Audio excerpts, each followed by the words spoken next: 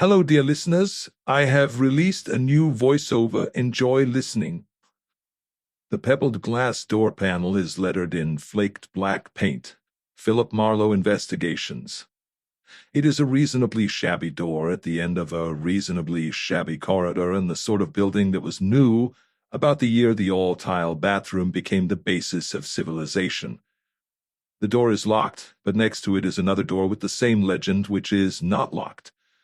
Come on in, there's nobody in here but me and a big blue bottle fly. But not if you're from Manhattan, Kansas. It was one of those clear, bright summer mornings we get in the early spring in California, before the high fog sets in. The rains are over. The hills are still green, and in the valley across the Hollywood Hills you can see snow on the high mountains. The fur stores are advertising their annual sales. The call houses that specialize in 16-year-old virgins are doing a land office business, and in Beverly Hills the jacaranda trees are beginning to bloom. I had been stalking the blue bottle fly for 5 minutes, waiting for him to sit down. He didn't want to sit down. He just wanted to do wingovers and sing the prologue to Pagliacci. I had the fly swatter poised in midair, and I was all set. There was a patch of bright sunlight on the corner of the desk, and I knew that sooner or later that was where he was going to light. But when he did, I didn't even see him at first. The buzzing stopped, and there he was. And then the phone rang. I reached for it, inch by inch, with a slow and patient left hand. I lifted the phone slowly and spoke into it softly. "Hold the line a moment, please." I laid the phone down gently on the brown blotter. He was still there, shining in blue-green and full of sin. I took a deep breath and swung. What was left of him sailed halfway across the room and dropped to the carpet. I went over and picked him up by his good wing and dropped him into the wastebasket. "Thanks for waiting," I said into the phone. "Is this Mr. Marlowe, the detective?" It was a rather small, rather hurried, little girlish voice. I said it was Mr. Marlowe, the detective. "How much do you charge for your services, Mr. Marlowe?" "What was it you wanted done?" The voice sharped a little. "I can't very well tell you over the phone. It's very confidential. Before I'd waste time coming to your office, I'd have to have some idea." $40 a day in expenses, unless it's the kind of job that can be done for a flat fee." "That's far too much," the little voice said. "Why, it might cost hundreds of dollars, and I only get a small salary, and—" "Where are you now?" "Why, I'm in a drugstore. It's right next to the building where your office is." "You could have saved a nickel. The elevator's free." I beg your pardon." I said it all over again. "Come on up and let's have a look at you," I added. "If you are in my kind of trouble, I can give you a pretty good idea." "I have to know something about you," the small voice said very firmly. "This is a very delicate matter, very personal. I couldn't just talk to anybody." "If it's that delicate," I said, "maybe you need a lady detective." "Goodness, I didn't know there were any." Pause. "But I don't think a lady detective would do it all. You see, Orrin was living in a very tough neighborhood, Mr. Marlowe. At least I thought it was tough. The manager of the rooming house is a most unpleasant person. He smelled of liquor. Do you drink, Mr. Marlowe?" "Well, now that you mention it, I don't think I'd care to employ a detective that uses liquor in any form. I don't even approve of tobacco." "Would it be all right if I peeled an orange?" I caught the sharp intake of breath at the far end of the line. "You might at least talk like a gentleman," she said. "Better try the University Club," I told her. "I heard they had a couple left over there, but I'm not sure they'll let you handle them." I hung up. It was a step in the right direction, but it didn't go far enough. I ought to have locked the door and hid under the desk. 2. 5 minutes later, the buzzer sounded on the outer door of the half office I use for a reception room. I heard the door close again, then I didn't hear anything more.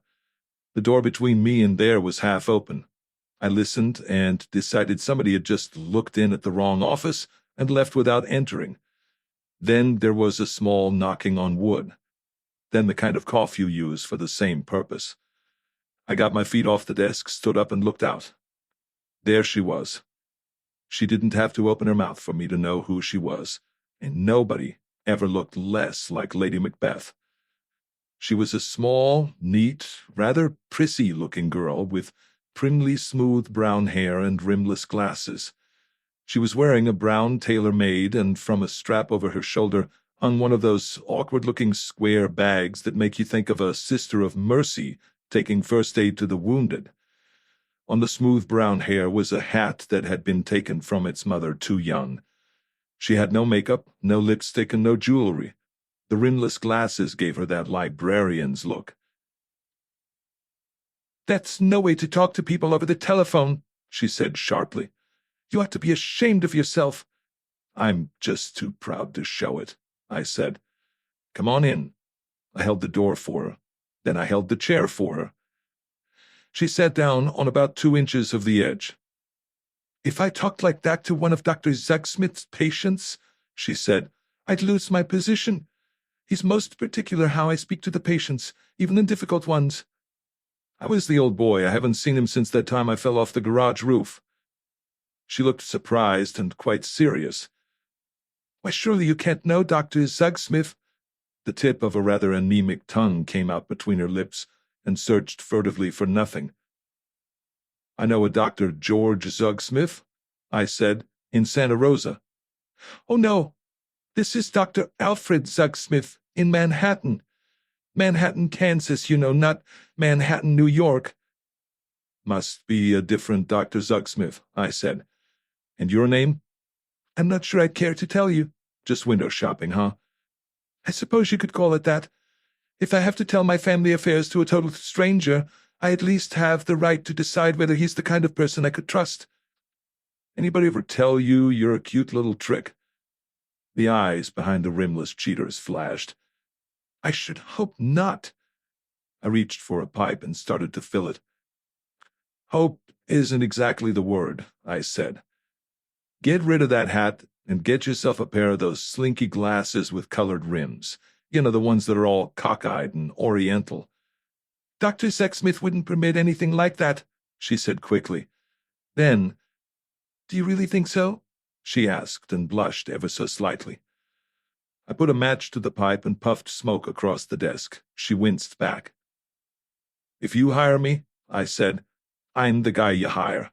Me, just as I am. If you think you're going to find any lay readers in this business, you're crazy. I hung up on you, but you came up here all the same, so you need help. What's your name and trouble?" She just stared at me. "Look," I said, "you come from Manhattan, Kansas. The last time I memorized the World Almanac, that was a little town not far from Topeka, population around 12,000. You work for Dr. Alfred Zugsmith, and you're looking for somebody named Orrin. Manhattan is a small town. It has to be. Only half a dozen places in Kansas or anything else. I already have enough information about you to find out your whole family history." "But why should you want to?" she asked, troubled. "Me?" I said. "I don't want to. I'm fed up with people telling me histories. I'm just sitting here because I don't have any place to go. I don't want to work. I don't want anything." "You talk too much." "Yes," I said.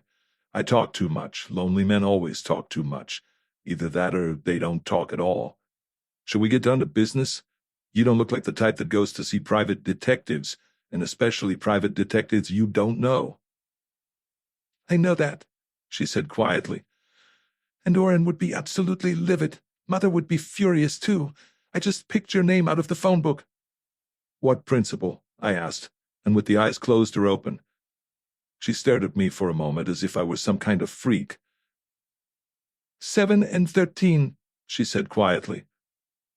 "How?" "Marlowe has 7 letters," she said, "and Philip Marlowe has 13, 7 together with 13. "What's your name?" I almost snarled. "Orpha May Quest." She crinkled her eyes as if she could cry. She spelled the first name out for me, all one word. "I live with my mother," she went on, her voice getting rapid now, as if my time was costing her. "My father died 4 years ago. He was a doctor. My brother Orrin was going to be a surgeon too, but he changed into engineering after 2 years of medical. Then a year ago, Orrin came out to work for the Cal Western Aircraft Company in Bay City. He didn't have to. He had a good job in Wichita. I guess he just sort of wanted to come out here to California. Most everybody does." "All Most everybody, I said. If you're going to wear those rimless glasses, you might at least try to live up to them. She giggled and drew a line along the desk with her fingertip looking down. Did you mean those slanting kind of glasses that make you look kind of oriental? Uh-huh. Now about Oren. We got him to California, and we've got him to Bay City. What do we do with him? She thought a moment and frowned. Then she studied my face as if making up her mind. Then her words came with a burst. It wasn't like Oren not to write to us regularly. He only wrote twice to Mother and 3 times to me in the last 6 months, and the last letter was several months ago. Mother and I got worried, so it was my vacation, and I came out to see him. I've never been away from Kansas before. She stopped. Aren't you going to take any notes? She asked. I grunted. I thought detectives always wrote things down in little notebooks. I'll make the gags, I said. You tell the story. You came out on your vacation. Then what? I'd written to Warren that I was coming, but I didn't get any answer.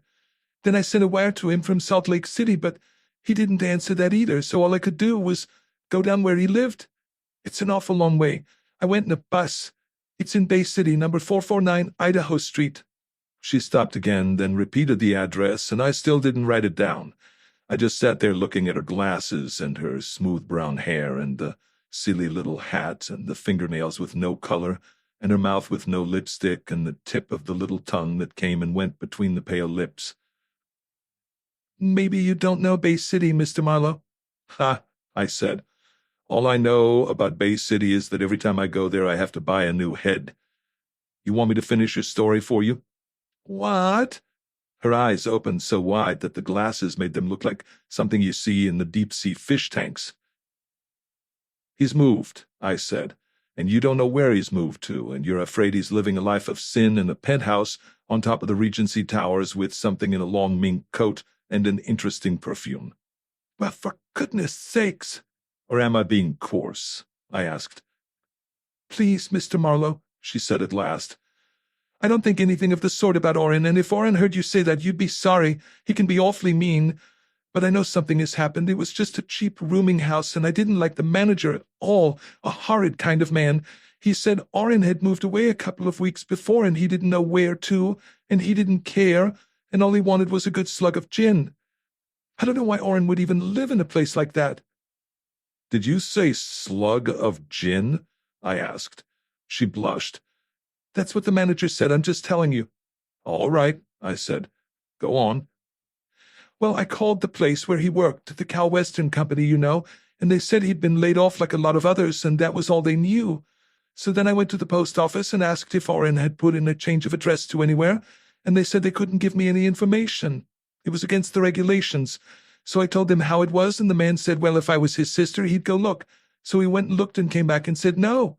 Oren hadn't put in any change of address. So then I began to get a little frightened. He might have had an accident or something. Did it occur to you to ask the police about that? I wouldn't dare ask the police. Oren would never forgive me. He's difficult enough at the best of times.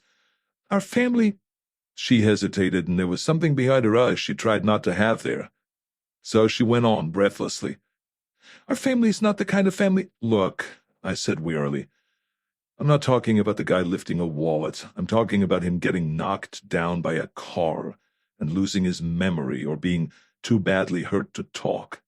She gave me a level look which was not too admiring. If it was anything like that, we'd know, she said. Everybody has things in their pockets to tell who they are. Sometimes all they have left is the pockets. Are you trying to scare me, Mr. Marlowe? If I am, I'm certainly getting nowhere fast. Just what do you think might have happened? She put her slim forefinger to her lips and touched it very carefully with the tip of that tongue. I guess if I knew, then I wouldn't have to come and see you. How much would you charge to find him?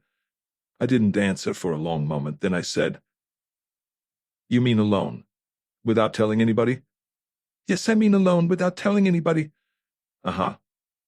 Well, that depends. I told you what my rates were. She clasped her hands on the edge of the desk and squeezed them together hard. She had about the most meaningless set of gestures I had ever laid eyes on.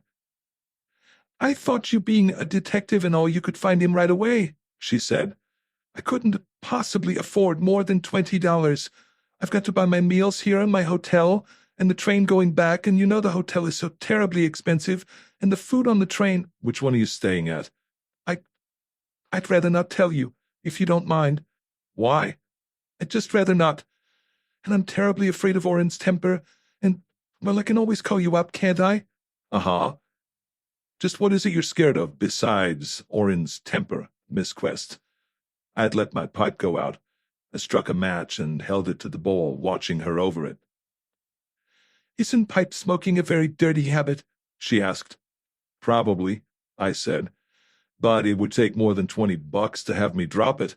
And don't try to sidestep my questions. You can't talk to me like that, she flared up. Pipe smoking is a dirty habit. Mother never let Father smoke in the house even the last 2 years after he had his stroke. He used to sit with that empty pipe in his mouth sometimes, but she didn't like him to do that, really. We owed a lot of money, too, and she said she couldn't afford to give him money for useless things like tobacco. The church needed it much more than he did. I'm beginning to get it, I said slowly. Take a family like yours, and somebody in it has to be the dark meat. She stood up sharply and clasped the first aid kit to her body. I don't like you, she said. I don't think I'm going to employ you. If you're insinuating that Oren has done something wrong, well, I can assure you that it's not Oren who's the black sheep of our family. I didn't move an eyelash. She swung around and marched to the door and put her hand on the knob, and then she swung around again and marched back and suddenly began to cry. I reacted to that just the way a stuffed fish reacts to cut bait. She got out her little handkerchief and tickled the corners of her eyes. And now I suppose you'll call the police, she said with a catch in her voice. And the Manhattan paper will hear all about it, and they'll print something nasty about us. You don't suppose anything of the sort. Stop chipping at my emotions. Let's see a photo of him. She put the handkerchief away in a hurry and dug something else out of her bag. She passed it across the desk. An envelope. Thin, but there could be a couple of snapshots in it. I didn't look inside. Describe him the way you see him, I said. She concentrated. That gave her a chance to do something with her eyebrows. He was 28 years old last March. He has light brown hair, much lighter than mine, and lighter blue eyes. And he brushes his hair straight back. He's very tall, over 6 feet, but he only weighs about 140 pounds. He's sort of bony. He used to wear a little blonde mustache, but Mother made him cut it off. She said, Don't tell me. The minister needed it to stuff a cushion. You can't talk like that about my mother, she yelped, getting pale with rage. Oh, stop being silly. There's a lot of things about you I don't know, but you can stop pretending to be an Easter lily right now. Does Oren have any distinguishing marks on him, like moles or scars, or a tattoo of the 23rd Psalm on his chest? And don't bother to blush. Well, you don't have to yell at me. Why don't you look at the photograph? He probably has his clothes on. After all, you're his sister. You ought to know. No, he hasn't, she said tightly. He has a little scar on his left hand where he had a wen removed. What about his habits? What does he do for fun, besides not smoking or drinking or going out with girls? Why, how did you know that? Your mother told me. She smiled. I was beginning to wonder if she had one in her. She had very even white teeth, and she didn't wave her gums. That was something. Aren't you silly? She said. He studies a lot, and he has a very expensive camera he likes to snap people with when they don't know. Sometimes it makes them mad, but Oren says people ought to see themselves as they really are. Let's hope it never happens to him, I said. What kind of camera is it?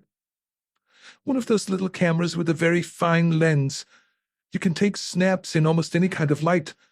Leica. I opened the envelope and took out a couple of small prints, very clear. These weren't taken with anything like that, I said. Oh no, Philip took those. Philip Anderson, a boy I was going with for a while. She paused and sighed. And I guess that's really why I came here, Mr. Marlowe, just because your name's Philip, too. I just said, uh-huh. But I felt touched in some vague sort of way. What happened to Philip Anderson? But it's about Oren. I know, I interrupted. Well, what happened to Philip Anderson? He's still there in Manhattan. She looked away. Mother doesn't like him very much. I guess you know how it is. Yes, I said. I know how it is. You can cry if you want to. I won't hold it against you. I'm just a big, soft slob myself. I looked at the two prints. One of them was looking down and was no good to me. The other was a fairly good shot of a tall, angular bird with narrow-set eyes and a thin, straight mouth and a pointed chin. He had the expression I expected to see. If you forgot to wipe the mud off your shoes, he was the boy who would tell you. I laid the photos aside and looked at Orpha Mae Quest, trying to find something in her face, even remotely like his. I couldn't. Not the slightest trace of family resemblance, which of course means absolutely nothing. It never has. All right, I said. I'll go down there and take a look. But you ought to be able to guess what's happened. He's in a strange city. He's making good money for a while, more than he's ever made in his life, perhaps.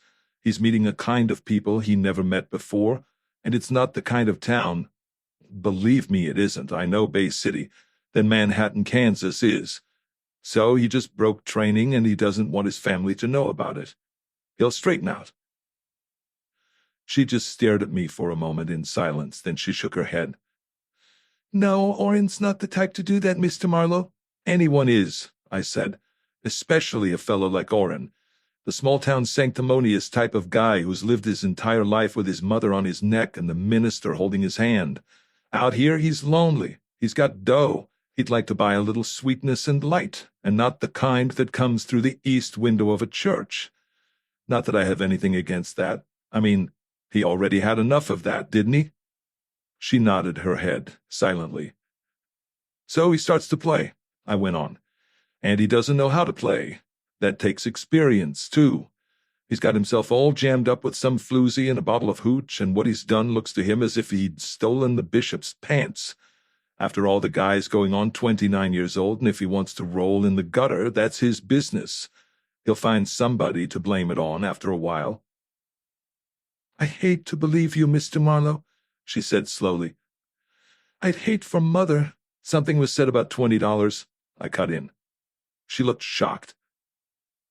Do I have to pay you now? What would be the custom in Manhattan, Kansas? We don't have any private detectives in Manhattan, just the regular police. That is, I don't think we do.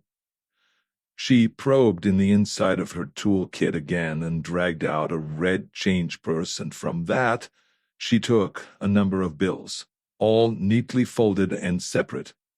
3 5s and 5 1s. There didn't seem to be much left. She kind of held the purse so I could see how empty it was. Then she straightened the bills out on the desk and put one on top of the other and pushed them across, very slowly, very sadly, as if she was drowning a favorite kitten. I'll give you a receipt, I said. I don't need a receipt, Mr. Marlowe. I do. You won't give me your name and address, so I want something with your name on it. What for? To show I'm representing you.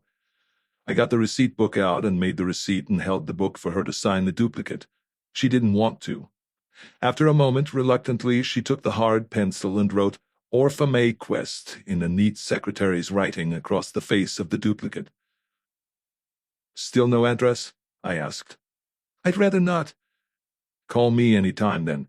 My home number is in the phone book, too. Bristol Apartments, apartment 428.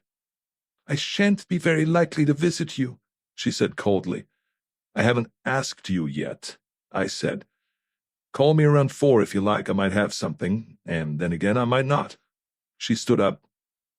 I hope Mother won't think I've done wrong, she said, picking at her lip now with the pale fingernail. Coming here, I mean. Just don't tell me any more of the things your mother won't like, I said. Just leave that part out. Well, really, and stop saying, well, really. I think you are a very offensive person, she said. No, you don't. You think I'm cute. And you think you're a fascinating little liar. You don't think I'm doing this for any $20, do you? She gave me a level, suddenly cool stare. Then why? Then, when I didn't answer, she added, "Because spring is in the air?" I still didn't answer. She blushed a little, then she giggled. I didn't have the heart to tell her I was just plain bored with doing nothing. Perhaps it was the spring, too, and something in her eyes that was much older than Manhattan, Kansas. "I think you're very nice. Really," she said softly. Then she turned quickly and almost ran out of the office. Her steps along the corridor outside made tiny, sharp, pecky sounds, kind of like Mother drumming on the edge of the dinner table when Father tried to promote himself a second piece of pie, and him with no money anymore, no nothing, just sitting in a rocker on the front porch back there in Manhattan, Kansas, with his empty pipe in his mouth, rocking on the front porch, slow and easy, because when you've had a stroke, you have to take it slow and easy, and wait for the next one. And the empty pipe in his mouth. No tobacco. Nothing to do but wait. I put Orpha Quest's 20 hard-earned dollars in an envelope and wrote her name on it and dropped it in the desk drawer. I didn't like the idea of running around loose with that much currency on me. 3. You could know Bay City a long time without knowing Idaho Street, and you could know a lot of Idaho Street without knowing number 449. The block in front of it had a broken paving that had almost gone back to dirt. The warped fence of a lumber yard bordered the cracked sidewalk on the opposite side of the street. Halfway up the block, the rusted rails of a spur track turned into a pair of high, chained wooden gates that seemed not to have been opened for 20 years. Little boys with chalk had been writing and drawing pictures on the gates and all along the fence. Number 449 had a shallow, paintless front porch on which 5 wood and cane rockers loafed dissolutely, held together with wire and the moisture of the beach air. The green shades over the lower windows of the house were 2/3 down and full of cracks. Besides the front door there was a large printed sign, "No vacancies." That had been there a long time, too. It had got faded and fly-specked. The door opened on a long hall from which stairs went up a third of the way back. To the right there was a narrow shelf with a chained indelible pencil hanging beside it. There was a push-button and a yellow and black sign above which read "Manager," and was held up by 3 thumbtacks, no 2 of which matched. There was a payphone on the opposite wall. I pushed the bell. It rang somewhere nearby, but nothing happened. I rang it again. The same nothing happened. I prowled along to a door with a black and white metal sign on it. "Manager." I knocked on that. Then I kicked it. Nobody seemed to mind my kicking it. I went back out of the house and down around the side where a narrow concrete walk led to the service entrance. It looked as if it was in the right place to belong to the manager's apartment. The rest of the house would be just rooms. There was a dirty garbage pail on the small porch and a wooden box full of liquor bottles. Behind the screen, the back door of the house was open. It was gloomy inside. I put my face against the screen and peered in. Through the open inner door beyond the service porch I could see a straight chair with a man's coat hanging over it, and in the chair a man in shirt sleeves with his hat on. He was a small man. I couldn't see what he was doing, but he seemed to be sitting at the end of the built-in breakfast table in the breakfast nook. I banged on the screen door. The man paid no attention. I banged again, harder. This time he tilted his chair back and showed me a small, pale face with a cigarette in it. "What you want?" he barked. "Manager." "Not in, bub." "Who are you?" "What's it to you?" "I want a room." "No vacancies, bub." "Can't you read large print?" "I happen to have different information," I said. "Yeah?" He shook ash from his cigarette by flicking it with a nail, without removing it from his small, sad mouth. "Go fry your head in it." He tilted his chair forward again and went on doing whatever it was he was doing. I made a noise getting down off the porch and none whatever coming back up on it. I felt the screen door carefully. It was hooked. With the open blade of a penknife, I lifted the hook and eased it out of the eye. It made a small tinkle, but louder tinkling sounds were being made beyond in the kitchen. I stepped into the house, crossed the service porch, went through the door, into the kitchen. The little man was too busy to notice me. The kitchen had a 3-burner gas stove, a few shelves of greasy dishes, a chipped ice box, and the breakfast nook. The table in the breakfast nook was covered with money. Most of it was paper, but there was silver also, in all sizes up to dollars. The little man was counting and stacking it and making entries in a small book. He wetted his pencil without bothering the cigarette that lived in his face. There must have been several $100s on that table. "Rent day?" I asked, genially. The small man turned very suddenly. For a moment he smiled and said nothing. It was the smile of a man whose mind is not smiling. He removed the stub of cigarette from his mouth, dropped it on the floor, and stepped on it. He reached a fresh one out of his shirt and put it in the same hole in his face and started fumbling for a match. "You came in nice," he said pleasantly. Finding no match, he turned casually in his chair and reached into a pocket of his coat. Something heavy knocked against the wood of the chair. I got hold of his wrist before the heavy thing came out of the pocket. He threw his weight backwards, and the pocket of the coat started to lift towards me. I yanked the chair out from under him. He sat down hard on the floor and knocked his head against the end of the breakfast table. That didn't keep him from trying to kick me in the groin. I stepped back with his coat and took a .38 out of the pocket he had been playing with. "Don't sit on the floor just to be chummy," I said. He got up slowly, pretending to be groggier than he was. His hand fumbled at the back of his collar and light winked on metal as his arm swept towards me. He was a game little rooster. I sideswiped his jaw with his own gun, and he sat down on the floor again. I stepped on the hand that held the knife. His face twisted with pain, but he didn't make a sound. So I kicked the knife into a corner. It was a long, thin knife, and it looked very sharp.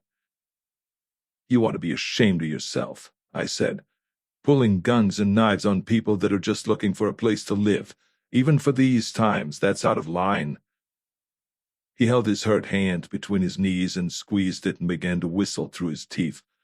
The slap on the jaw didn't seem to have hurt him. "Okay," he said.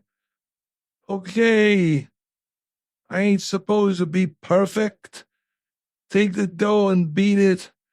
But don't ever think we won't catch up with you."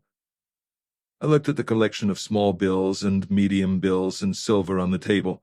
"You must meet a lot of sales resistance, the weapons you carry," I told him. I walked across to the inner door and tried it. It was not locked. I turned back. "I'll leave your gun in the mailbox," I said. "Next time, ask to see the buzzer." He was still whistling gently between his teeth and holding his hand. He gave me a narrow, thoughtful eye, then shoveled the money into a shabby briefcase and slipped its catch. He took his hat off, straightened it around, put it back jauntily on the back of his head, and gave me a quiet, efficient smile. "Never mind about the heater," he said. "The town's full of old iron. But you could leave the skiv with Clausen. I've done quite a bit of work on it to get it in shape." "And with it?" I said. "Could be." He flicked a finger at me airily. "Maybe we meet again some day soon, when I got a friend with me." "Tell him to wear a clean shirt," I said, "and lend you one." My, the little man said chidingly. "How tough we get, how quick, once we get that badge pinned on." He went softly past me and down the wooden steps from the back porch. His footsteps tapped to the street and faded. They sounded very much like Orpha May's heels clicking along the corridor in my office building, and for some reason I had that empty feeling of having miscounted the trumps. No reason for it at all. Maybe it was the steely quality about the little man. No whimper, no bluster, just the smile, the whistling between the teeth, the light voice and the unforgetting eyes. I went over and picked up the knife. The blade was long and round and thin, like a rat-tailed file that has been ground smooth. The handle and guard were lightweight plastic and seemed all one piece. I held the knife by the handle and gave it a quick flip at the table. The blade came loose and quivered in the wood. I took a deep breath and slid the handle down over the end again and worked the blade loose from the table. A curious knife, with design and purpose in it, and neither of them agreeable. I opened the door beyond the kitchen and went through it with the gun and knife in one hand. It was a wall-bed living room, with the wall bed down and rumpled.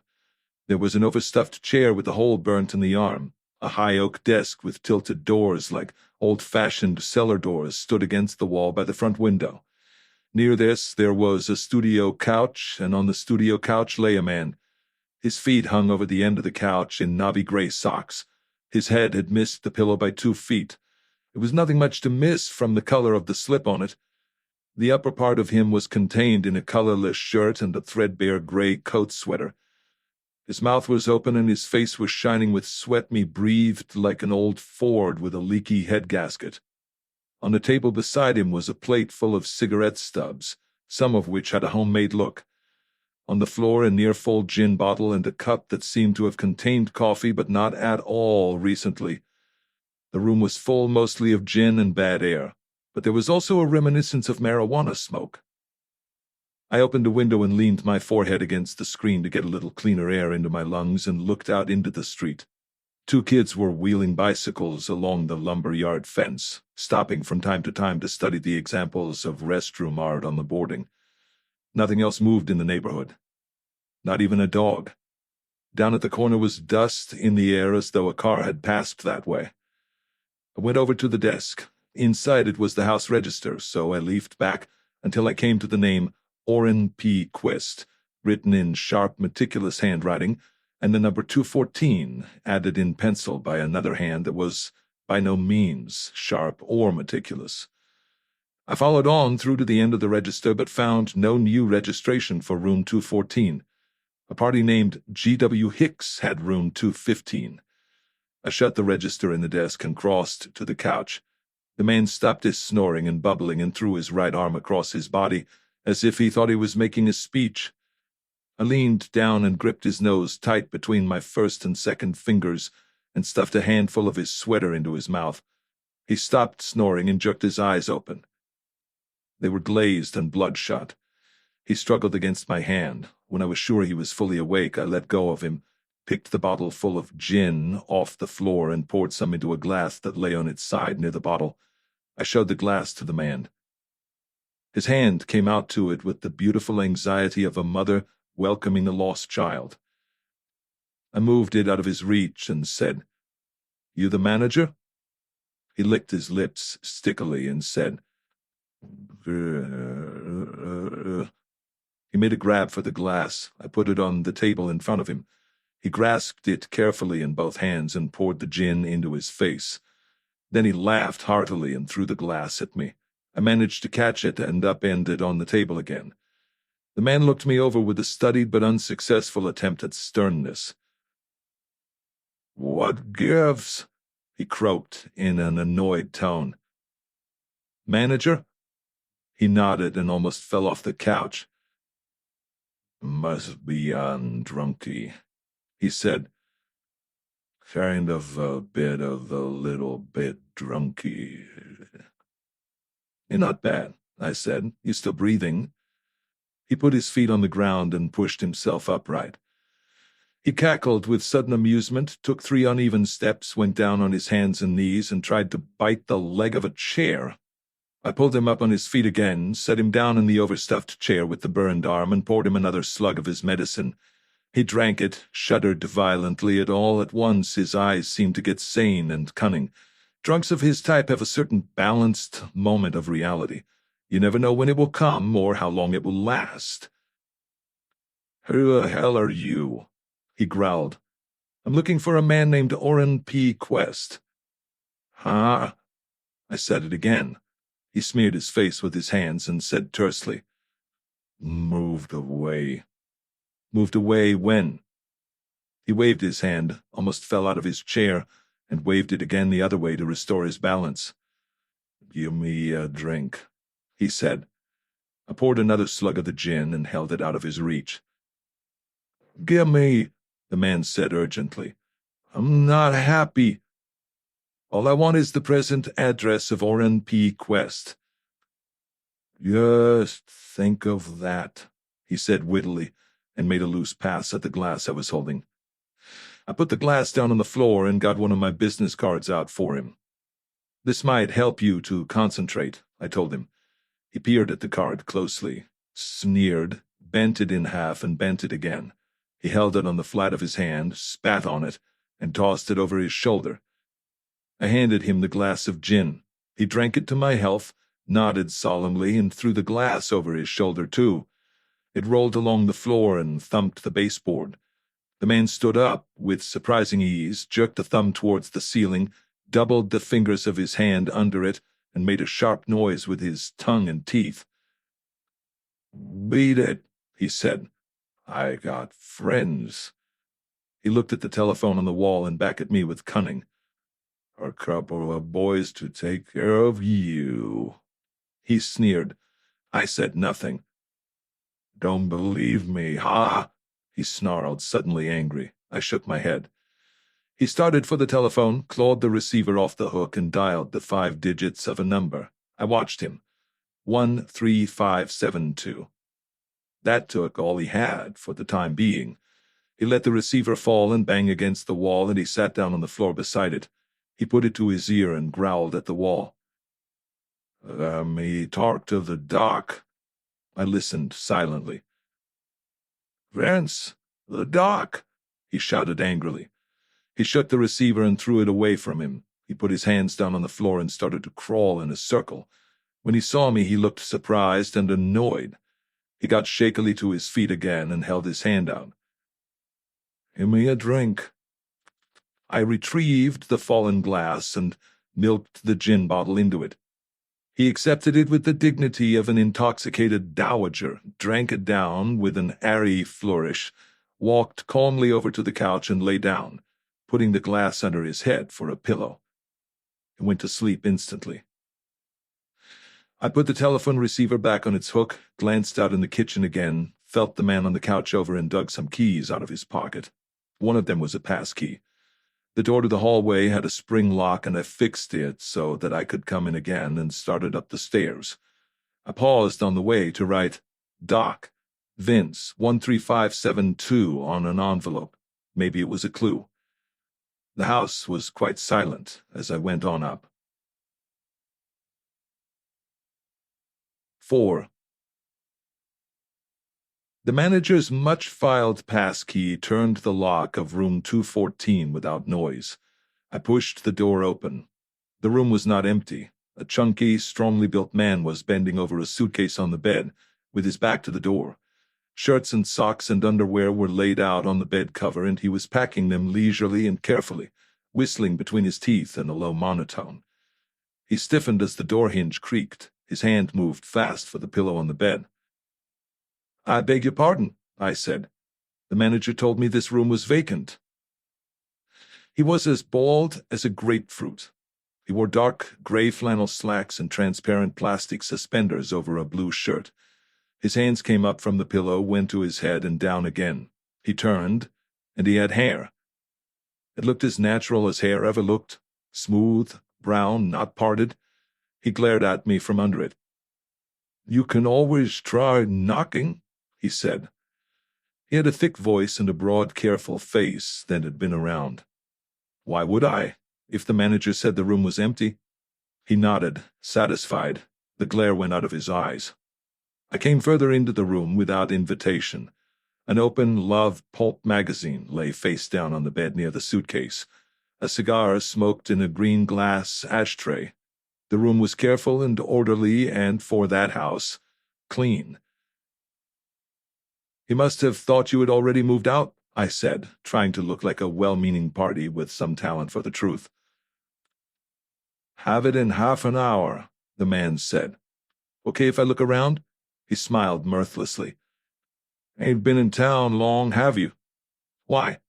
"You're around here, ain't you?" "Why?" "Like the house and the neighborhood?" "Not much," I said. "The room looks all right." He grinned, showing a porcelain jacket crown that was too white for his other teeth. "How long you been looking?" "Just started," I said. "Why all the questions?" "You make me laugh." the man said, not laughing. You don't look at rooms in this town, you grab them sight unseen. This burg's so jam-packed even now that I could get $10 just for telling there's a vacancy here. It's too bad, I said. A man named Orrin P. Quest told me about the room, so there's one sawbuck you don't get to spend. That's so. Not a flicker of an eye, not a movement of a muscle. I might as well have been talking to a turtle. Don't get tough with me, the man said. I'm a bad man to get tough with. He picked his cigar out of the green glass ashtray and blew a little smoke. Through it he gave me the cold gray eye. I got a cigarette out and scratched my chin with it. What happens to people that get tough with you? I asked him. You make them hold your toupee?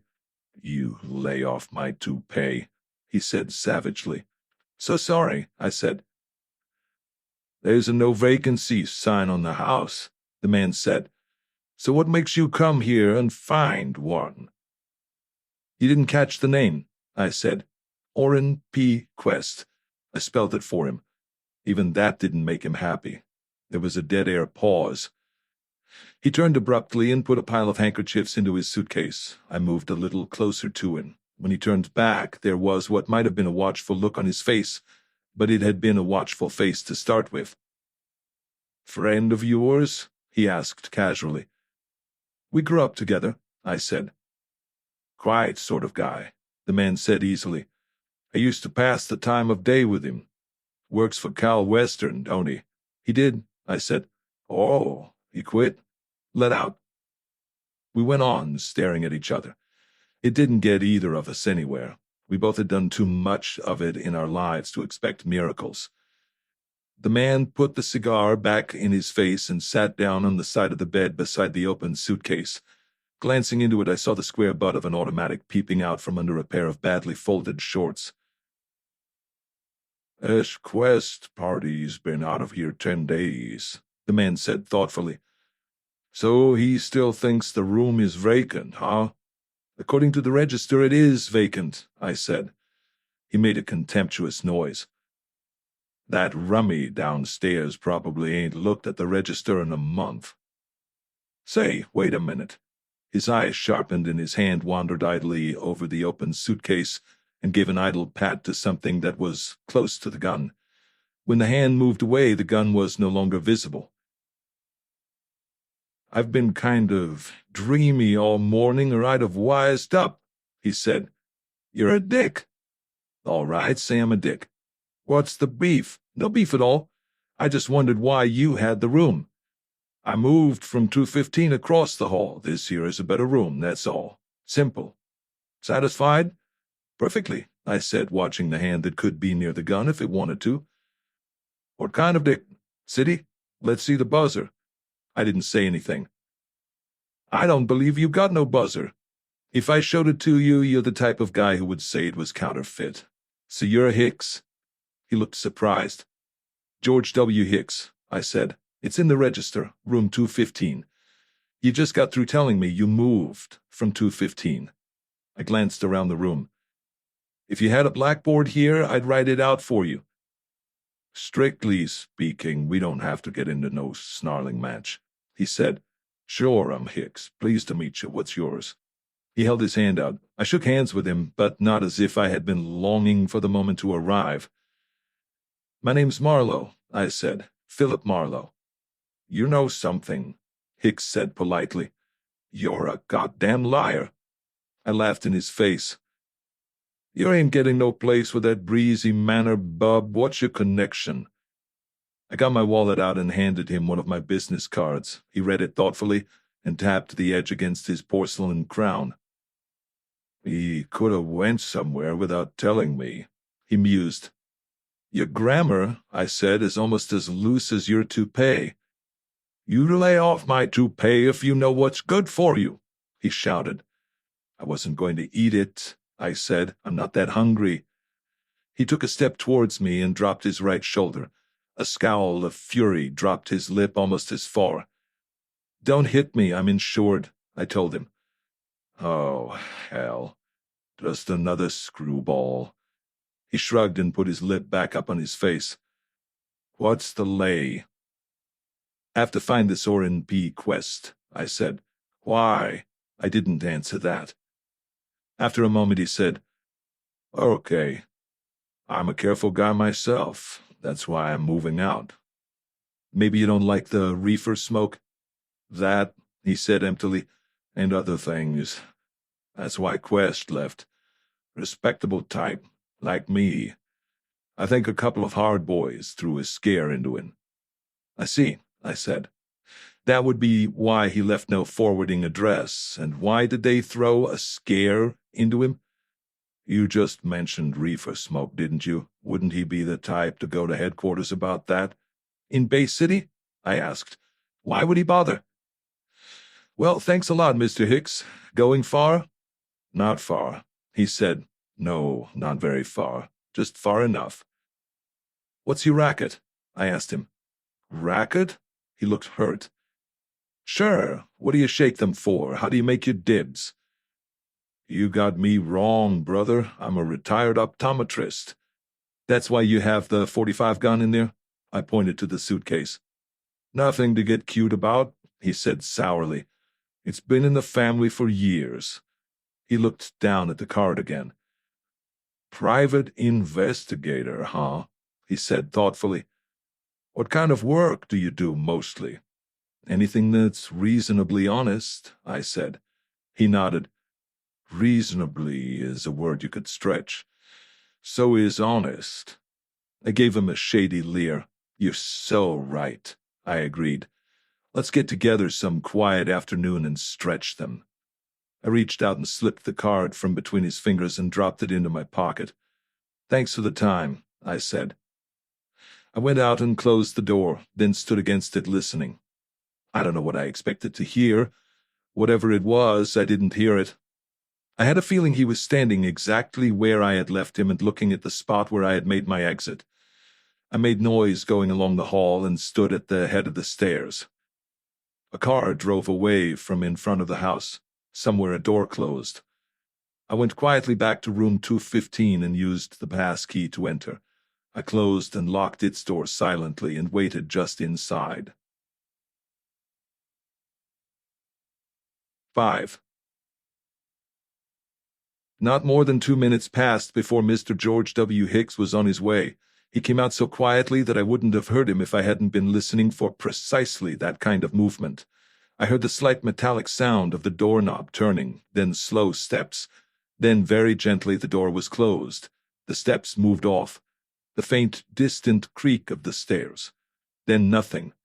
I waited for the sound of the front door. It didn't come. I opened the door of 215 and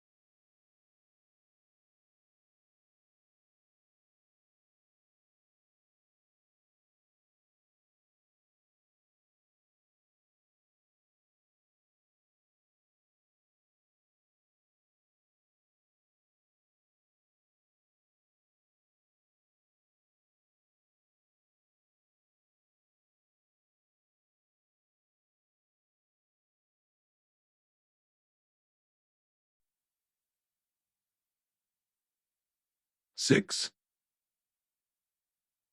I drove back to Hollywood and locked myself in the office with the Bay City telephone book. It took me a quarter hour to find out that the party who went with the telephone number 13572 in Bay City was a Dr. Vincent Lagarde, who called himself a neurologist, had his home and offices on Wyoming Street, which according to my map was not quite in the best residential neighborhood and not quite out of it. I locked the Bay City telephone book up in my desk and went down to the corner drugstore for a sandwich and a cup of coffee, and used a pay booth to call Dr. Vincent Lagarde. A woman answered, and I had some trouble getting through to Dr. Lagarde himself. When I did, his voice was impatient. He was very busy, in the middle of an examination, he said. I never knew a doctor who wasn't. Did he know Lester B. Clausen? He never heard of him. What was the purpose of my inquiry? Mr. Clausen tried to telephone you this morning, I said. He was too drunk to talk properly. But I don't know, Mr. Clausen, the doctor's cool voice answered. He didn't seem to be in quite such a hurry now. Well, that's all right then, I said. Just wanted to make sure. Somebody stuck an ice pick into the back of his neck. There was a quiet pause. Dr. Lagarde's voice was now almost unctuously polite. Has this been reported to the police? Naturally, I said. But it shouldn't bother you. Unless, of course, it was your ice pick. He passed that one up. And who is this speaking? He inquired suavely. The name is Hicks, I said. George W. Hicks. I just moved out of there. I don't want to get mixed up with that sort of thing. I just figured when Clausen tried to call you, this was before he was dead, you understand, that you might be interested. I'm sorry, Mr. Hicks, Dr. Lagarde's voice said. But I don't know Mr. Clausen. I have never heard of Mr. Clausen or had any contact with him whatsoever, and I have an excellent memory for names. Well, that's fine, I said, and you won't meet him now. But somebody may want to know why he tried to telephone you, unless I forget to pass the information along. There was a dead pause. Dr. Lagarde said, I can't think of any comment to make on that. I said, neither can I. I may call you again. Don't get me wrong, Dr. Lagarde. This isn't any kind of a shake. I'm just a mixed-up little man who needs a friend.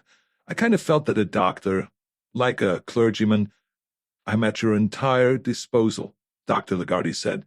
Please feel free to consult me. Thank you, doctor, I said fervently. Thank you very, very much. I hung up. If Dr. Vincent Lagarde was on the level, he would now telephone the Bay City Police Department and tell them the story. If he didn't telephone the police, he wasn't on the level, which might or might not be useful to know. 7. The phone on my desk rang at 4 o'clock sharp. Did you find Orrin yet, Mr. Marlowe? Not yet. Where are you? Why, I'm in the drugstore next to— Come on up and stop acting like Mata Hari, I said. Aren't you ever polite to anybody? She snapped. I hung up and fed myself a slug of Old Forester to brace my nerves for the interview. As I was inhaling it, I heard her steps tripping along the corridor. I moved across and opened the door. Come in this way and miss the crowd, I said. She seated herself demurely and waited. All I could find out, I told her, is that the dump on Idaho Street is peddling reefers. That's marijuana cigarettes. Why, how disgusting, she said. We have to take the bad with the good in this life, I said. Orrin must have got wise and threatened to report it to the police. You mean, she said in her little girl manner, that they might hurt him for doing that? Well, most likely they'd just throw a scare into him first. Oh, they couldn't scare Orrin, Mr. Marlowe, she said decisively. He just gets mean when people try to run him. Yeah, I said, but we're not talking about the same things. You can scare anybody with the right technique. She set her mouth stubbornly.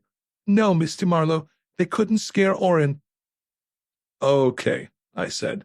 So they didn't scare him. Say they just cut off one of his legs and beat him over the head with it. What would he do then? Write to the Better Business Bureau? You're making fun of me, she said politely. Her voice was as cool as boarding house soup. "Is that all you did all day? Just find Orrin had moved and it was a bad neighborhood? Why, I found that out for myself, Mr. Marlowe. I thought you being a detective and all." She trailed off, leaving the rest of it in the air. "I did a little more than that," I said. "I gave the landlord a little gin and went through the register and talked to a man named Hicks, George W. Hicks. He wears a toupee. I guess maybe you didn't meet him. He has, or had, Orrin's room. So I thought maybe—" It was my turn to do a little trailing in the air. She fixed me with her pale blue eyes enlarged by the glasses. Her mouth was small and firm and tight, her hands clasped on the desk in front of her over her large square bag, her whole body stiff and erect and formal and disapproving. "I paid you $20, Mr. Marlowe," she said coldly. "I understood that was in payment of a day's work. It doesn't seem to me that you've done a day's work." "No," I said. "That's true, but the day isn't over yet. And don't bother about the $20. You can have it back if you like. I didn't even bruise it." I opened the desk drawer and got out her money. I pushed it across the desk. She looked at it but didn't touch it. Her eyes came up slowly to meet mine. "I didn't mean it like that. I know you're doing the best you can, Mr. Marlowe." "With the facts I have." "But I've told you all I know." "I don't think so," I said. "Well, I'm sure I can't help what you think," she said tartly. "After all, if I knew what I wanted to know already, I wouldn't have come here and asked you to find it out, would I?" "I'm not saying you know all you want to know," I answered. "The point is, I don't know all I want to know in order to do a job for you. And what you tell me doesn't add up." "What doesn't add up? I've told you the truth. I'm Orrin's sister. I guess I know what kind of person he is." "How long did he work for Cal Western?" "I told you that. He came out to California just about a year ago. He got work right away because he practically had the job before he left." "He wrote home how often, before he stopped writing?" "Every week, sometimes oftener. He'd take turns writing to Mother and me. Of course, the letters were for both of us." "About what?" "You mean what did he write about?" "What did you think I meant?" "Well, you don't have to snap at me. He wrote about his work in the plant and the people there, and sometimes about a show he'd been to, or he was about California. He'd write about church, too." "Nothing about girls?" "I don't think Orrin cared much for girls." "And lived at the same address all this time?" She nodded, looking puzzled. "And he stopped writing how long ago?" That took thought. She pressed her lips and pushed a fingertip around the middle of the lower one. "About 3 or 4 months," she said at last. "What was the date of his last letter?" I'm afraid I can't tell you exactly the date, but it was like I said, 3 or 4. I waved a hand at her. "Anything out of the ordinary in it? Anything unusual said or anything unusual unsaid?" "Well, no. It seemed just like all the rest." "Don't you have any friends or relatives in this part of the country?" She gave me a funny stare, started to say something, then shook her head sharply. "No." "Okay. Now I'll tell you what's wrong. I'll skip over your not telling me where you're staying because it might be just that you're afraid I'll show up with a quart of hooch under my arm and make a pass at you." "That's not a very nice way to talk," she said. "Nothing I say is nice. I'm not nice. By your standards, nobody with less than 3 prayer books could be nice, but I am inquisitive. What's wrong with this picture is that you're not scared. Neither you personally nor your mother, and you ought to be scared as hell." She clutched her bag to her bosom with tight little fingers. "You mean something has happened to him?" Her voice faded off into a sort of sad whisper, like a mortician asking for a down payment. "I don't know that anything has, but in your position, knowing the kind of guy Orrin was, the way his letters came through and then didn't, I can't see myself waiting for my summer vacation to come around before I start asking questions. I can't see myself bypassing the police, who have an organization for finding people, and going to a lone wolf operator you never heard of, asking him to root around for you in the rubble. And I can't see your dear old mother just sitting there in Manhattan, Kansas, week after week darning the minister's winter underwear. No letter from Orrin, no news, and all she does about it is take a long breath and mend up another pair of pants." She came to her feet with a lunge. "You're a horrid, disgusting person," she said angrily. "I think you're vile. Don't you dare say Mother and I weren't worried. Just don't you dare." I pushed the $20 worth of currency a little closer to the other side of the desk. "You were worried $20 worth, honey," I said, "but about what I wouldn't know. I guess I don't really want to know. Just put this hunk of the folding back in your saddlebag and forget you ever met me. You might want to lend it to another detective tomorrow." She snapped her bag shut viciously on the money. "I'm not very likely to forget your rudeness," she said between her teeth. "Nobody in the world's ever talked to me the way you have." I stood up and wandered around the end of the desk. "Don't think about it too much. You might get to like it." I reached up and twitched her glasses off. She took a half step back, almost stumbled, and I reached an arm around her by pure instinct. Her eyes widened, and she put her hands against my chest and pushed. I've been pushed harder by a kitten. "Without the cheaters, those eyes are really something," I said in an awed voice. She relaxed and let her head go back and her lips open a little. "I suppose you do this to all the clients," she said softly. Her hands now had dropped to her sides. The bag whacked against my leg. She leaned her weight on my arm. If she wanted me to let go of her, she had her signals mixed. "I just didn't want you to lose your balance," I said. "I knew you were the thoughtful type." She relaxed still more. Her head went back now. Her upper lids drooped, fluttered a bit, and her lips came open a little farther. On them appeared the faint, provocative smile that nobody ever has to teach them. "I suppose you thought I did it on purpose," she said. "Did what on purpose?" "Stumbled. Sort of." "Well—" She reached a quick arm around my neck and started to pull. So I kissed her. It was either that or slugger. She pushed her mouth hard at me for a long moment, then quietly and very comfortably wriggled around in my arms and nestled. She let out a long, easy sigh. "In Manhattan, Kansas, you could be arrested for this," she said. "If there was any justice, I could be arrested just for being there," I said. She giggled and poked the end of my nose with a fingertip. "I suppose you really prefer fast girls," she said, looking up at me sideways. "At least you won't have to wipe off any lip rouge. Maybe I'll wear some next time." "Maybe we'd better sit down on the floor," I said. "My arm's getting tired." She giggled again and disengaged herself gracefully. "I guess you think I've been kissed lots of times," she said. "What girl hasn't?" She nodded, gave me the up-from-under look that made her eyelashes cut across the iris. "Even at the church socials they play kissing games," she said. "Or there wouldn't be any church socials," I said. We looked at each other with no particular expression. "Well," she began at last.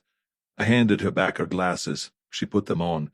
She opened her bag, looked at herself in a small mirror, rooted around in her bag, and came out with her hand clenched.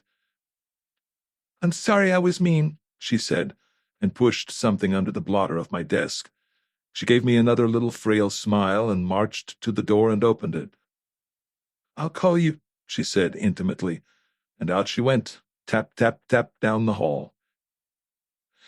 I went over and lifted the blotter and smoothed out the crumpled currency that lay under it. It hadn't been much of a kiss, but it looked like I had another chance at the $20. The phone rang before I had quite started to worry about Mr. Lester B. Clawson. I reached for it absently. The voice I heard was an abrupt voice, but thick and clogged, as if it was being strained through a curtain or somebody's long white beard. "You Marlowe?" it said. "Speaking." "You got a safe deposit box, Marlowe?" I had had enough of being polite for one afternoon. "Stop asking and start telling," I said. "I asked you a question, Marlowe." "I didn't answer it," I said. "Like this." I reached over and pressed down the riser on the phone, held it that way while I fumbled around for a cigarette. I knew he would call right back. They always do when they think they're tough. They haven't used their exit line. When it rang again, I started right in. "If you have a proposition, state it, and I get called mister until you give me some money." Don't let that temper ride you so hard, friend. I'm in a jam. I need help. I need something kept in a safe place for a few days. Not longer, and for that you make a little quick money." "How little?" I asked, "and how quick?" "A C-note, right here and waiting. I'm warming it for you." "I can hear it purr," I said. "Right where and waiting?" I was listening to the voice twice, once when I heard it, and once when it echoed in my mind. "Room 332, Van Nuys Hotel. Not two quick ones and two slow ones. Not too loud. I got to have live action. How fast can you— What is it you want me to keep?" "That'll wait till you get here. I said I was in a hurry." "What's your name?" "Just room 332. "Thanks for the time," I said. "Goodbye." "Hey, wait a minute, dope. It's nothing hot like you think. No ice, no emerald pendants. It just happens to be worth a lot of money to me, and nothing at all to anybody else. The hotel has a safe. Do you want to die poor, Marlowe? Why not? Rockefeller did. Goodbye again." The voice changed. The furriness went out of it. It said sharply and swiftly, "How's every little thing in Bay City?" I didn't speak, just waited. There was a dim chuckle over the wire. "Thought that might interest you, Marlowe. Room 332 it is. Tramp on it, friend. Make speed." The phone clicked in my ear. I hung up. For no reason, a pencil rolled off the desk and broke its point on the glass doohickey under one of the desk legs. I picked it up and slowly and carefully sharpened it in the Boston sharpener screwed to the edge of the window frame, turning the pencil around to get it nice and even. I laid it down in the tray on the desk and dusted off my hands. I had all the time in the world. I looked out of the window. I didn't see anything. I didn't hear anything. And then, for even less reason, I saw Orpha Mae Quest's face without the glasses, and polished and painted him with blonde hair piled up high on the forehead, with the braid around the middle of it, and bedroom eyes. They all have to have bedroom eyes. I tried to imagine this face in a vast close-up being gnawed by some virile character from the wide-open spaces of Romanoff's bar. It took me 29 minutes to get to the Van Nuys Hotel. 8. Once, long ago, it must have had a certain elegance, but no more. The memories of old cigars clung to its lobby like the dirty gilt on its ceiling and the sagging springs of its leather lounging chairs. The marble of the desk had turned a yellowish brown with age, but the floor carpet was new and had a hard look, like the room clerk. I passed him up and strolled over to the cigar counter in the corner and put down a quarter for a package of Camels. The girl behind the counter was a straw blonde with a long neck and tired eyes. She put the cigarettes in front of me, added a packet of matches, dropped my change into a slotted box marked, "The Community Chest thanks you." "You'd want me to do that, wouldn't you?" she said, smiling patiently. "You'd want to give your change to the poor little underprivileged kids with bent legs and stuff, wouldn't you?" "Suppose I didn't," I said. "I dig up 7 cents, the girl said, "and it would be very painful." She had a low, lingering voice with a sort of moist caress in it like a damp bath towel. I put a quarter after the 7 cents. She gave me her big smile then. It showed more of her tonsils. "You're nice," she said. "I can see you're nice. A lot of the fellows would have come in here and made a pass at a girl. Just think, over 7 cents, a pass." "Who's the housekeeper here now?" I asked her without taking up the option. "There's 2 of them." She did something slow and elegant to the back of her head, exhibiting what seemed like more than one handful of blood-red fingernails in the process. "Mr. Haiti is on nights and Mr. Flack is on days. It's day now, so it would be Mr. Flack would be on." "Where could I find him?" She leaned over the counter and let me smell her hair, pointing with a half-inch fingernail towards the elevator bank. "It's down along that corridor there, next to the porter's room. You can't miss the porter's room on account of it has a half door and says porter on the upper part in gold letters. Only that half is folded back like, so I guess maybe you can't see it." "I'll see it," I said, "even if I have to get a hinge screwed to my neck." "What does this Flack look like?" "Well," she said, He's a little squatty number with a bit of a mustache, a sort of chunky type. Thick-set like, only not tall. Her fingers moved languidly along the counter to where I could have touched them without jumping. He's not interesting, she said. Why bother? Business, I said, and made off before she threw a half Nelson on me. I looked back at her from the elevators. She was staring after me with an expression she probably would have said was thoughtful.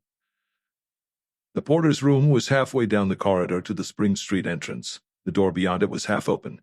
I looked around its edge, then went in and closed it behind me. A man was sitting at a small desk which had dust on it, a very large ashtray, and very little else. He was short and thick-set. He had something dark and bristly under his nose, about an inch long. I sat down across from him and put a card on the desk. He reached for the card without excitement, read it, turned it over, and read the back with as much care as the front.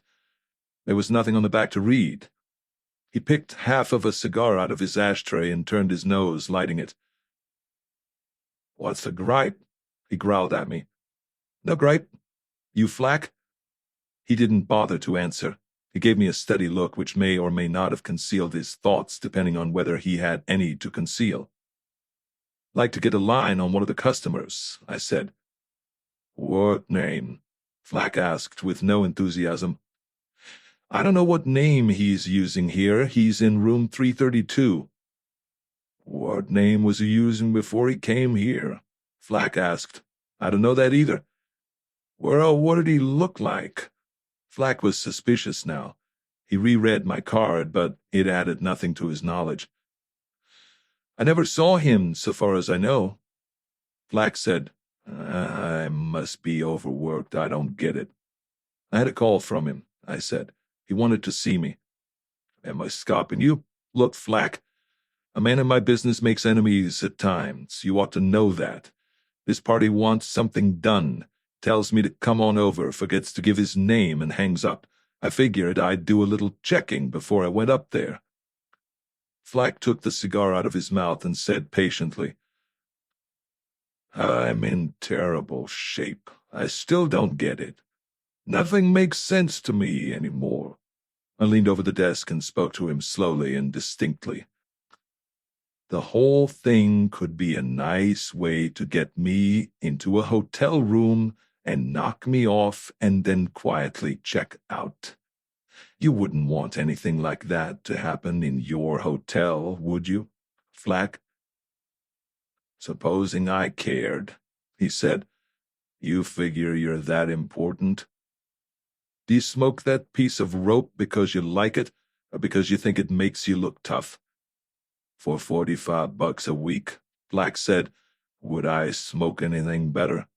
He eyed me steadily. "No expense account yet," I told him. "No deal yet." He made a sad sound and got up wearily and went out of the room. I lit one of my cigarettes and waited. He came back in a short time and dropped a registration card on the desk. Dr. G. W. Hambleton, El Centro, California, was written on it in a firm round hand in ink. The clerk had written other things on it, including the room number and daily rate. Flack pointed a finger that needed a manicure, or, failing that, a nail brush. "Came in at 2:47 p.m., he said. "Just today, that is. Nothing on his bill. 1 day's rent. No phone calls. No nothing." "That what you want?" "What does he look like?" I asked. "I didn't see him." "You think I stand out there by the desk and take pictures of them while they register?" "Thanks," I said. "Dr. G. W. Hambleton, El Centro. Much obliged." I handed him back the registration card. "Anything I ought to know?" Flack said as I went out. "Don't forget where I live. That is, if you call it living." I nodded and went out. There are days like that. Everybody you meet is a dope. You begin to look at yourself in the glass and wonder. 9. Room 332 was at the back of the building near the door to the fire escape. The corridor which led to it had a smell of old carpet and furniture oil and the drab anonymity of 1,000 shabby lives. The sand bucket under the racked fire hose was full of cigarette and cigar stubs, an accumulation of several days. A radio pounded brassy music through an open transom. Through another transom, people were laughing fit to kill themselves. Down at the end by room 332, it was quieter. I knocked the 2 longs and 2 shorts as instructed. Nothing happened. I felt jaded and old. I felt as if I had spent my life knocking at doors in cheap hotels that nobody bothered to open. I tried again. Then I turned to the knob and walked in. A key with a red fiber tab hung in the inside keyhole. There was a short hall with a bathroom on the right. Beyond the hall, the upper half of a bed was in view, and a man lay on it in shirt and pants. I said, "Dr. Hambleton?" The man didn't answer. I went past the bathroom door towards him. A whiff of perfume reached me, and I started to turn, but not quickly enough. A woman who had been in the bathroom was standing there holding a towel in front of the lower part of her face. Dark glasses showed above the towel, and then the brim of a wide-brimmed straw hat in a sort of dusty delphinium blue. Under that was fluffed-out pale blonde hair. Blue ear buttons lurked somewhere back in the shadows. The sunglasses were in white frames with broad, flat side bows. Her dress matched her hat. An embroidered silk or rayon coat was open over the dress. She wore gauntleted gloves, and there was an automatic in her right hand, white bone grip. Looked like a .32. "Turn around and put your hands behind you," she said through the towel. The voice, muffled by the towel, meant as little to me as the dark glasses. It was not the voice which had talked to me on the telephone. I didn't move. "Don't ever think I'm fooling," she said. "I give you exactly 3 seconds to do what I say." "Couldn't you make it a minute? I like looking at you." She made a threatening gesture with the little gun. "Turn around," she snapped. "But fast." "I like the sound of your voice, too." "All right," she said in a tight, dangerous tone. "If that's the way you want it, that's the way you want it." "Don't forget you're a lady," I said, and turned around and put my hands up to my shoulders. A gun muzzle poked into the back of my neck. Breath almost tickled my skin. The perfume was an elegant something or other, not strong, not decisive. The gun against my neck went away, and a white flame burned for an instant behind my eyes. I grunted and fell forward on my hands and knees and reached back quickly. My hand touched a leg in a nylon stocking, but slipped off, which seemed a pity. It felt like a nice leg.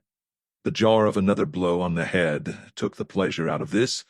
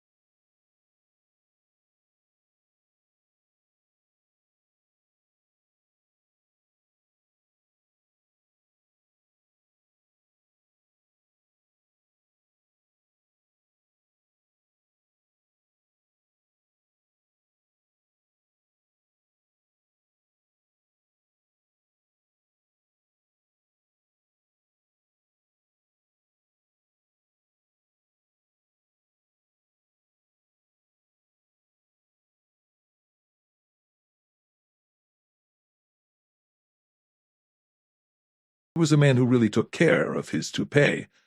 3 flat packages of white powder, 7 printed cards reading Dr. G.W. Hambleton, O.D., Tustin Building, El Centro, California.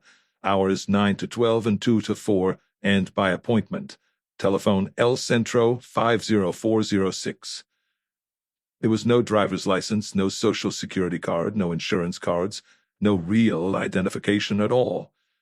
There was $164 in currency in the wallet. I put the wallet back where I found it. I lifted Dr. Hambleton's hat off the desk and examined the sweatband and the ribbon. The ribbon bow had been picked loose with a knife point, leaving hanging threads. There was nothing hidden inside the bow, no evidence of any previous ripping and restitching. This was the take. If the killers knew what they were looking for, it was something that could be hidden in a book, a telephone box, a tube of toothpaste, or a hat band. I went back into the bathroom and looked at my head again. It was still oozing a tiny trickle of blood. I gave it more cold water and dried the cut with toilet paper and flushed that down the bowl. I went back and stood a moment looking down on Dr. Hambleton, wondering what his mistake had been. He had seemed a fairly wise bird. The sunlight had moved over to the far edge of the room now, off the bed and down into a sad, dusty corner.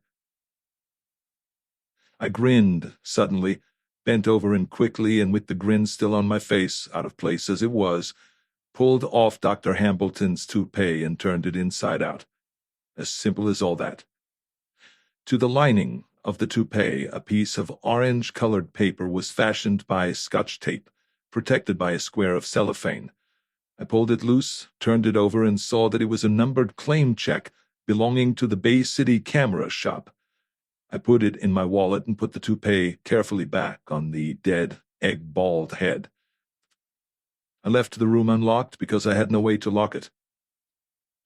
Down the hall, the radio still blared through the transom, and the exaggerated alcoholic laughter accompanied it from across the corridor. 10. Over the telephone, the Bay City camera shop man said, "Yes, Mr. Hicks, we have them for you. 6 enlarged prints on glossy from your negative." "What time do you close?" I asked. "Oh, in about 5 minutes. We open at 9 in the morning." "I'll pick them up in the morning. Thanks." I hung up, reached mechanically into the slot, and found somebody else's nickel. I walked over to the lunch counter and bought myself a cup of coffee with it, and sat there sipping and listening to the auto horns complaining on the street outside. It was time to go home. Whistles blew. Motors raced. Old brake linings squeaked. There was a dull, steady mutter of feet on the sidewalk outside. It was just after 5:30. I finished the coffee, stuffed the pipe, and strolled a half-block back to the Van Nuys Hotel. In the writing room, I folded the orange camera shop check into a sheet of hotel stationery and addressed an envelope to myself. I put a special delivery stamp on it and dropped it in the mail chute by the elevator bank. Then I went along to Flack's office again. Again, I closed his door and sat down across from him. Flack didn't seem to have moved an inch. He was chewing morosely on the same cigar butt, and his eyes were still full of nothing. I relit my pipe by striking a match on the side of his desk. He frowned. "Dr. Hambleton doesn't answer his door," I said. "Ah." Flack looked at me vacantly. "Party in 332, remember? He doesn't answer his door."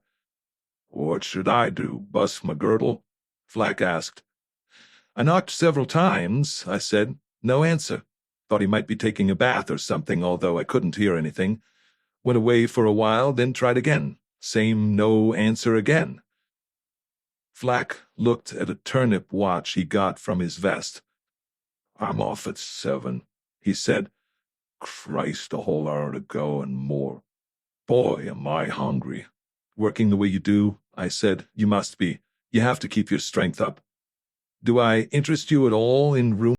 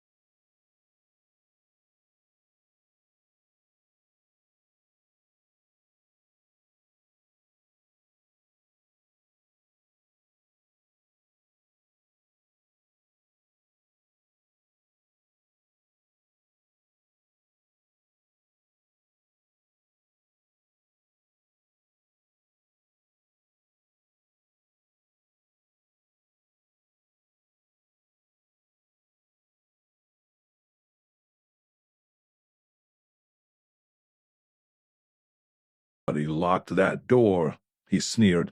Unless you're lying about its being unlocked. I said nothing. Well, I guess it's the cops, he said slowly. No chance to cover up on this one. It's not your fault, I told him. It happens even in good hotels. 11. The red-headed intern filled out a DOA form and clipped his stylus to the outside pocket of his white jacket. He snapped the book shut with a faint grin on his face. Punctured spinal cord just below the occipital bulge, I'd say, he said carelessly. A very vulnerable spot, if you know how to find it, and I suppose you do.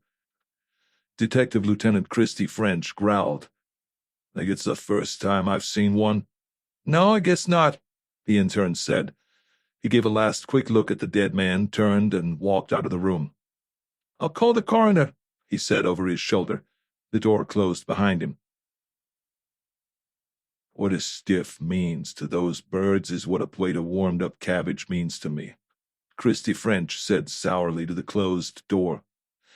His partner, a cop named Fred Bifus, was down on one knee by the telephone box. He had dusted it for fingerprints and blown off the loose powder.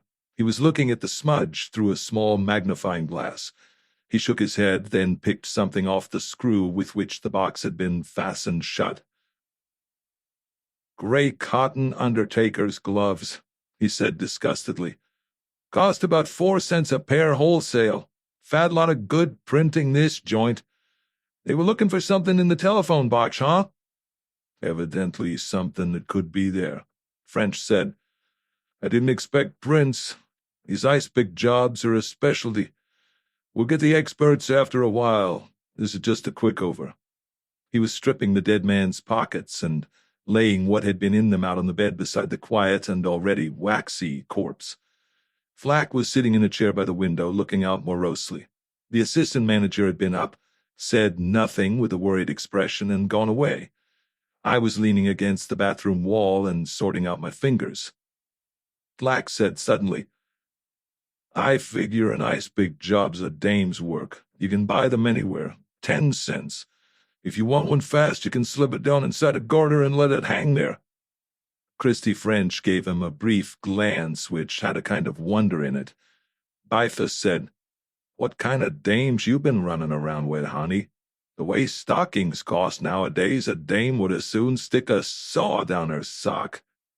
I never thought of that, Flack said. Bifus said, Leave us do the thinking, sweetheart. It takes equipment. No need to get tough, Flack said. Bifus took his hat off and bowed. You mustn't deny us our little pleasures, Mr. Flack. Christy French said, Besides, a woman would keep on jabbing. She wouldn't even know how much was enough. Lots of the punks don't. Whoever did this one was a performer. He got the spinal cord the first try. And another thing, you have to have the guy quiet to do it. That means more than one guy, unless he was doped or the killer was a friend of his. I said, I don't see how he could have been doped if he's the party that called me on the phone. French and Bifus both looked at me with the same expression of patient boredom. If, French said, and since you don't know the guy, according to you, there's always a faint possibility that you wouldn't know his voice. Or am I being too subtle? I don't know, I said. I haven't read your fan mail. French grinned.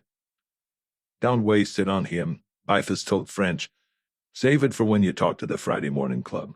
Some of them old ladies in the shiny nose league go big for the nicer angles of murder.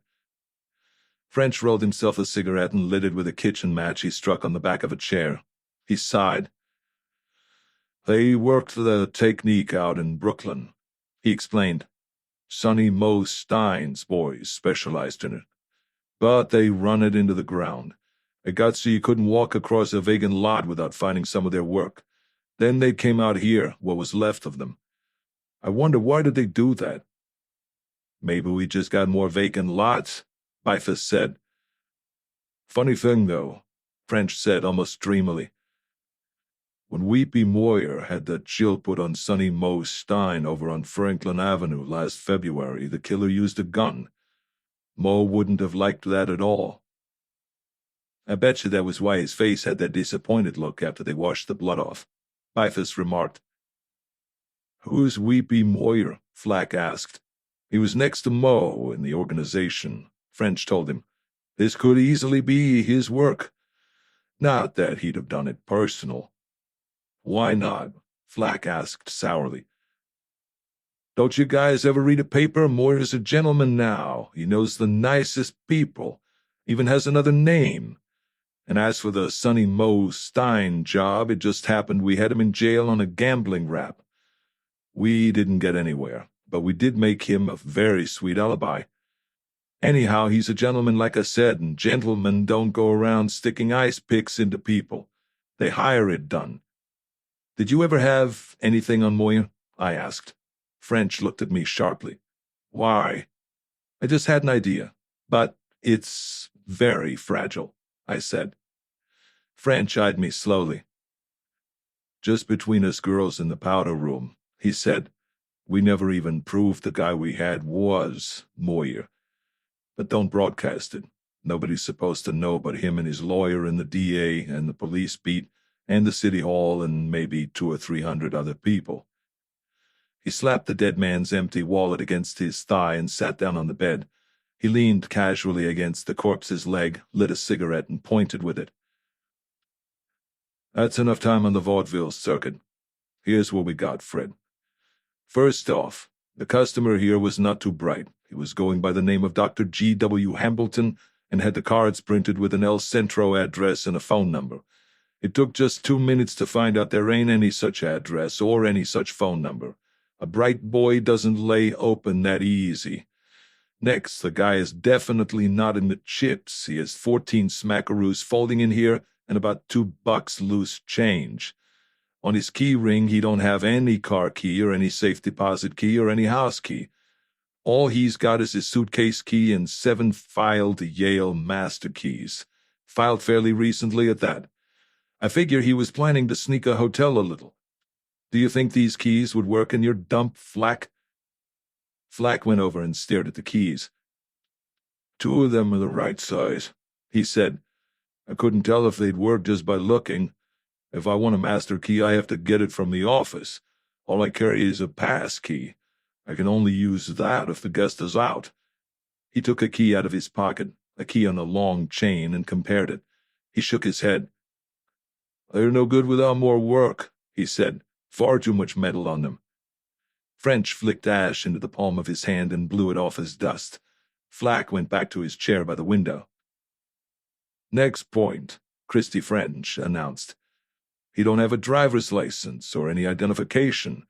None of his outside clothes were bought in El Centro. He had some kind of a grift, but he don't have the looks or personality to bounce checks. You didn't really see him at his best, Bifus put in. And this hotel is the wrong dump for that anyway, French went on. It's got a crummy reputation. Now, wait a minute, Flack began. French cut him short with a gesture. I know every hotel in the metropolitan district, Flack. It's my business to know. For $50 I could organize a double strip act with French trimmings inside of an hour in any room in this hotel. Don't kid me. You earn your living and I'll earn mine. Just don't kid me. All right. The customer had something he was afraid to keep around. That means he knew somebody was after him and getting close. So he offers Marlowe $100 to keep it for him. But he doesn't have that much money on him. So what he must have been planning on was getting Marlowe to gamble with him. It couldn't have been hot jewelry then. It had to be something semi-legitimate. That right, Marlowe? You could leave out the semi, I said. French grinned faintly. So what he had was something that could be kept flat or rolled up in a phone box, a hatband, a Bible, a can of talcum. We don't know whether it was found or not, but we do know there was very little time. Not much more than half an hour. If Dr. Hambleton did the phoning, I said, you opened that can of beans yourself. It's kind of pointless any other way. The killers wouldn't be in a hurry to have him found. Why should they ask anybody to come over to his room? He turned to Flack. Any chance to check his visitors? Flack shook his head gloomily. You don't even have to pass the desk to get to the elevators. Bifus said, maybe that was one reason he came here. That and the homey atmosphere. All right, French said. Whoever knocked him off could come and go without any questions asked. All he had to know was his room number, and that's about all we know. Okay, Fred? Bifus nodded. I said, not quite all. It's a nice toupee, but it's still a toupee. French and Bifus both swung around quickly. French reached carefully, removed the dead man's hair, and whistled. I wondered what that damn intern was grinning at, he said. The bastard didn't even mention it. See what I see, Fred? All I see is a guy without no hair. Maybe you never knew him at that. Mile Away Marston used to be a runner for Ace DeVore. Why, sure enough. Bifus chuckled. He leaned over and patted the dead bald head gently. How you been all this time, Mile Away? I didn't see you in so long I forgot. But you know me, pal. Once a softy, always a softy. The man on the bed looked old and hard and shrunken without his toupee. The yellow mask of death was beginning to set his face into rigid lines. French said calmly, Well, that takes a load off my mind. This punk ain't going to be no 24-hour-a-day job. The hell with him. He replaced the toupee over one eye and stood up off the bed. That's all for you two, he said to Flack and me. Flack stood up. Thanks for the murder, honey, Bifus told him. You get any more in your nice hotel, don't forget our services. Even when it ain't good, it's quick. Flack went down the short hall and yanked the door open. I followed him out. On the way to the elevator, we didn't speak, nor on the way down. I walked with him along to his little office, followed him in, and shut the door. He seemed surprised. He sat down at his desk and reached for his telephone. I've got to make a report to the assistant manager, he said. Something you want? I rolled a cigarette around on my fingers, put a match to it, and blew smoke softly across the desk. $150, I said. Flack's small, intent eyes became round holes in a face washed clean of expression. Don't get funny in the wrong place, he said. After those two comedians upstairs, you could hardly blame me if I did, but I'm not being funny. I beat a tattoo on the edge of the desk and waited. Tiny beads of sweat showed on Flack's lip above his little mustache. I got business to attend to, he said more throatily this time. Beat it and keep going. Such a tough little man, I said. Dr. Hambleton had $164 currency in his wallet when I searched him. He promised me $100 as retainer, remember? Now in the same wallet he has $14, and I did leave the door of his room unlocked, and somebody else locked it. You locked it, Flack. Flack took hold of the arms of his chair and squeezed. His voice came from the bottom of a well, saying, You can't prove a Durham thing. Do I have to try? He took the gun out of his waistband and laid it on the desk in front of him. He stared down at it. It didn't have any message for him. He looked up at me again. 50-50, huh? He said brokenly. There was a moment of silence between us. He got his old shabby wallet out and rooted in it. He came up with a handful of currency and spread bills out on the desk, sorted them into two piles, and pushed one pile my way. I said, I want the whole 150. He hunched down in his chair and stared at a corner of the desk. After a long time, he sighed. He put the two piles together and pushed them over, to my side of the desk. It wasn't doing him any good, Flack said. Take the dough and breeze. I'll remember you, buddy. All you guys make me sick to my stomach. How do I know you didn't take $50,000 off him? I'd take it all, so would the killer. Why leave $14? So why did I leave $14? Flack asked in a tired voice, making vague movements along the desk edge with his fingers. I picked up the money, counted it, and threw it back at him. Because you're in the business and could size him up. You knew he'd at least have room rent and a few dollars for loose change. The cops would expect the same thing. Here, I don't want the money, I want something else. He stared at me with his mouth open. Put that dough out of sight, I said. He reached for it and crammed it back in his wallet. What's something else? His eyes were small and thoughtful. His tongue pushed out his lower lip. It don't seem to me you're in a very hot trading position either. You could be a little wrong about that. If I have to go back up there and tell Christy French and Bifus I was up there before and searched the body, I'd get a tongue lashing, all right. But he'd understand that I haven't been holding out just to be smart. He'd know that somewhere in the background I had a client I was trying to protect. I'd get tough talk and bluster. But that's not what you'd get. I stopped and watched the faint glisten of moisture forming on his forehead now. He swallowed hard. His eyes were sick. Cut out the wise talk and lay your deal on the desk, he said. He grinned suddenly, rather wolfishly. Got here a little late to protect her, didn't you?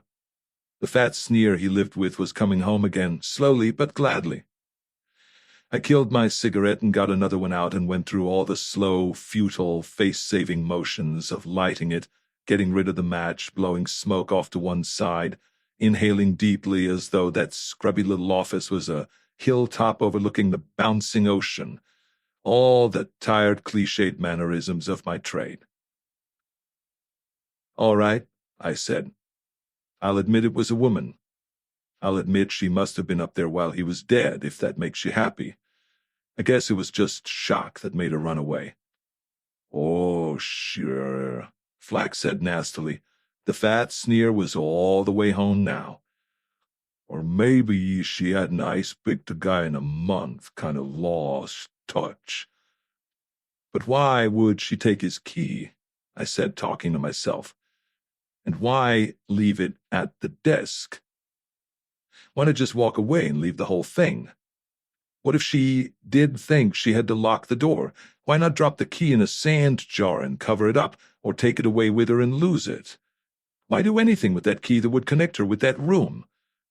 I brought my eyes down and gave Flack a thick, leaden stare. Unless, of course, she was seen to leave the room with the key already in her hand and followed out of the hotel. What for would anybody do that? Flack asked. Because whoever saw her could have got into that room at once. He had a pass key. Flack's eyes flicked up at me and dropped, all in one motion. So he must have followed her, I said. He must have seen her dump the key at the desk and stroll out of the hotel, and he must have followed her a little farther than that. Flack said derisively, What makes you so wonderful? I leaned down and pulled the telephone towards me. I'd better call Christy and get this over with, I said. The more I think about it, the scareder I get. Maybe she did kill him. I can't cover up for a murderer. I took the receiver off the hook. Flack slammed his moist paw down hard on top of my hand. The phone jumped on the desk. Way off. His voice was almost a sob. I followed her to a car parked down the street. Got the number. Christ's sake, pal, give me some kind of a break. He was fumbling wildly in his pockets. Know what I make on this job? Cigarette and cigar money and hardly a dime more. Wait a minute now. I think... He looked down and played solitaire with some dirty envelopes, finally selected one and tossed it over to me. License number, he said wearily. And if it's any satisfaction to you, I can't even remember what it was. I looked down at the envelope. There was a scrawled license number on it, all right, ill-written and faint and oblique, the way it would be written hastily on a paper held in a man's hand on the street. 6N333, California, 1947. Satisfied? This was Flack's voice, or it came out of his mouth.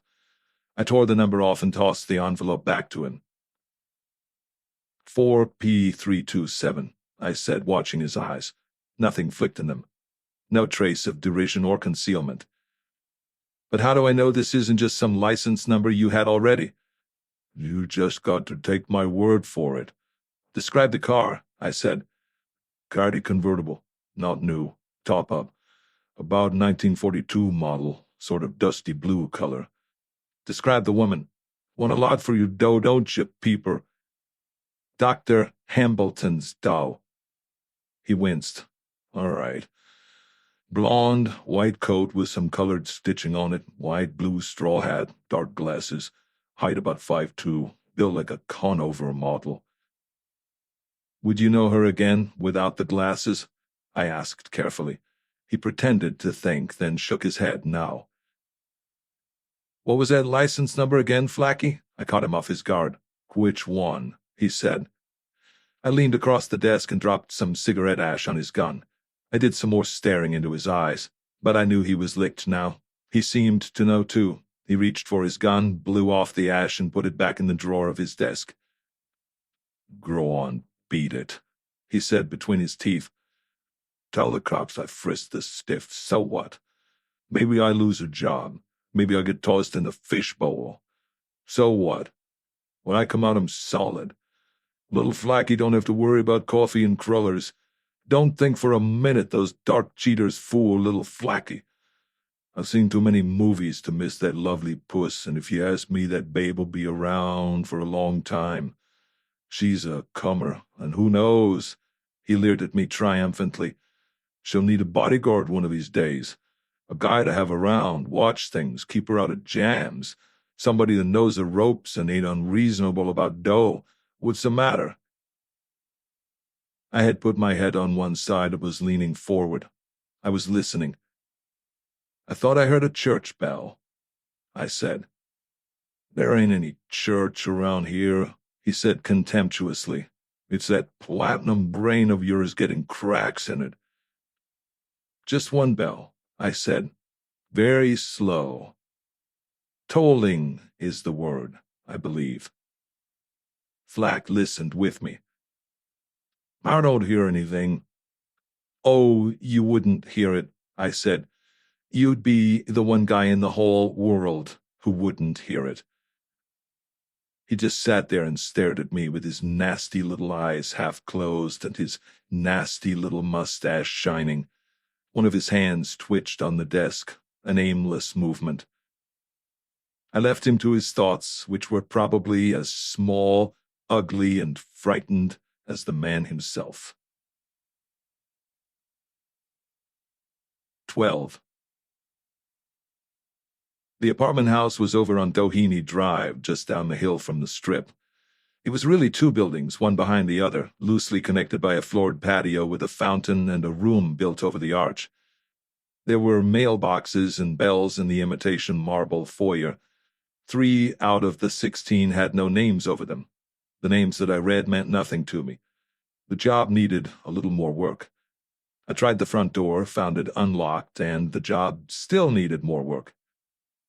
Outside stood 2 Cadillacs, a Lincoln Continental, and a Packard Clipper. Neither of the Cadillacs had the right color or license.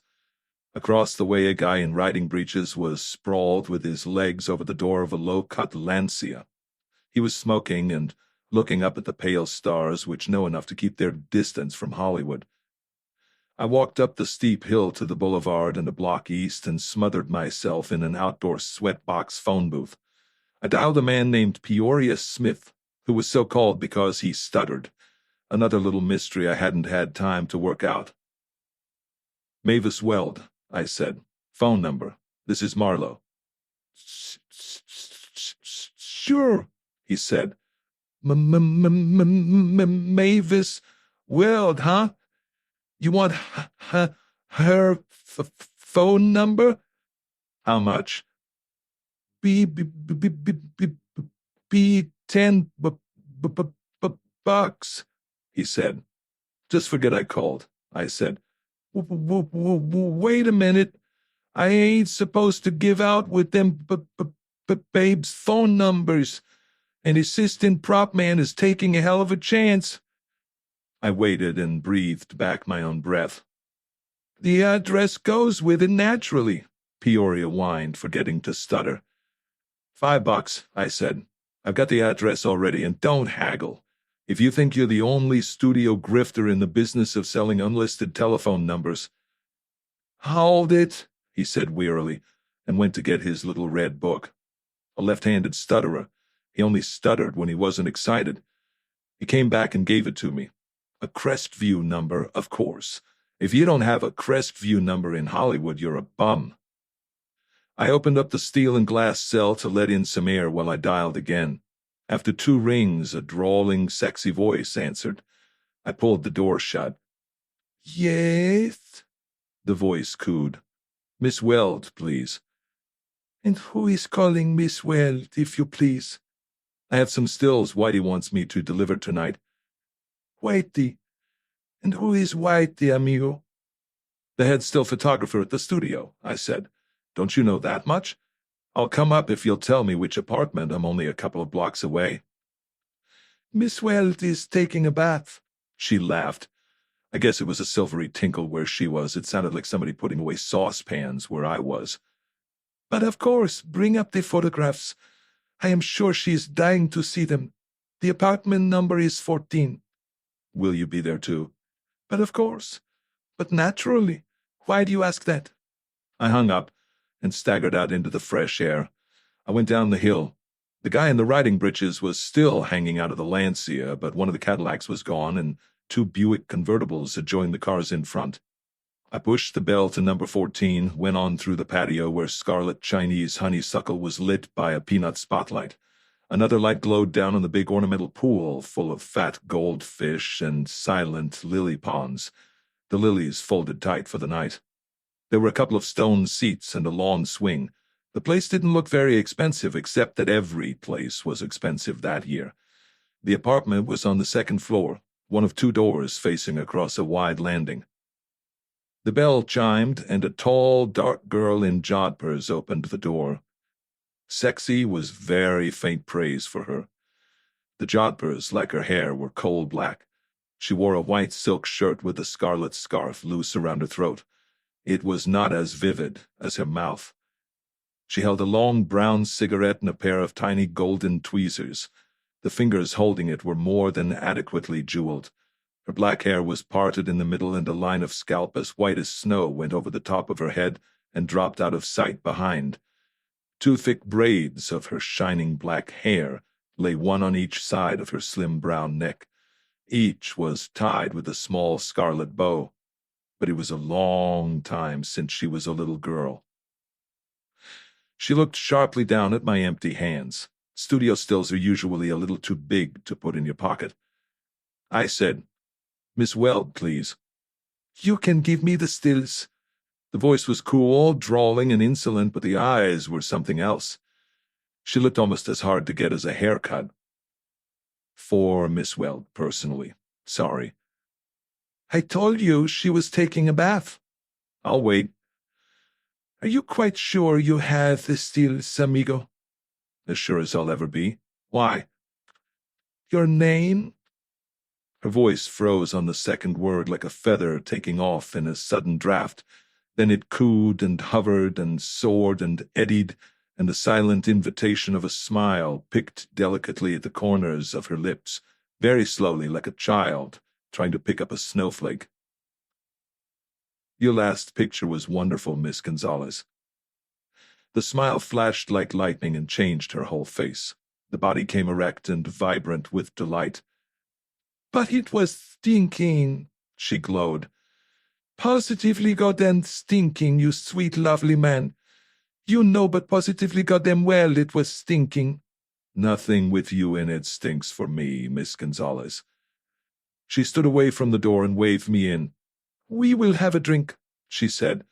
The goddamnedest drink we will have. I adore flattery, however dishonest.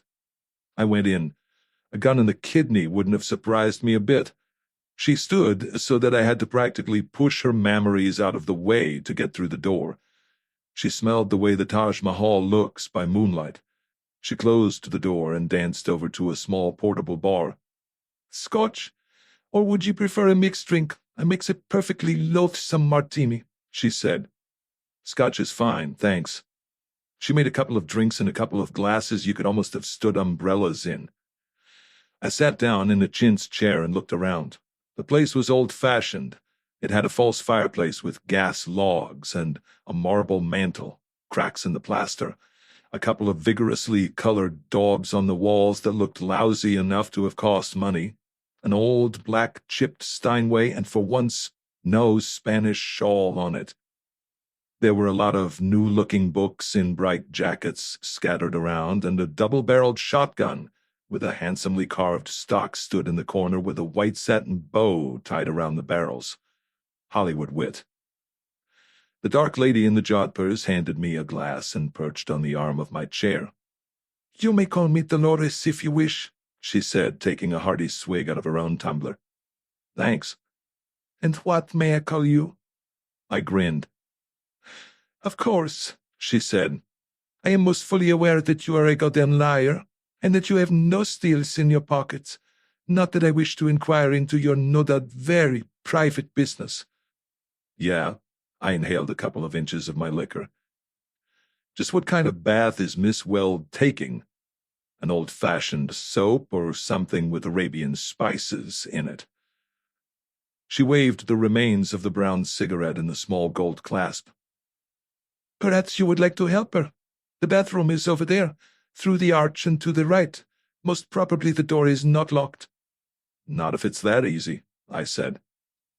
"Oh," she gave me the brilliant smile again. "You like to do the difficult things in life. I must remember to be less approachable, must I not?" She removed herself elegantly from the arm of my chair and ditched her cigarette, bending over so that I could trace the outline of her hips. "Don't bother, Miss Gonzalez. I'm just a guy who came here on business. I don't have any idea of raping anybody." "No?" The smile became soft, lazy, and, if you can't think of a better word, provocative. "But I'm sure as hell working up to it," I said. "You are an amusing son of a bitch," she said with a shrug, and went off through the arch, carrying her half-quart of scotch and water with her. I heard a gentle tapping on a door and her voice. "Darling, there's a man here who says he has some steals from the studio. He says, muy simpático, muy guapo también, con cojones." A voice I had heard before said sharply, "Shut up, you little bitch, I'll be out in a second." The Gonzalez came back through the archway humming. Her glass was empty. She went to the bar again. "But you are not drinking," she cried, looking at my glass. "I ate dinner. I only have a 2-quart stomach anyway. I understand a little Spanish." She tossed her head. "You are shocked?" Her eyes rolled. Her shoulders did a fan dance. "I'm pretty hard to shock." "But you heard what I said? Madre de Dios, I'm so terribly sorry."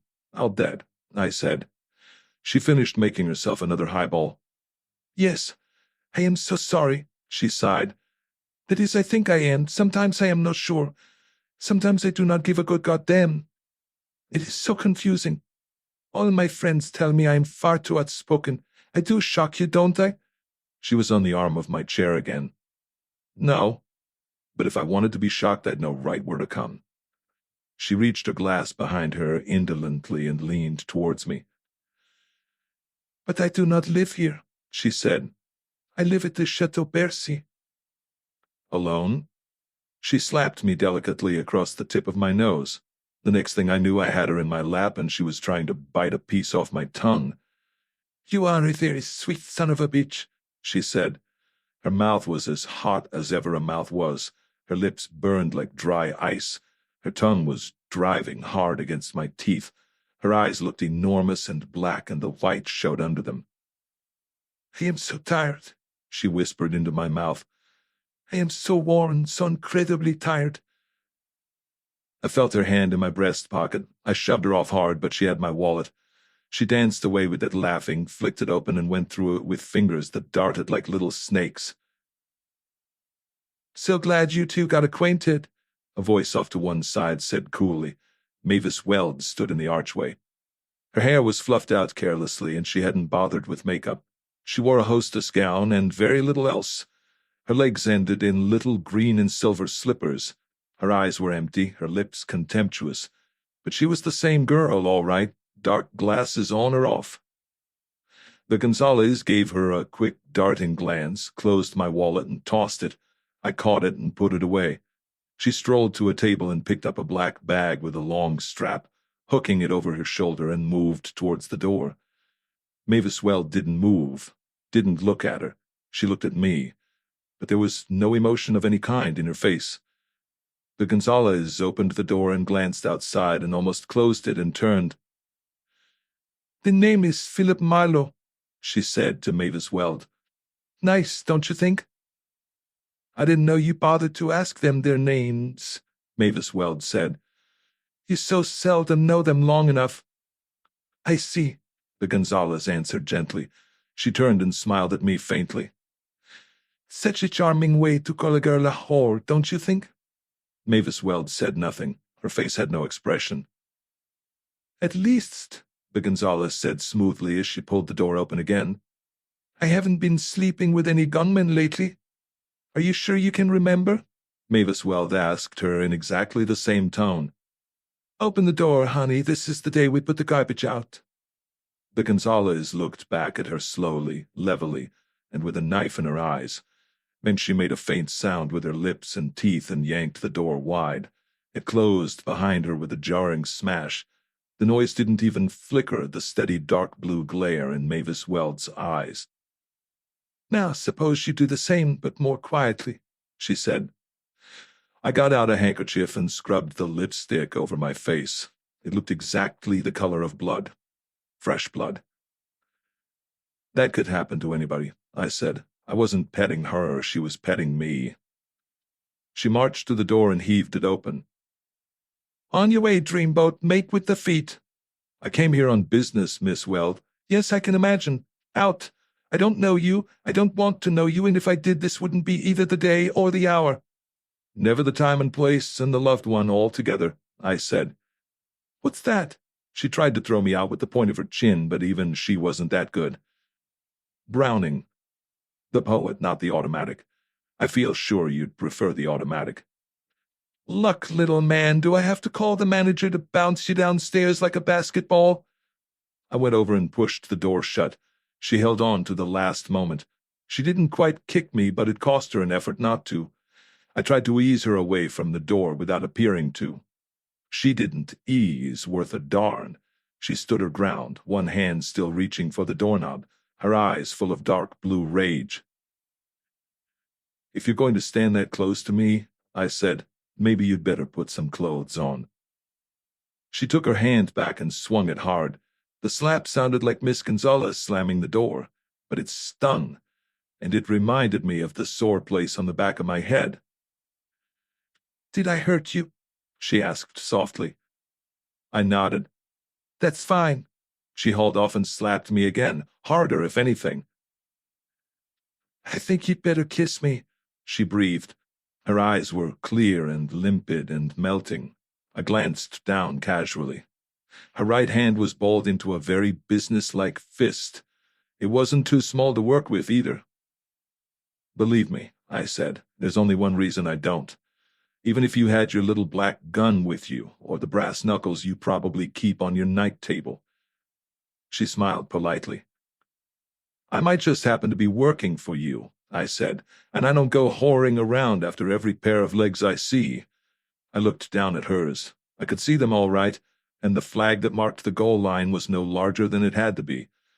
She pulled the hostess gown together and turned and walked over to the little bar, shaking her head. "I'm free, white, and 21, she said. "I've seen all the approaches there are. I think I have.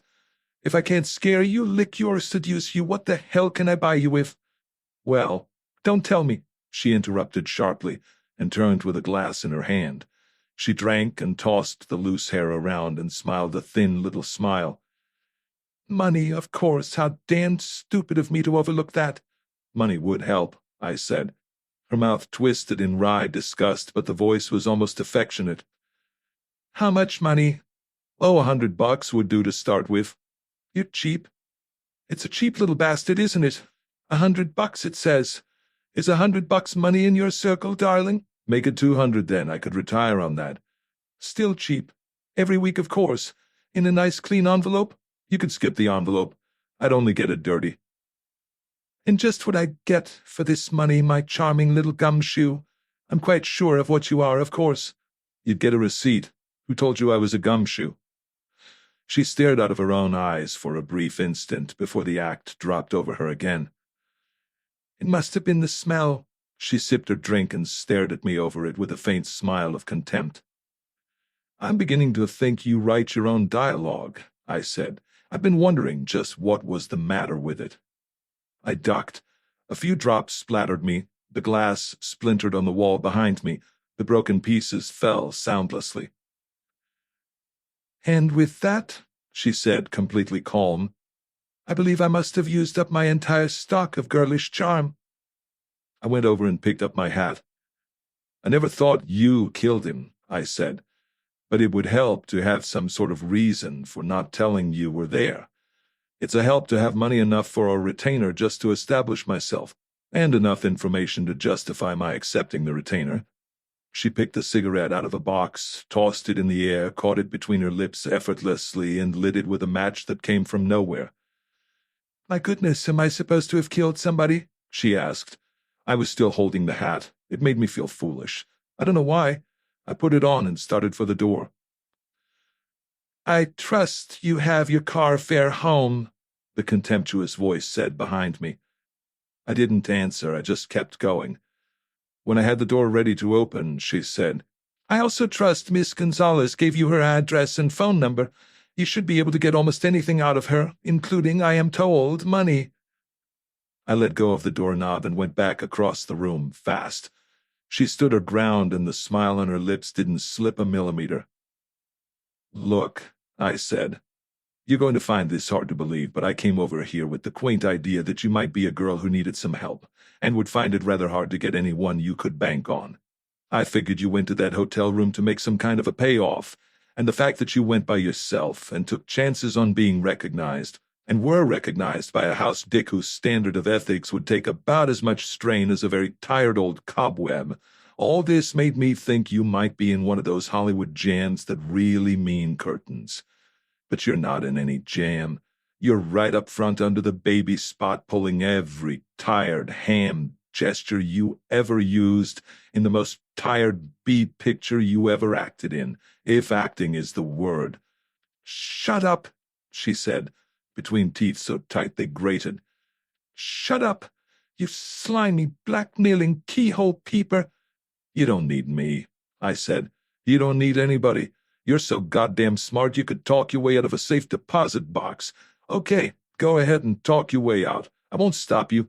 Just don't make me listen to it.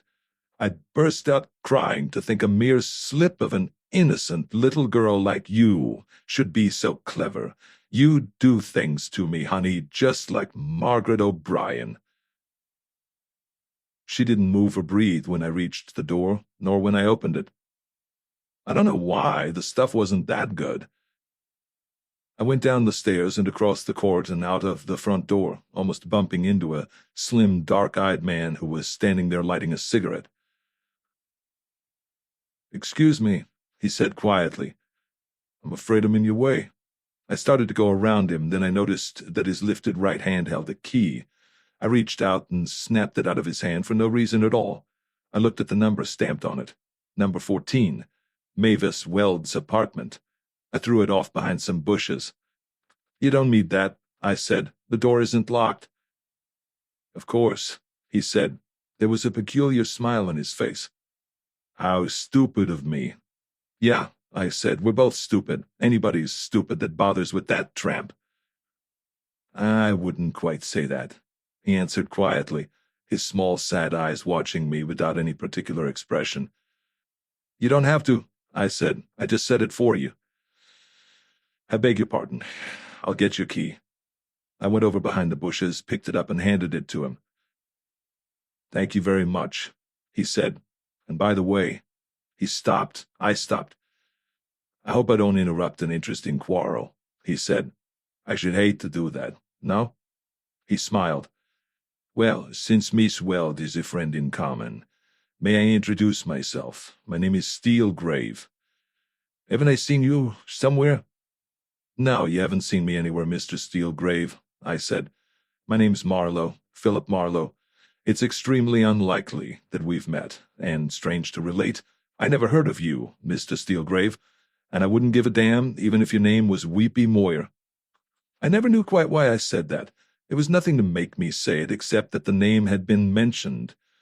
A peculiar stillness came over his face, a peculiar fixed look in his silent black eyes. He took the cigarette out of his mouth, looked at the tip, flicked a little ash off it, although there was no ash to flick off, looking down as he said, Weepy Moyer. Peculiar name. I don't think I ever heard that. Is he somebody I should know? Not unless you're unusually fond of ice picks, I said, and left him. I went on down the steps, crossed to my car, looked back before I got in. He was standing there, looking down at me, the cigarette between his lips. From that distance I couldn't see whether there was any expression on his face.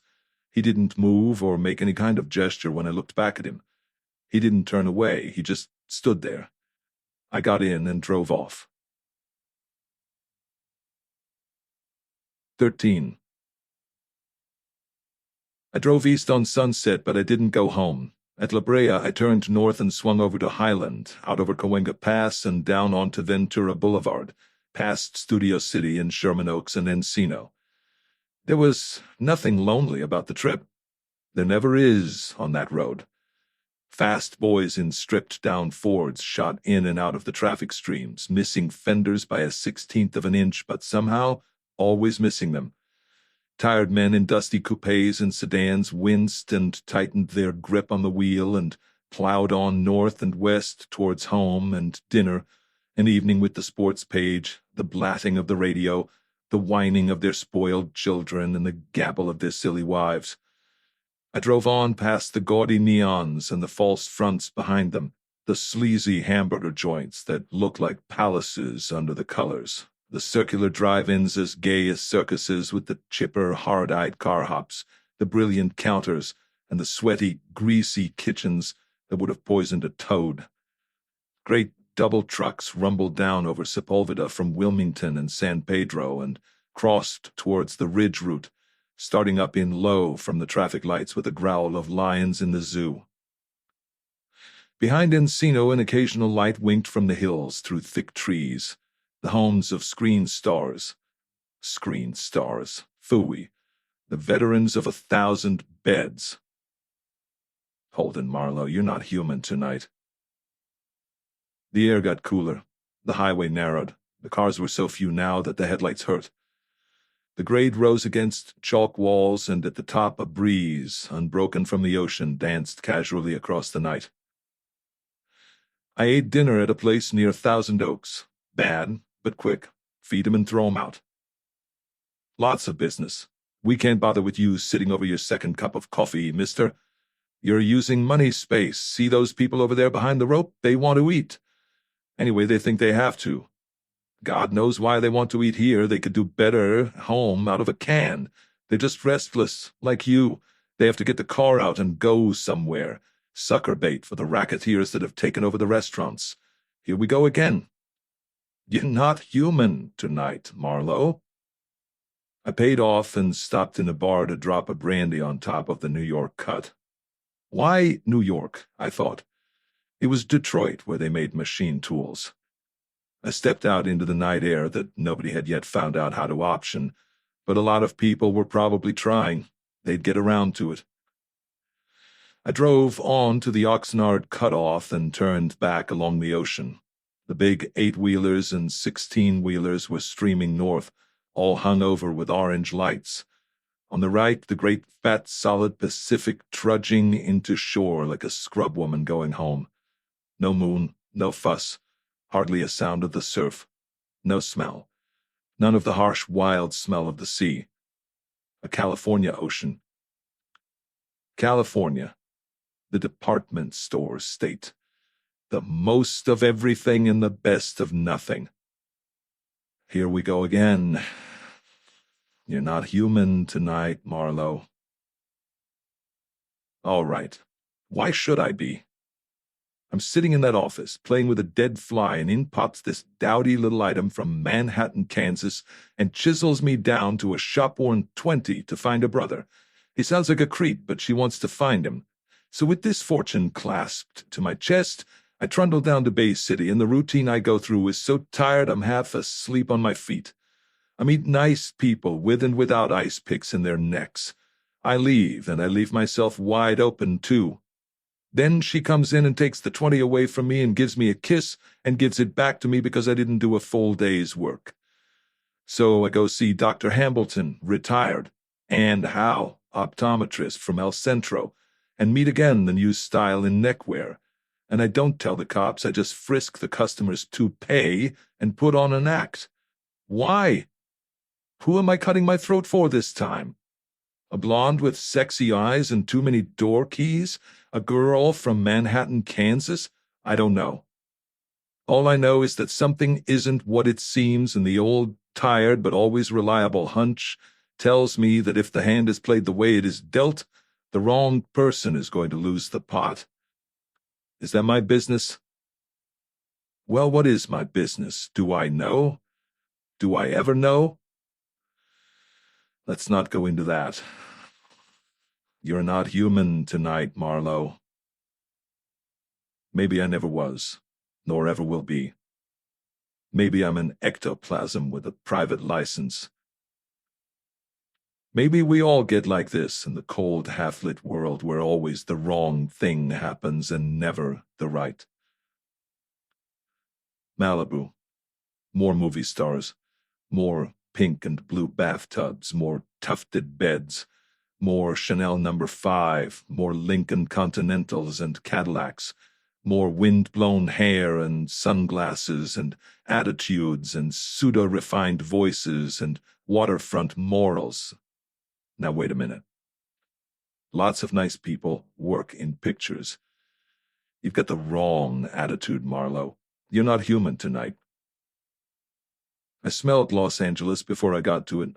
It smelled stale and old, like a living room that had been closed too long. But the colored lights fooled you. The lights were wonderful.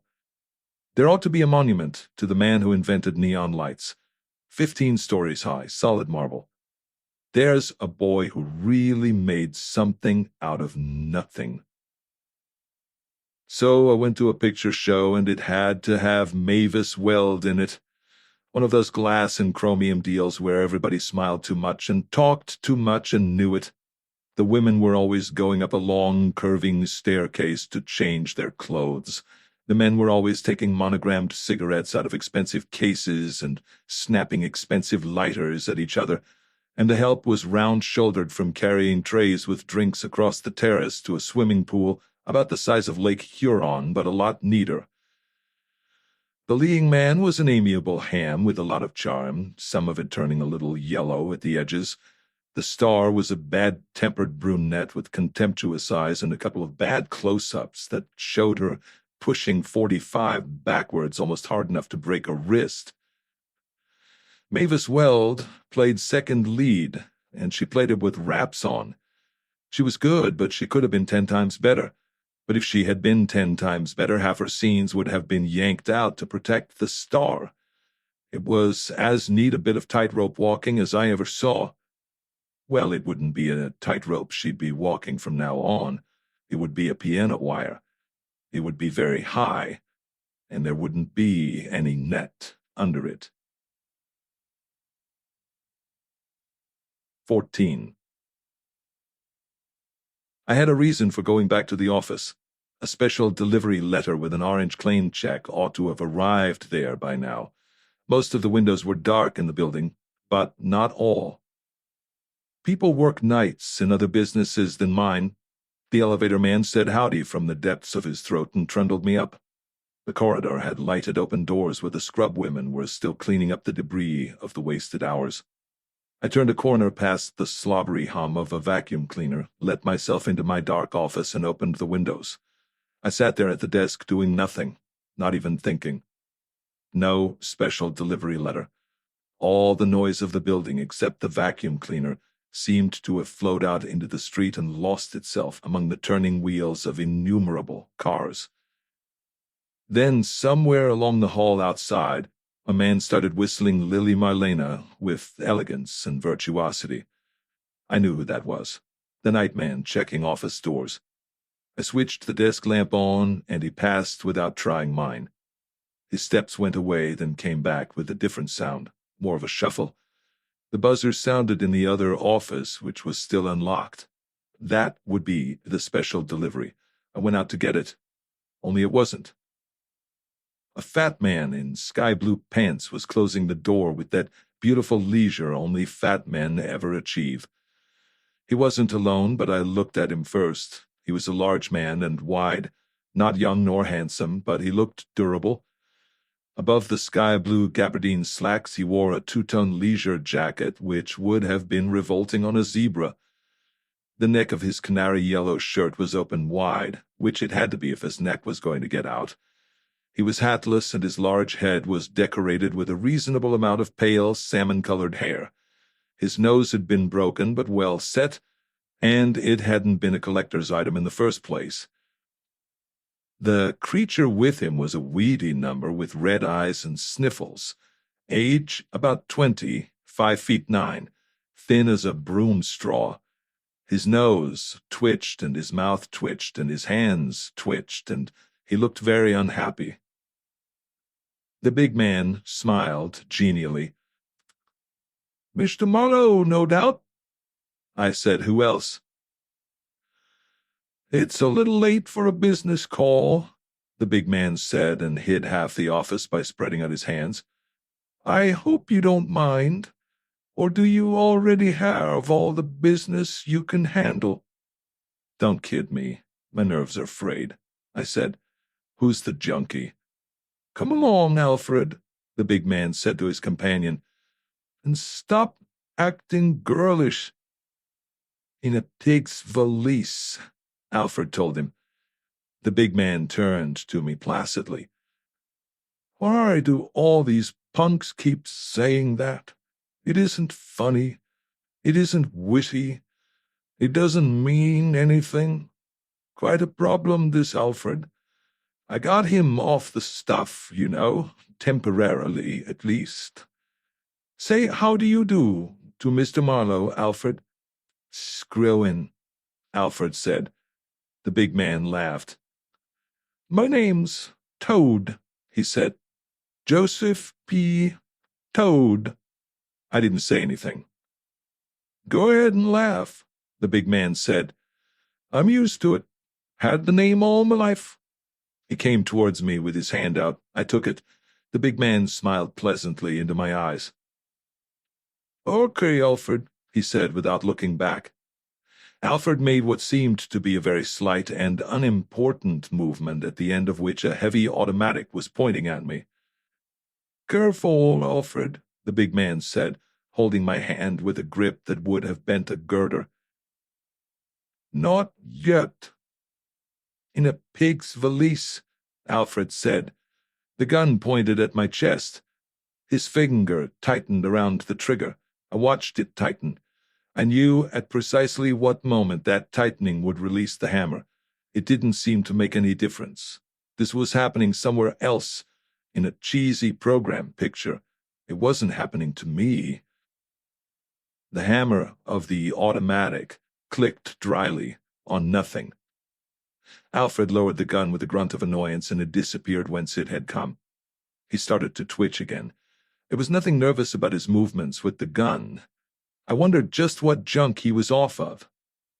The big man let go of my hand, the genial smile still over his large, healthy face. He patted a pocket. "I got the magazine," he said. "Alfred ain't reliable lately. The little bastard might have shot you."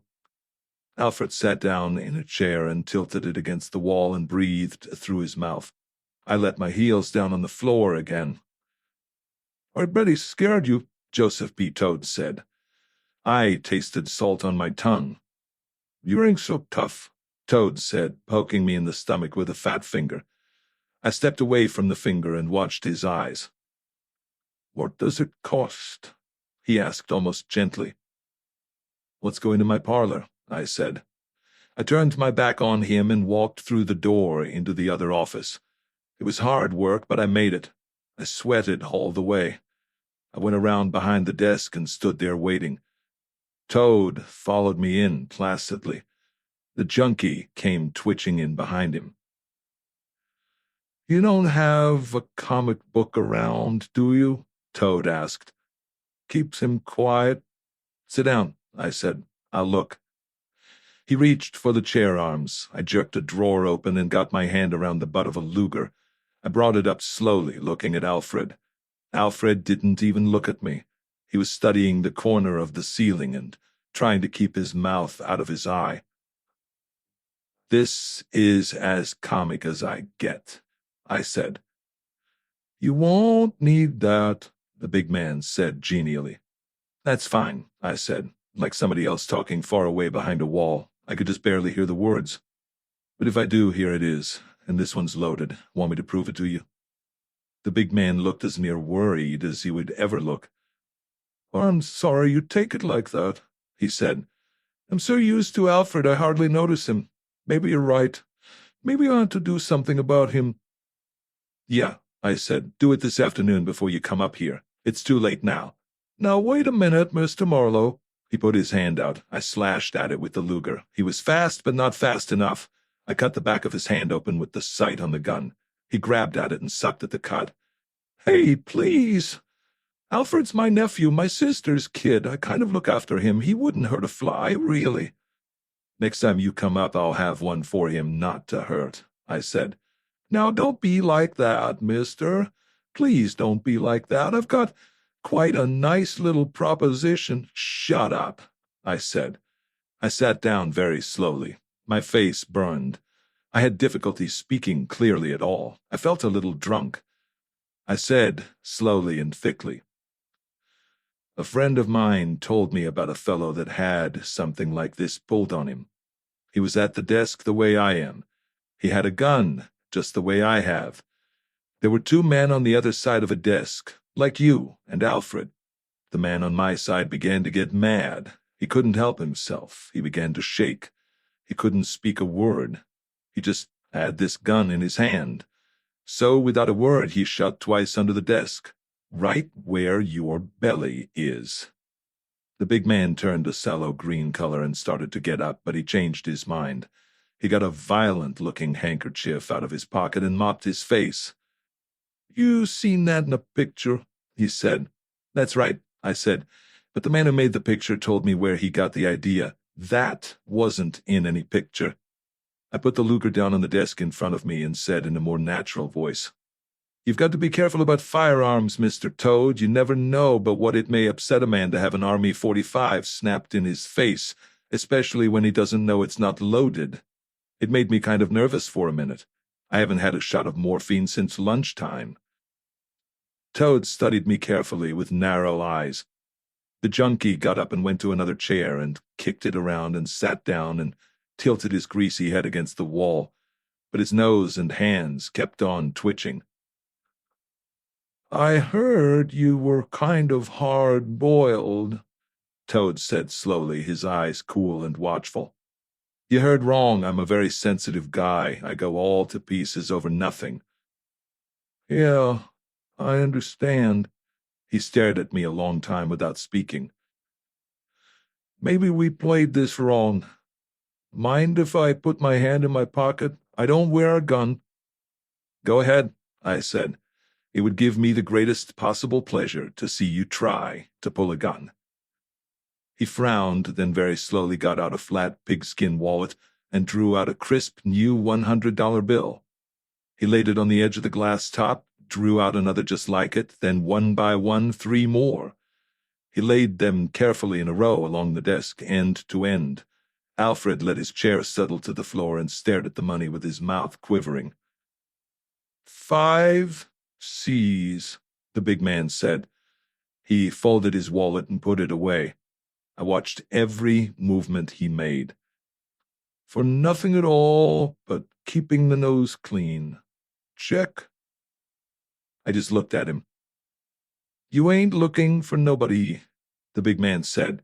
You couldn't find nobody. You don't have time to work for nobody.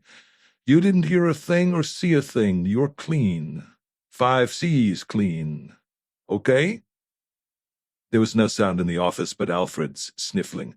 The big man half turned his head. Quiet, Alfred. I'll give you a shot when we leave, the big man told him. Try to act nice. He sucked again at the cut on the back of his hand. With you for a model, that ought to be easy, I said. Skrill you, Alfred said. Limited vocabulary, the big man told me. Very limited. Get the idea, chum? He indicated the money. I fingered the butt of the Luger. He leaned forward a little. Relax, can't you? It's simple. This is a retainer. You don't do a thing for it. Nothing is what you do. If you keep on doing nothing for a reasonable length of time, you get the same amount later on. That's simple, isn't it? And who am I doing this nothing for? I asked. Me, Joseph P. Toad. What's your racket? Business representative, you might call me. What else could I call you besides what I could think up myself? You could call me a guy that wants to help out a guy that don't want to make trouble for a guy. And what could I call that lovable character? I asked. Joseph P. Toad gathered the $500 bills together, lined up the edges neatly, and pushed the packet across the desk. You can call him a guy that would rather spill money than blood, he said. But he don't mind spilling blood if it looks like that's what he's got to do. How is he with an ice pick? I asked. I can see how lousy he is with a .45. The big man chewed his lower lip, then pulled it out with a blunt forefinger and thumb and nibbled on the inside of it softly, like a milch cow chewing her cud. We're not talking about ice picks, he said at length. All we're talking about is how you might get off on the wrong foot and do yourself a lot of harm. Whereas, if you don't get off on no foot at all, you're sitting pretty and money coming in. Who is the blonde? I asked. He thought about that and nodded. Maybe you're into this too far already, he sighed. Maybe it's too late to do business.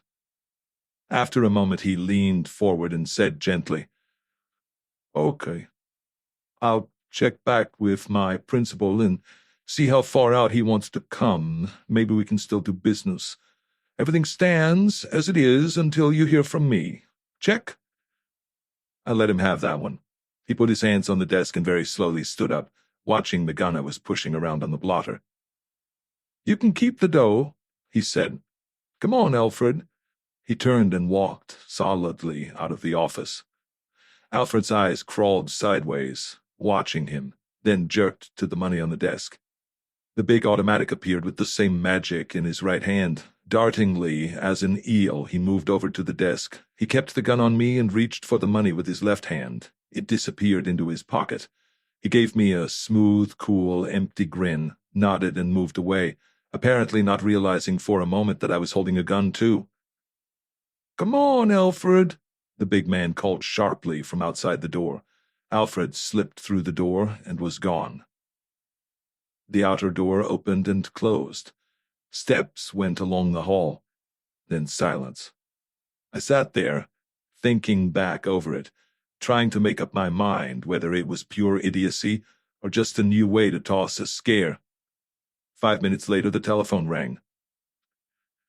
A thick, pleasant voice said, Oh, by the way, Mr. Marlowe, I guess you know Sherry Ballou, don't you? Nope. Sheridan Ballou, Incorporated. The big agent? You ought to look him up sometime. I held the phone silently for a moment, then I said, Is he her agent?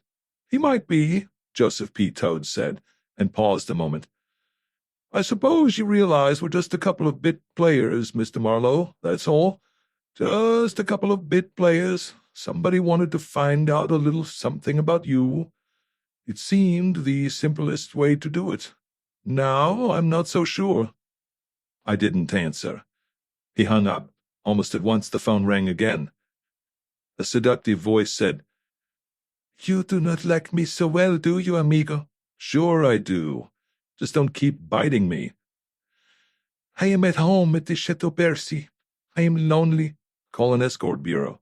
"But please, there is no way to talk. This is business of a great importance." "I bet, but not the business I'm in." "That slut! What does she say about me?" She hissed. "Nothing. Oh, she might have called you a Tijuana hooker in riding pants. Would you mind?"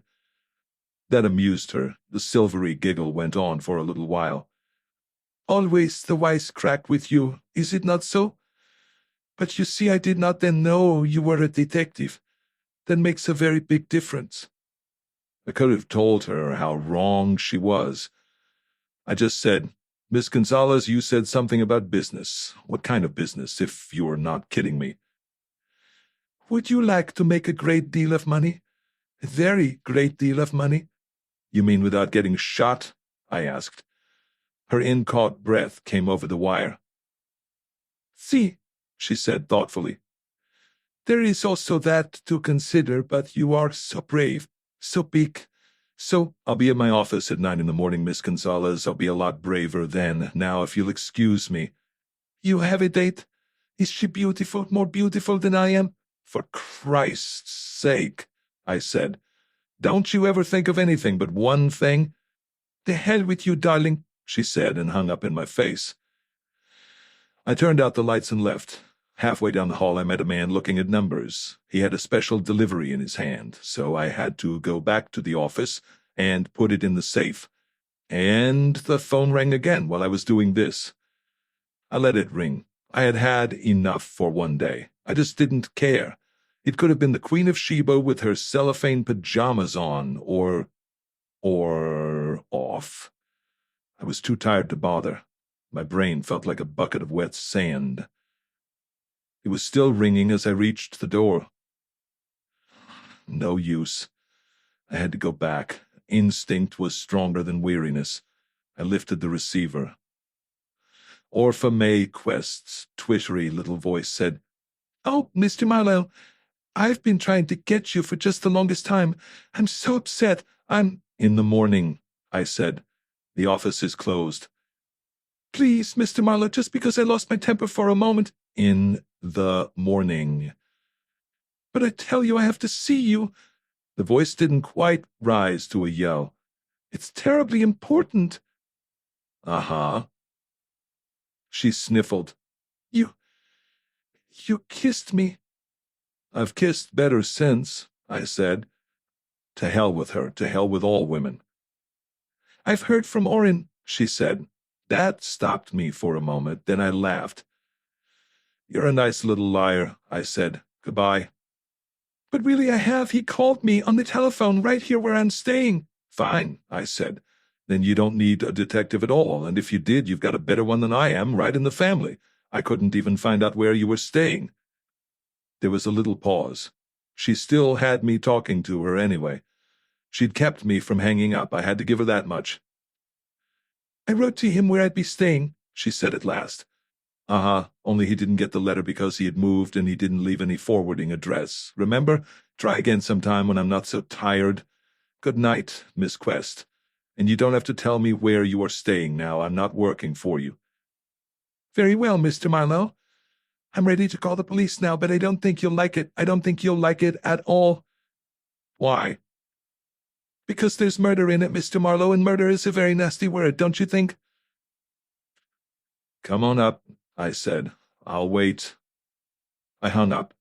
I got the bottle of Old Forester out. There was nothing slow about the way I poured myself a drink and dropped it down my throat.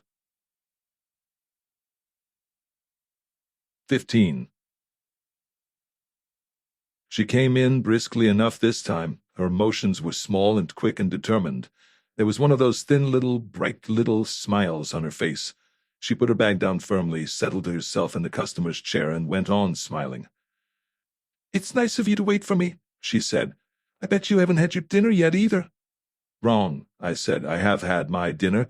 I am now drinking whiskey. You don't approve of whiskey drinking, do you?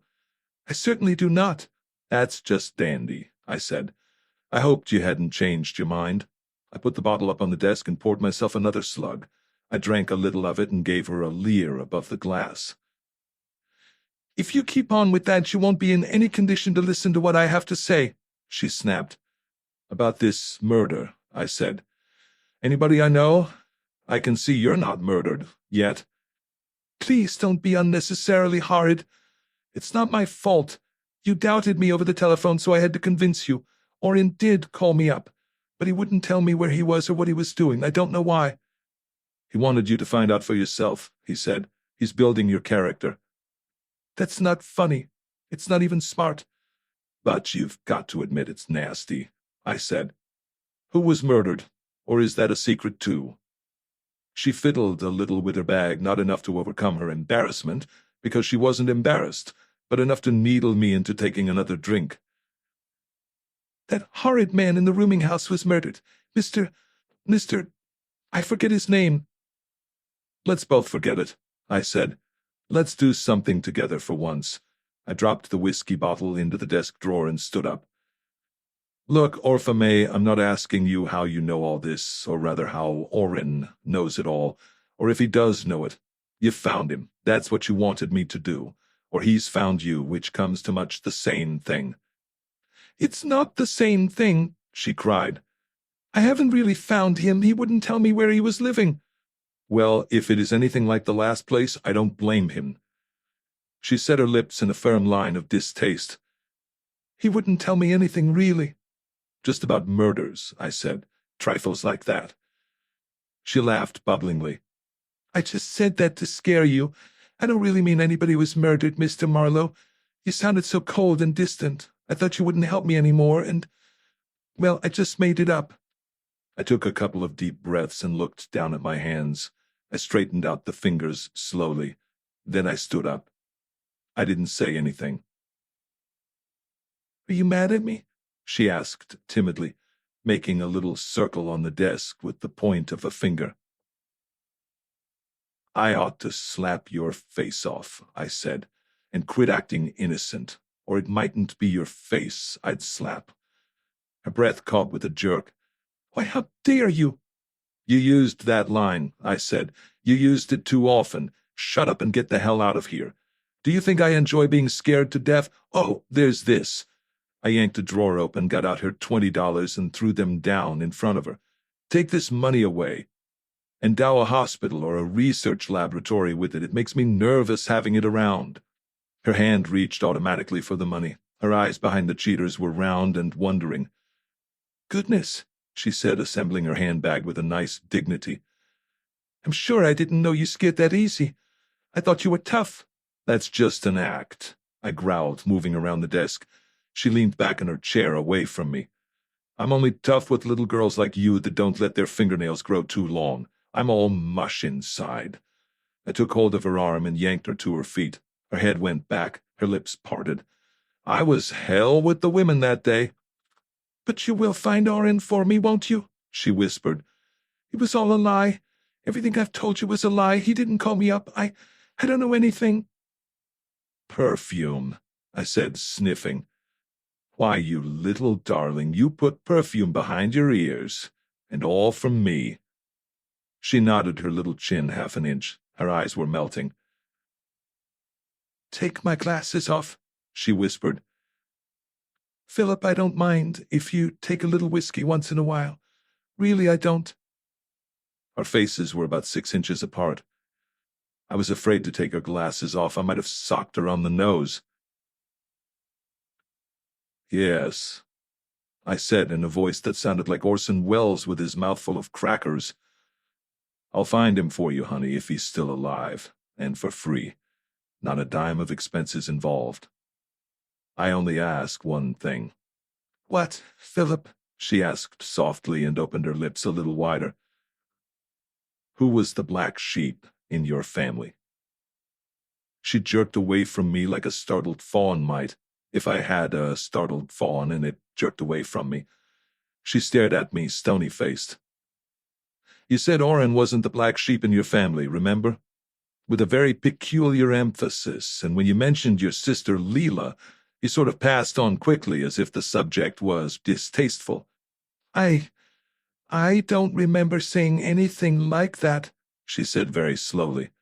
So I was wondering, I said, what name does your sister Leela use in the pictures? Pictures? She sounded vague. Oh, you mean motion pictures? Why, I never said she was in pictures. I never said anything about her like that. I gave her my big, homely, lopsided grin. She suddenly flew into a rage. Mind your own business about my sister Leela, she spat at me. You leave my sister Leela out of your dirty remarks. What dirty remarks? I asked. Or should I try to guess?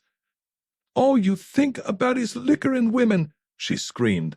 I hate you. She rushed to the door and yanked it open and went out. She practically ran down the hall. I went back around my desk and slumped into the chair. A very strange little girl. Very strange indeed. After a while, the phone started ringing again, as it would. On the fourth ring, I leaned my head on my hand and groped for it. Fumbled it to my face. Utter McKinley Funeral Parlors, I said. A female voice said, What? And went off into a shriek of laughter. That one was a riot at the police smoker in 1921.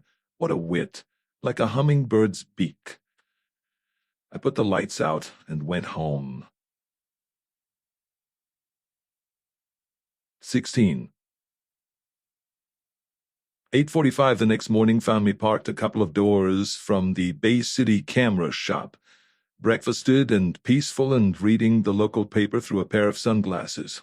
I had already chewed my way through the Los Angeles paper, which contained no item about ice picks in the Van Nuys or any other hotel, not even mysterious death in downtown hotel with no names or weapons specified. The Bay City News wasn't too busy to write up a murder. They put it on the first page, right next to the price of meat. Local man found stabbed in Idaho Street rooming house.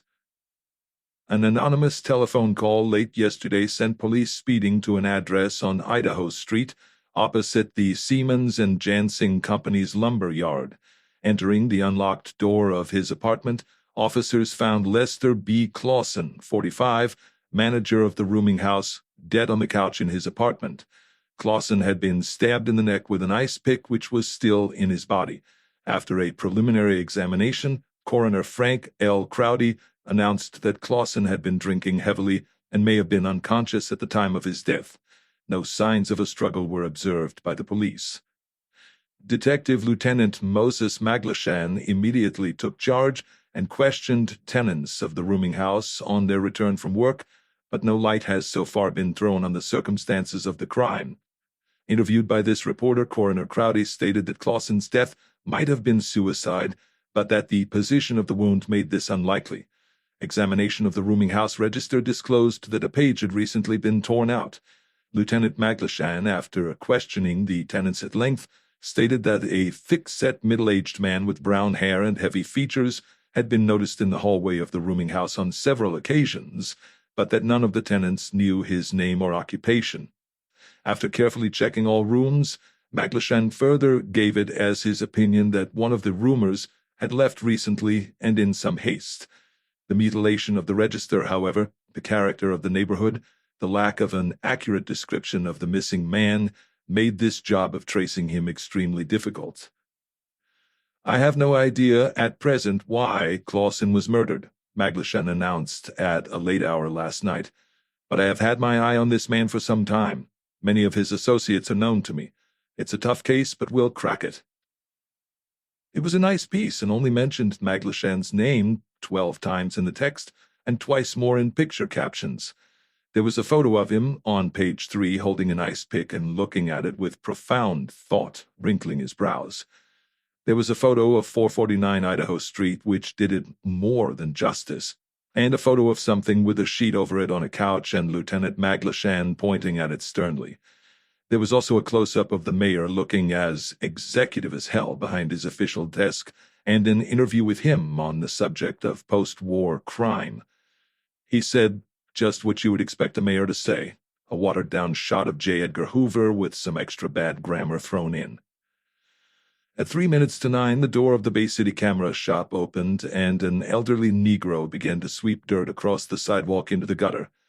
At 9 a.m., a neat-appearing young guy in glasses fixed the lock on the door, and I went in there with the black and orange check Dr. G.W. Hambleton had pasted to the inside of his toupee.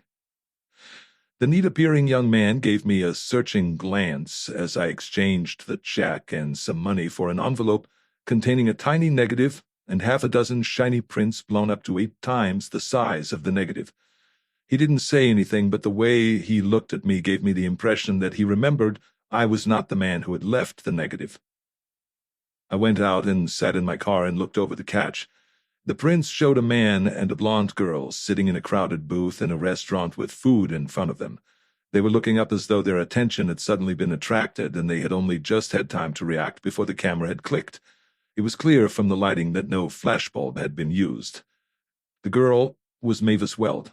The man was rather small, rather dark, rather expressionless. I didn't recognize him. There was no reason why I should. The padded leather seat was covered with tiny figures of dancing couples. That made the restaurant the dancers. This added to the confusion. Any amateur camera hound that tried to flash a lens in there without getting an okay from the management would have been thrown out so hard that he would have bounced all the way down to Hollywood and Vine. I figured it must have been the hidden camera trick, the way they took Ruth Snyder in the electric chair.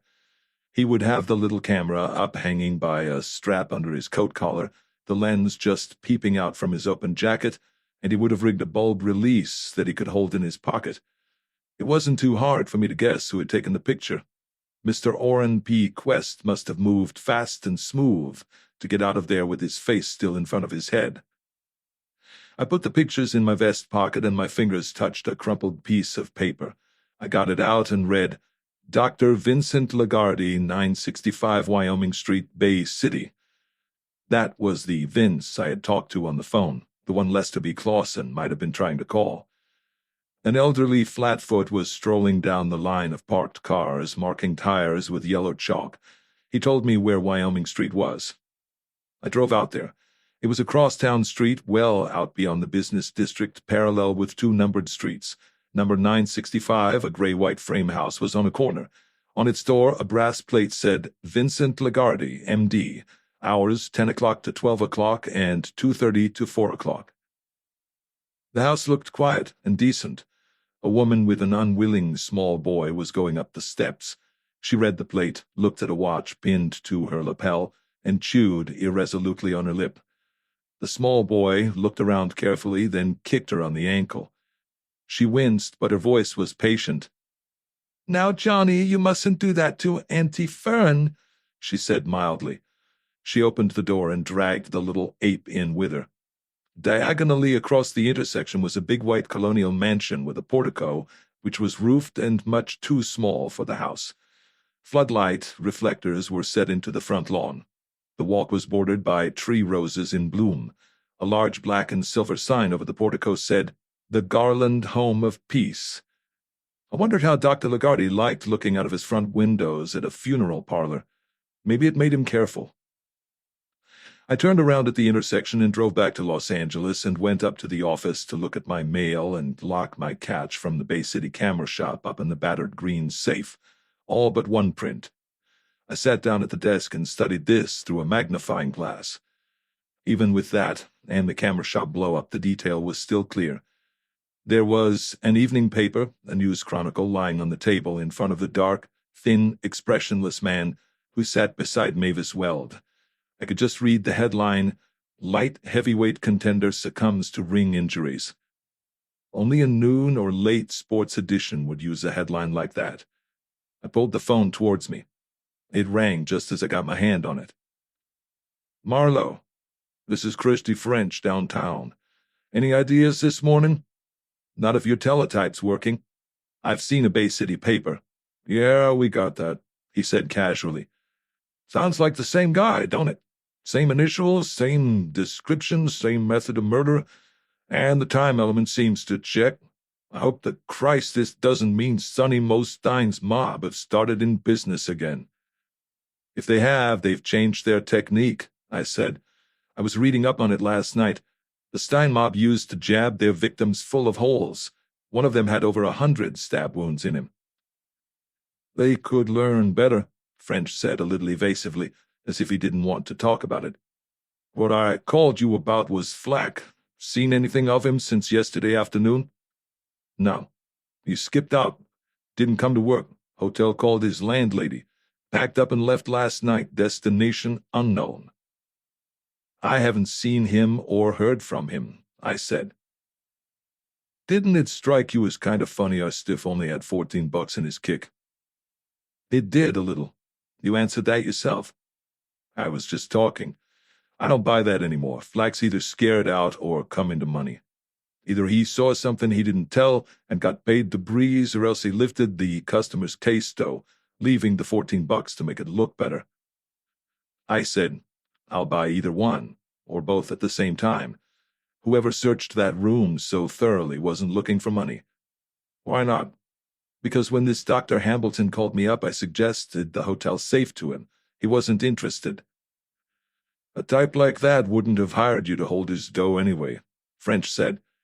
He wouldn't have hired you to keep anything for him. He wanted protection, or he wanted a sidekick, or maybe just a messenger. Sorry, I said. He told me just what I told you.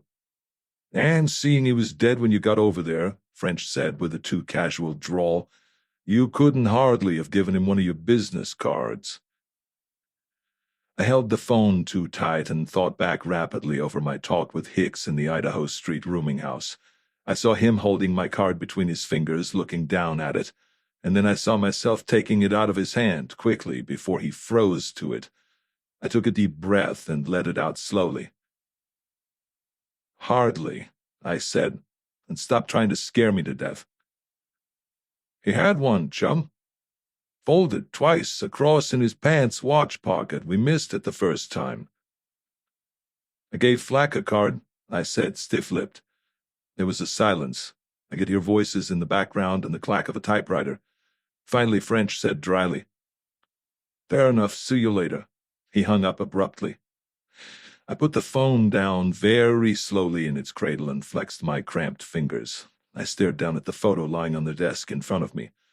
All it told me was that two people, one of whom I knew, were having lunch at the Dancers. The paper on the table told me the date, or would. I dialed the News Chronicle and asked for the sports section.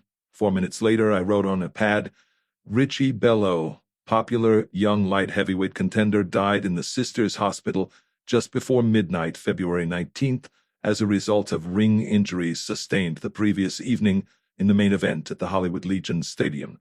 The News Chronicle Noon Sports Edition for February 20th carried the headline. I dialed the same number again and asked for Kenny Haste in the city room. He was an ex-crime reporter I had known for years. We chatted around for a minute, and then I said, Who covered the Sonny Mo Stein killing for you? Todd Barrow. He's on the Post-Dispatch now. Why? I'd like the details, if any. He said he would send to the morgue for the file and call me, which he did 10 minutes later. He was shot twice in the head, in his car about 2 blocks from the Chateau Bercy on Franklin. Time about 11:15 p.m. Date February 20th, I said. Or was it? Check, it was. No witnesses, no arrests, except the usual police stock company of book handlers, out-of-work fight managers, and other professional suspects. What's in it? Wasn't a pal of his supposed to be in town about that time? Nothing here says so. What name? Weepy Moyer. A cop friend of mine said something about a Hollywood money man being held on suspicion and then released for lack of evidence. Kenny said, Wait a minute. Something's coming back to me. Yeah, fella named Steelgrave. Owns the Dancers, supposed to be a gambler and so on. Nice guy, I've met him. That was a bust. How do you mean, a bust? Some smart monkey tipped the cops he was Weepy Moyer, and they held him for 10 days on an open charge for Cleveland. Cleveland brushed it off. That didn't have anything to do with the Stein killing. Steelgrave was under glass all that week, no connection at all. Your cop friend has been reading pulp magazines. They all do, I said. That's why they talk so tough. Thanks, Kenny. We said goodbye and hung up, and I sat leaning in my chair and looking at my photograph. After a while, I took scissors and cut out the piece that contained the folded newspaper with the headline. I put the two pieces in separate envelopes and put them in my pocket with the sheet from the pad. I dialed Miss Mavis Weld's Crestview number. A woman's voice answered after several rings. It was a remote and formal voice that I might or might not have heard before. All it said was, "Hello? This is Philip Marlowe. Is Miss Weld in?" "Miss Weld will not be in until late this evening. Do you care to leave a message?" "Very important. Where could I reach her?" "I'm sorry, I have no information." "Would her agent know?" "Possibly." "You're quite sure you're not Miss Weld?" "Miss Weld is not in." She hung up. I sat there and listened to the voice. At first I thought, yes. Then I thought, no. The longer I thought, the less I knew. I went down to the parking lot and got my car out. 17. On the terrace at the dances, a few early birds were getting ready to drink their lunch. The glass-fronted upstairs room had the awning let down in front of it. I drove on past the curve that goes down into the strip and stopped across the street from a square building of 2 stories of rose-red brick with small white leaded bay windows and a Greek porch over the front door and what looked from across the street like an antique pewter doorknob. Over the door was a fan light and the name Sheridan Ballou Incorporated in black wooden letters severely stylized. I locked my car and crossed to the front door. It was white and tall and wide and had a keyhole big enough for a mouse to crawl through. Inside this keyhole was the real lock. I went for the knocker, but they had thought of that too. It was all in one piece and didn't knock. So I patted one of the slim fluted white pillars and opened the door and walked directly into the reception room which filled the entire front of the building. It was furnished in dark, antique-looking furniture and many chairs and settees of quilted chintz-like material. There were lace curtains at the windows and chintz boxes around them that matched the chintz of the furniture. There was a flowered carpet and a lot of people waiting to see Mr. Sheridan Ballou. Some of them were bright and cheerful and full of hope. Some looked as if they had been there for days. One small, dark girl was sniffing into her handkerchief in the corner. Nobody paid any attention to her. I got a couple of profiles at nice angles before the company decided I wasn't buying anything and didn't work there. A dangerous-looking redhead sat languidly at an Adam desk talking into a pure white telephone. I went over there and she put a couple of cold blue pellets into me with her eyes and then stared at the cornice that ran around the room. "No," she said into the phone. "No, so sorry. I'm afraid it's no use. Far, far too busy." She hung up and ticked off something on a list and gave me some more of her steely glance. "Good morning. I'd like to see Mr. Ballou," I said. I put my plane card on her desk. She lifted it by one corner, smiled at it amusedly. "Today?" she inquired amiably. "This week." "How long does it usually take?" "It has taken 6 months," she said cheerfully. "Can't somebody else help you?" "No." "So sorry, not a chance. Drop in again, won't you? Somewhere about Thanksgiving." She was wearing a white wool skirt, a burgundy silk blouse, and a black velvet overjacket with short sleeves. Her hair was a hot sunset. She wore a golden topaz bracelet and topaz earrings and a topaz dinner ring in the shape of a shield. Her fingernails matched her blouse exactly. She looked as if it would take a couple of weeks to get her dressed. "I've got to see him," I said. She read my card again. She smiled beautifully. "Everyone has," she said. "Why, Mr. Marlowe, look at all these lovely people. Every one of them has been here since the office opened 2 hours ago." "This is important." "No doubt. In what way, if I may ask?" "I want to peddle a little dirt." She picked a cigarette out of a crystal box and lit it with a crystal lighter. "Peddle? You mean for money? In Hollywood?" "Could be." "What kind of dirt? Don't be afraid to shock me." "It's a bit obscene, Miss. I screwed my head around to read the plaque on her desk. "Helen Grady," she said. Well, a little well-bred obscenity never did any harm, did it? I didn't say it was well-bred. She leaned back carefully and puffed smoke in my face. Blackmail, in short, she sighed. Why the hell don't you lamb out of here, bud, before I throw a handful of fat coppers in your lap? I sat on the corner of her desk, grabbed a double handful of her cigarette smoke and blew it into her hair. She dodged angrily. Beat it, lug, she said in a voice that could have been used for paint remover. Oh, what happened to the Bryn Mawr accent? Without turning her head, she said sharply, Miss Vane. A tall, slim, elegant, dark girl with supercilious eyebrows looked up. She had just come through an inner door camouflaged as a stained glass window. The dark girl came over. Miss Grady handed her my card. Spink. Miss Vane went back through the stained glass window with the card. Sit down and rest your ankles, big stuff, Miss Grady informed me. You may be here all week. I sat down in a chintz-winged chair, the back of which came 8 inches above my head.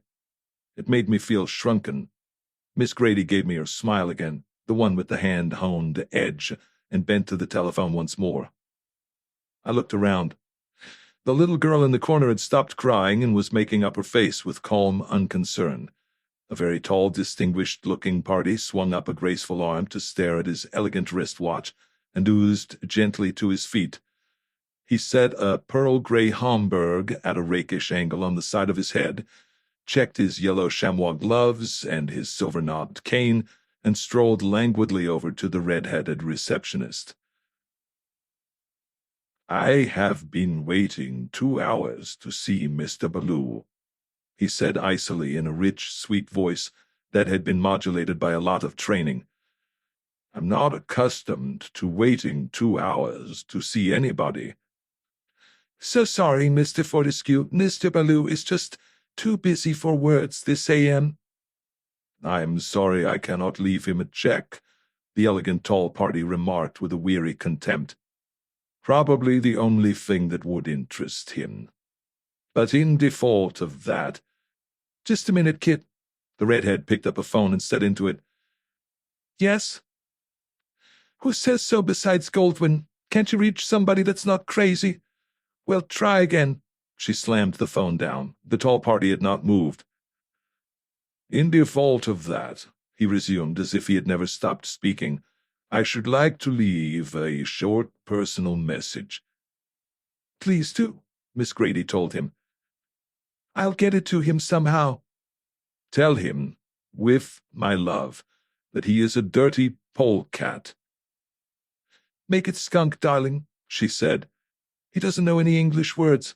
Make it skunk and double skunk, Fortescue told her, with a slight added nuance of sulphuretted hydrogen and a very cheap grade of whorehouse perfume. He adjusted his hat and gave his profile the once-over in a mirror. I now bid you good morning and to hell with Sheridan Baloo Incorporated. The tall actor stalked out elegantly, using his cane to open the door. What's the matter with him? I asked. She looked at me pityingly. Billy Fortescue? Nothing's the matter with him. He isn't getting any parts, so he comes in every day and goes through that routine. He figures somebody might see him and like it. I shut my mouth slowly. You can live a long time in Hollywood and never see the part they use in pictures. Miss Vane appeared through the inner door and made a chin jerk at me. I went in past her. This way, second on the right. She watched me while I went down the corridor to the second door, which was open. I went in and closed the door. A plump, white-haired Jew sat at the desk smiling at me tenderly. Greetings, he said. I'm Morse Spink. What's on the thinker, pal? Park the body. Cigarette? He opened a thing that looked like a trunk and presented me with a cigarette, which was not more than a foot long. It was in an individual glass tube. No, thanks, I said. I smoke tobacco. He sighed. All right, give. Let's see. Your name's Marlowe, huh? Marlowe. Have I ever heard of anybody named Marlowe? Probably not, I said. I never heard of anybody named Spink. I asked to see a man named Baloo. Does that sound like Spink? I'm not looking for anybody named Spink. And just between you and me, the hell with people named Spink. Anti-Semitic, huh? Spink said. He waved a generous hand on which a canary yellow diamond looked like an amber traffic light. Don't be like that, he said. Sit down and dust off the brains. You don't know me. You don't want to know me. Okay, I ain't offended. In a business like this, you got to have somebody around that don't get offended. Baloo, I said. Now be reasonable, pal. Sherry Baloo's a very busy guy. He works 20 hours a day, and even then he's way behind schedule. Sit down and talk it out with little Spinky. You're what around here? I asked him.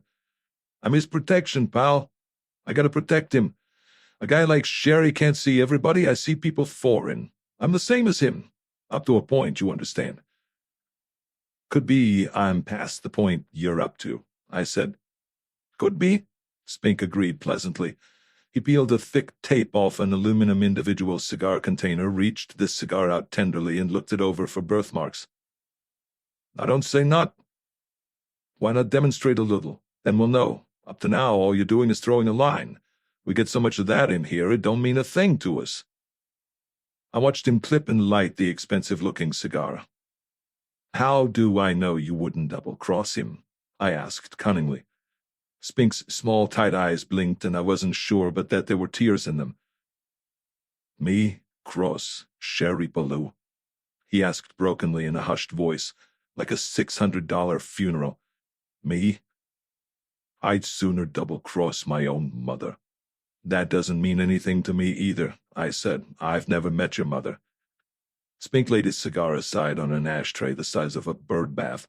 He waved both his arms. Sorrow was eating into him.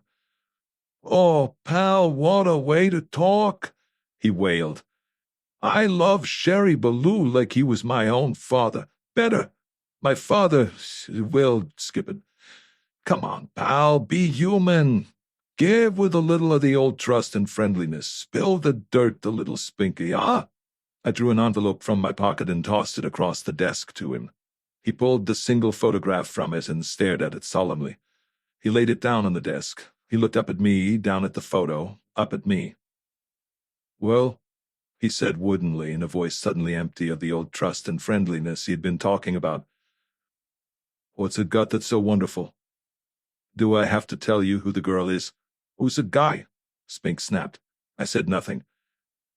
I said, who's the guy? Spink almost yelled at me. Cough up, Mug. Cough up. I still didn't say anything. Spink reached slowly for his telephone, keeping his hard, bright eyes on my face. Go on, call them, I said. Call downtown and ask for Lieutenant Christy French in the Homicide Bureau. There's another boy that's hard to convince. Spink took his hand off the phone. He got up slowly and went out with the photograph. I waited. Outside on Sunset Boulevard, traffic went by distantly, monotonously. The minutes dropped silently down a well. The smoke of Spink's fresh-lit cigar played in the air for a moment, then was sucked through the vent of the air-conditioning apparatus. I looked at the innumerable inscribed photos on the walls, all inscribed to Sherry Baloo with somebody's eternal love. I figured they were back numbers if they were in Spink's office. 18. After a while, Spink came back and gestured to me. I followed him along the corridor through double doors into an anteroom with 2 secretaries, past them towards more double doors of heavy black glass with silver peacocks etched into the panels. As we neared the doors, they opened of themselves. We went down 3 carpeted steps into an office that had everything in it but a swimming pool. It was 2 stories high, surrounded by a balcony loaded with bookshelves. There was a concert grand Steinway in the corner and a lot of glass and bleached wood furniture, and a desk about the size of a badminton court, and chairs and couches and tables, and a man lying on one of the couches with his coat off and his shirt open over a Charvet scarf you could have found in the dark by listening to it purr. A white cloth was over his eyes and forehead, and a lissom blonde girl was wringing out another in a silver bowl of ice water at a table beside him. The man was a big, shapely guy with wavy dark hair and a strong brown face below the white cloth. An arm dropped to the carpet, and a cigarette hung between fingers, wisping a tiny thread of smoke. The blonde girl changed the cloth deftly. The man on the couch groaned. Spink said, "This is the boy, Sherry. Name of Marlowe." The man on the couch groaned. "What does he want?" Spink said, "Won't spill." The man on the couch said, "What did you bring him in for, then?" "I'm tired." Spink said, "Well, you know how it is, Sherry. Sometimes you kind of got to." The man on the couch said, "What did you say his beautiful name was?" Spink turned to me. "You can tell us what you want now and make it snappy, Marlowe." I said nothing. After a moment, the man on the couch slowly raised the arm with the cigarette at the end of it. He got the cigarette wearily into his mouth and drew on it with the infinite languor of a decadent aristocrat mouldering in a ruined chateau. "I'm talking to you, pal," Spink said harshly. The blonde changed the cloth again, looking at nobody. The silence hung in the room as acrid as the smoke of the cigarette. "Come on, Mug, snap it up." I got one of my Camels out and lit it and picked out a chair and sat down. I stretched my hand out and looked at it. The thumb twitched up and down slowly every few seconds. Spink's voice cut into this furiously. "Sherry don't have all day, you!" What would he do with the rest of the day? I heard myself asking. Sit on a white satin couch and have his toenails gilded? The blonde turned suddenly and stared at me. Spink's mouth fell open. He blinked. The man on the couch lifted a slow hand to the corner of the towel over his eyes. He removed enough so that one seal brown eye looked at me. The towel fell softly back into place. "You can't talk like that in here," Spink said in a tough voice. I stood up. I said, "I forgot to bring my prayer book. This is the first time I knew God worked on commission." Nobody said anything for a minute. The blonde changed the towel again. From under it, the man on the couch said calmly, "Get the hell out of here, darlings. All but the new chum." Spink gave me a narrow glare of hate. The blonde left silently. Spink said, "Why don't I just toss him out on his can?" The tired voice under the towel said, "I've been wondering about that so long I've lost interest in the problem. Beat it." "Okay, boss," Spink said. He withdrew reluctantly. He paused at the door, gave me one more silent snarl, and disappeared. The man on the couch listened to the door close and then said, "How much?" "You don't want to buy anything." He pushed the towel off his head, tossed it to one side, and sat up slowly. He put his bench-made pebble-grain brogues on the carpet and passed a hand across his forehead. He looked tired but not dissipated. He fumbled another cigarette from somewhere, lit it, and stared morosely through the smoke at the floor. "Go on," he said. "I don't know why you wasted all the build-up on me," I said, "but I credit you with enough brains to know you couldn't buy anything and know it would stay bought." Baloo picked up the photo that Spink had put down near him on a long, low table. He reached out a languid hand. "The piece that's cut out would be the punchline, no doubt," he said. I got the envelope out of my pocket and gave him the cut-out corner, watched him fit the two pieces together. "With a glass you can read the headline," I said. "There's one on my desk. Please." I went over and got the magnifying glass off his desk. "You're used to a lot of service, aren't you, Mr. Baloo?" "I pay for it." He studied the photograph through the glass and sighed. "Seems to me I saw that fight.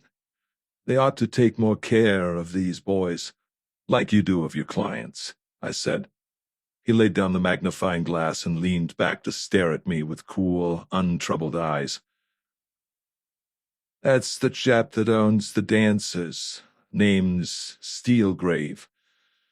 The girl is a client of mine, of course." He made a vague gesture towards a chair. I sat down on it. "What were you thinking of asking, Mr. Marlowe?" "For what?" All the prints in the negative, the works. 10 grand, I said, and watched his mouth. The mouth smiled, rather pleasantly. It needs a little more explanation, doesn't it? All I see is two people having lunch in a public place, hardly disastrous to the reputation of my client. I assume that was what you had in mind. I grinned. You can't buy anything, Mr. Baloo. I could have had a positive made from the negative and another negative from the positive. If that snap is evidence of something, you could never know you had suppressed it. Not much of a sales talk for a blackmailer, he said, still smiling. I always wonder why people pay blackmailers. They can't buy anything, yet they do pay them, sometimes over and over and over again, and in the end are just where they started. The fear of today, he said, always overrides the fear of tomorrow. It's a basic fact of the dramatic emotions that the part is greater than the whole.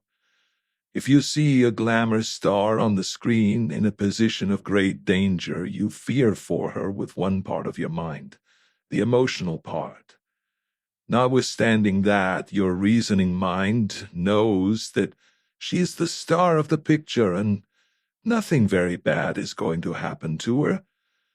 If suspense and menace didn't defeat reason, there would be very little drama. I said, very true, I guess, and puffed some of my Camel's smoke around.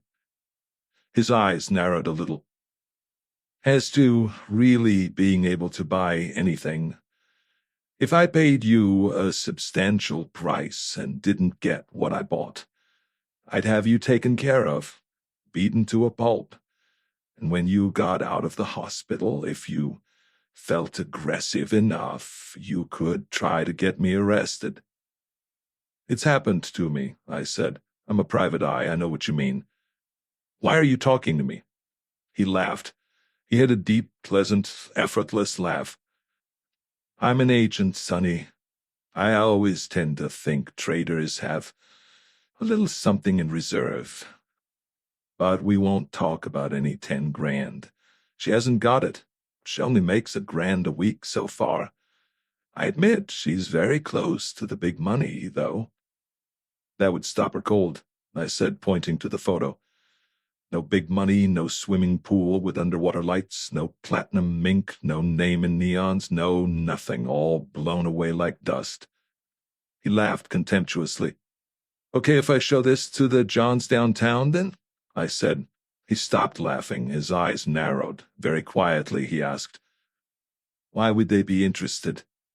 I stood up. I don't think we're going to do any business, Mr. Baloo, and you're a busy man. I'll take myself off. He got up off the couch and stretched, all 6'2" of him. He was a very fine hunk of man. He came over and stood close to me. His seal brown eyes had little gold flecks in them. Let's see, who are you, Sonny? He put his hand out. I dropped my open wallet into it. He read the photostat of my license, poked a few more things out of the wallet, and glanced at them. He handed it back. What would happen if you did show your little picture to the cops? I'd first of all have to connect it up with something they're working on, something that happened in the Van Nuys Hotel yesterday afternoon. I'd connect it up through the girl, who won't talk to me. That's why I'm talking to you. She told me about it last night. He sighed. Told you how much? I asked. That a private detective named Marlowe had tried to force her to hire him on the ground that she was seen in a downtown hotel inconveniently close to where a murder was committed. How close? I asked. She didn't say. Nuts, she didn't. He walked away from me to a tall cylindrical jar in the corner. From this he took one of a number of short, thin Malacca canes. He began to walk up and down the carpet, swinging the cane deftly past his right shoe. I sat down again and killed my cigarette and took a deep breath. It could only happen in Hollywood, I grunted. He made a neat about turn and glanced at me. I beg your pardon. That an apparently sane man could walk up and down inside the house with a Piccadilly stroll and a monkey stick in his hand. He nodded. I caught the disease from a producer at MGM. Charming fellow, or so I've been told. He stopped and pointed the cane at me. You amuse the hell out of me, Marlowe. Really you do. You're so transparent. You're trying to use me for a shovel to dig yourself out of a jam. There's some truth in that, but the jam I'm in is nothing to the jam your client would be in if I hadn't done the thing that put me in the jam. He stood quite still for a moment, then he threw the cane away from him and walked over to a liquor cabinet and swung the two halves of it open. He poured something into a couple of pot-bellied glasses. He carried one of them over to me, then he went back and got his own. He sat down with it on the couch. Armagnac, he said. If you knew me, you'd appreciate the compliment. This stuff is pretty scarce. The Krauts cleaned most of it out. Our brass got the rest. Here's to you. He lifted the glass, sniffed, and sipped a tiny sip. I put mine down in a lump. It tasted like good French brandy. Baloo looked shocked. My God, you sip that stuff. You don't swallow it whole? I swallow it whole, I said. Sorry. She also told you that if somebody didn't shut my mouth, she would be in a lot of trouble. He nodded. Did she suggest how to go about shutting my mouth? I got the impression she was in favor of doing it with some kind of heavy, blunt instrument. So I tried out a mixture of threat and bribery. We have an outfit down the street that specializes in protecting picture people. Apparently, they didn't scare you, and the bribe wasn't big enough. They scared me plenty, I said. I damn near fanned a Luger at them. That junkie with the .45 puts on a terrific act, and as for the money not being big enough, it's all a question of how it's offered to me. He sipped a little more of his Armagnac. He pointed at the photograph lying in front of him with the two pieces fitted together. We got to where you were taking that to the cops. What then? I don't think we got that far. We got to why she took this up with you instead of with her boyfriend. He arrived just as I left. He has his own key. Apparently, she just didn't. He frowned and looked down into his Armagnac. I like that fine, I said. I'd like it still better if the guy didn't have her door key. He looked up rather sadly. So would I. So would we all. But show business has always been like that. Any kind of show business. If these people didn't live intense and rather disordered lives, if their emotions didn't ride them too hard, well, they wouldn't be able to catch those emotions in flight and imprint them on a few feet of celluloid or project them across the footlights. I'm not talking about her love life, I said. She doesn't have to shack up with a red-hot. There's no proof of that, Marlowe. I pointed to the photograph. The man that took that is missing and can't be found. He's probably dead. Two other men who lived at the same address are dead. One of them was trying to peddle those pictures just before he got dead. She went to his hotel in person to take delivery. So did whoever killed him. She didn't get delivery, and neither did the killer. They didn't know where to look. And you did? I was lucky. I'd seen him without his toupee. None of this is what I call proof, maybe. You could build an argument against it. Why bother? 2 men have been killed, perhaps 3. She took an awful chance. Why? She wanted that picture. Getting it was worth an awful chance. Why again? It's just 2 people having lunch on a certain day.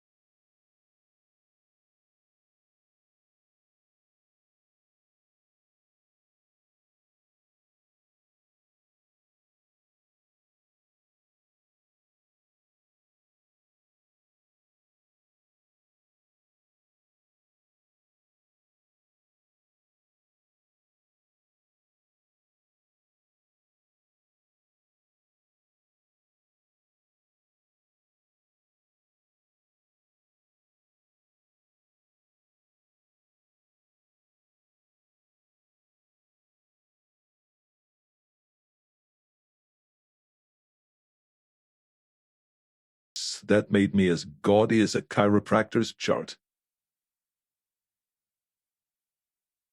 19. The studio cop at the semicircular glassed-in desk put down his telephone and scribbled on a pad. He tore off the sheet and pushed it through the narrow slit not more than 3/4 of an inch wide where the glass did not quite meet the top of his desk. His voice, coming through the speaking device set into the glass panel, had a metallic ring. "Straight through to the end of the corridor," he said. "You'll find a drinking fountain in the middle of the patio. George Wilson will pick up there." I said, "Thanks. Is this bulletproof glass?" "Sure. Why?" "I just wondered," I said. I never heard of anybody shooting his way into the picture business. Behind me, somebody snickered. I turned to look at a girl in slacks with a red carnation behind her ear. She was grinning. "Oh, brother, if a gun was all it took." I went over to an olive green door that didn't have any handle. It made a buzzing sound and let me push it open.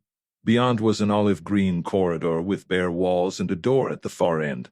A rat trap. If you got into that and something was wrong, they could still stop you. The far door made the same buzz and click. I wondered how the cop knew I was at it. So I looked up and found his eyes staring at me in a tilted mirror. As I touched the door, the mirror went blank. They thought of everything. Outside in the hot midday sun, flowers rioted in a small patio with tiled walks and a pool in the middle and a marble seat. The drinking fountain was beside the marble seat. An elderly and beautifully dressed man was lounging on the marble seat, watching 3 tan-colored boxer dogs root up some tea rose begonias. There was an expression of intense but quiet satisfaction on his face. He didn't glance at me as I came up. One of the boxers, the biggest one, came over and made a wet on the marble seat beside his pants leg. He leaned down and patted the dog's hard, short-haired head. "You Mr. Wilson?" I asked. He looked up at me vaguely. The middle-sized boxer trotted up and sniffed and wet after the first one. "Wilson?" He had a lazy voice with a touch of drawl to it. "Oh, no. My name's not Wilson. Should it be?" "Sorry." I went over to the drinking fountain and hit myself in the face with a stream of water. While I was wiping it off with a handkerchief, the smallest boxer did his duty on the marble bench. The man whose name was not Wilson said lovingly, "Always do it in the exact same order. Fascinates me." "Do what?" I asked. "Pee," he said. "Question of seniority, it seems. Very orderly. First Maisie, she's a mother. Then Mac, year older than Jock, the baby. Always the same, even in my office." "In your office?" I said, and nobody ever looked stupid or saying anything. He lifted his whitish eyebrows at me, took a plain brown cigar out of his mouth, bit the end off, and spat it into the pool. "That won't do the fish any good," I said. He gave me an up-from-under look. "Raise boxers. The hell with fish." I figured it was just Hollywood. I lit a cigarette and sat down on the bench. "In your office," I said. "Well, every day has its new idea, hasn't it?" "Up against the corner of the desk. Do it all the time. Drives my secretaries crazy. Gets into the carpet, they say. What's the matter with women nowadays? Never bothers me. Rather like it. You get fond of dogs, you even like to watch them pee." One of the dogs heaved a full-blown begonia plant into the middle of the tiled walk at his feet. He picked it up and threw it into the pool. "Bothers the gardeners, I suppose," he remarked as he sat down again. "Oh, well, if they're not satisfied, they can always—" He stopped dead and watched a slim male girl in yellow slacks deliberately detour in order to pass through the patio. She gave him a quick side glance and went off making music with her hips. "You know what's the matter with this business?" he asked me. "Nobody does," I said. "Too much sex," he said. "All right, in its proper time and place, but we get it in carload lots. Wade through it. Stand up to our necks in it. Gets to be like fly paper." He stood up. We have too many flies, too. Nice to have met you, Mr. Marlowe, I said. I'm afraid you don't know me. Don't know anybody, he said. Memory's going. Meet too many people. Name's Oppenheimer. Jules Oppenheimer? He nodded. Right. Have a cigar. He held one out to me. I showed my cigarette. He threw the cigar into the pool, then frowned. Memory's going, he said sadly. Wasted 50 cents. Oughtn't to do that. You run this studio, I said. He nodded absently. Ought to have saved that cigar. Saved 50 cents, and what have you got? 50 cents, I said, wondering what the hell he was talking about. None this business. Save 50 cents in this business, and all you have is $5 worth of bookkeeping. He paused and made a motion to the three boxers.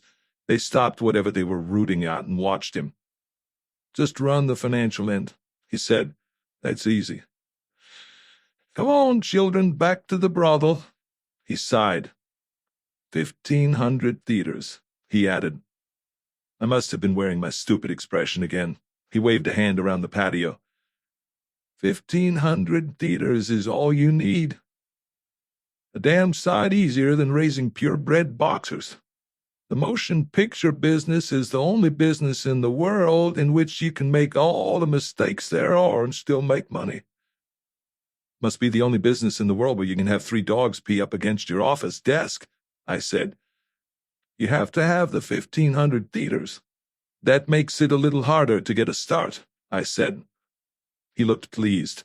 Yes, that is the hard part. He looked across the green-clipped lawn at a 4-story building which made one side of the open square. All offices over there, he said. I never go there. Always redecorating. Makes me sick to look at the stuff some of these people put in their suites.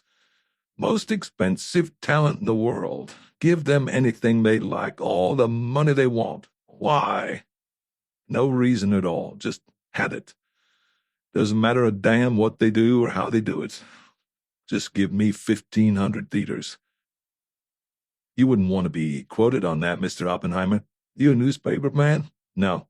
Too bad.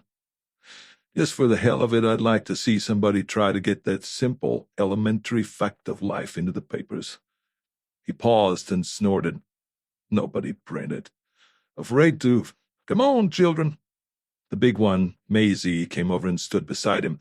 The middle-sized one paused to ruin another begonia, and then trotted up beside Maisie. The little one, Jock, lined up in order, then, with a sudden inspiration, lifted a hind leg at the cuff of Oppenheimer's pants. Maisie blocked him off casually. See that? Oppenheimer beamed. Jock tried to get out of turn. Maisie wouldn't stand for it. He leaned down and patted Maisie's head. She looked up at him adoringly. The eyes of your dog, Oppenheimer mused. The most unforgettable thing in the world. He strolled off down the tiled path toward the executive building, the 3 boxers trotting sedately beside him. Mr. Marlowe? I turned to find that a tall, sandy-haired man with a nose like a strap-hanger's elbow had sneaked up on me. I'm George Wilson. Glad to know you. I see you know Mr. Oppenheimer. Been talking to him. He told me how to run the picture business. Seems all it takes is 1,500 theaters.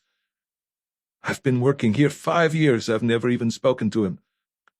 You just don't get peed on by the right dogs. You could be right. Just what can I do for you, Mr. Marlowe? I want to see Mavis Weld. She's on the set. She's in a picture that's shooting. Could I see her on the set for a minute? He looked doubtful. What kind of pass did they give you? Just a pass, I guess. I held it out to him. He looked it over. Baloo sent you. He's her agent. I guess we can manage stage 12. Want to go over there now? If you have time. I'm the unit publicity man. That's what my time is for. We walked along the tiled path towards the corners of 2 buildings. A concrete roadway went between them towards the back lot and the stages. You in Baloo's office? Wilson asked. Just came from there. Quite an organization, I hear. I've thought of trying that business myself. There's nothing in this but a lot of grief. We passed a couple of uniformed cops, then turned into a narrow alley between two stages. A red wigwag was swinging in the middle of the alley. A red light was on over a door marked 12, and a bell was ringing steadily above the red light. Wilson stopped beside the door. Another cop in a tilted-back chair nodded to him and looked me over with that dead gray expression that grows on them like scum on a water tank. The bell and the wigwag stopped and the red light went off. Wilson pulled a heavy door open and I went in past him. Inside was another door. Inside that, what seemed after the sunlight to be pitch darkness. Then I saw a concentration of lights in the far corner.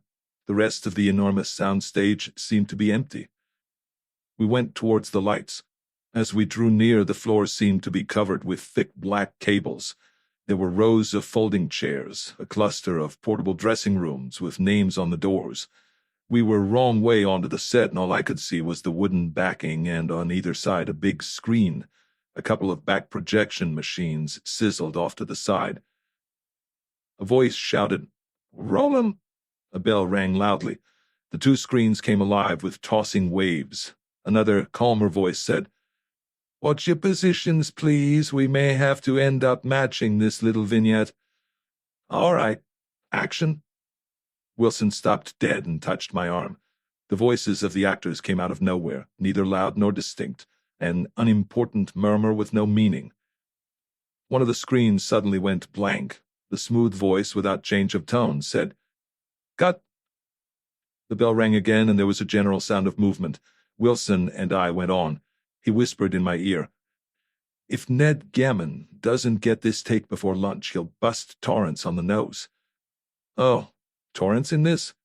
Dick Torrance at the time was a ranking star of the second grade, a not uncommon type of Hollywood actor that nobody really wants, but a lot of people in the end have to take for lack of better. "Care to run over the scene again, Dick?" the calm voice asked as we came around the corner of the set and saw what it was, the deck of a pleasure yacht near the stern. There were 2 girls and 3 men in the scene. One of them was middle-aged, in sports clothes, lounging in a deck chair. One wore whites and had red hair and looked like the yacht's captain. The third was the amateur yachtsman with the handsome cap, the blue jacket with gold buttons, the white shoes and slacks, and the supercilious charm. This was Torrance.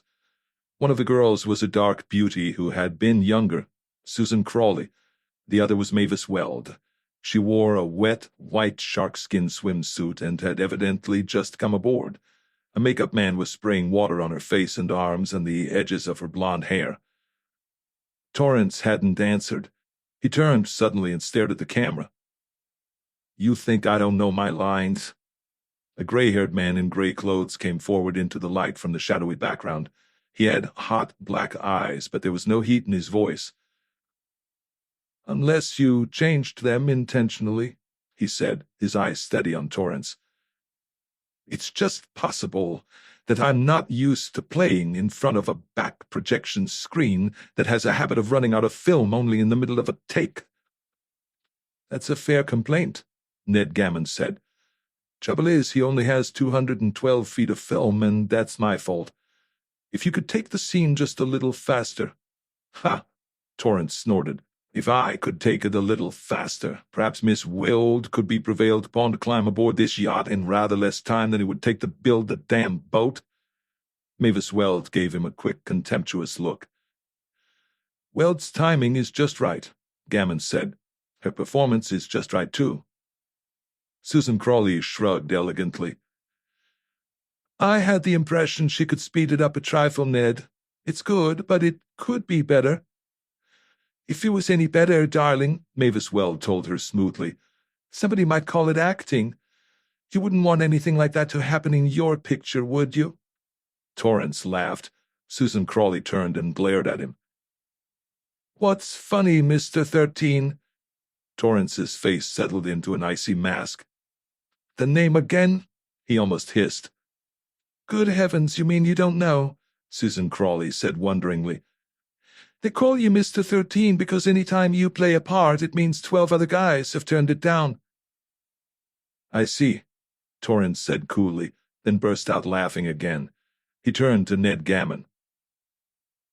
Okay, Ned, now everybody's got the rat poison out of their system. Maybe we can give it to you the way you want it. Ned Gammon nodded. Nothing like a little hamming to clear the air. All right, here we go. He went back beside the camera. The assistant shouted, "Roll 'em!" and the scene went through without a hitch. "Cut," Gammon said. "Print that one. Break for lunch, everybody."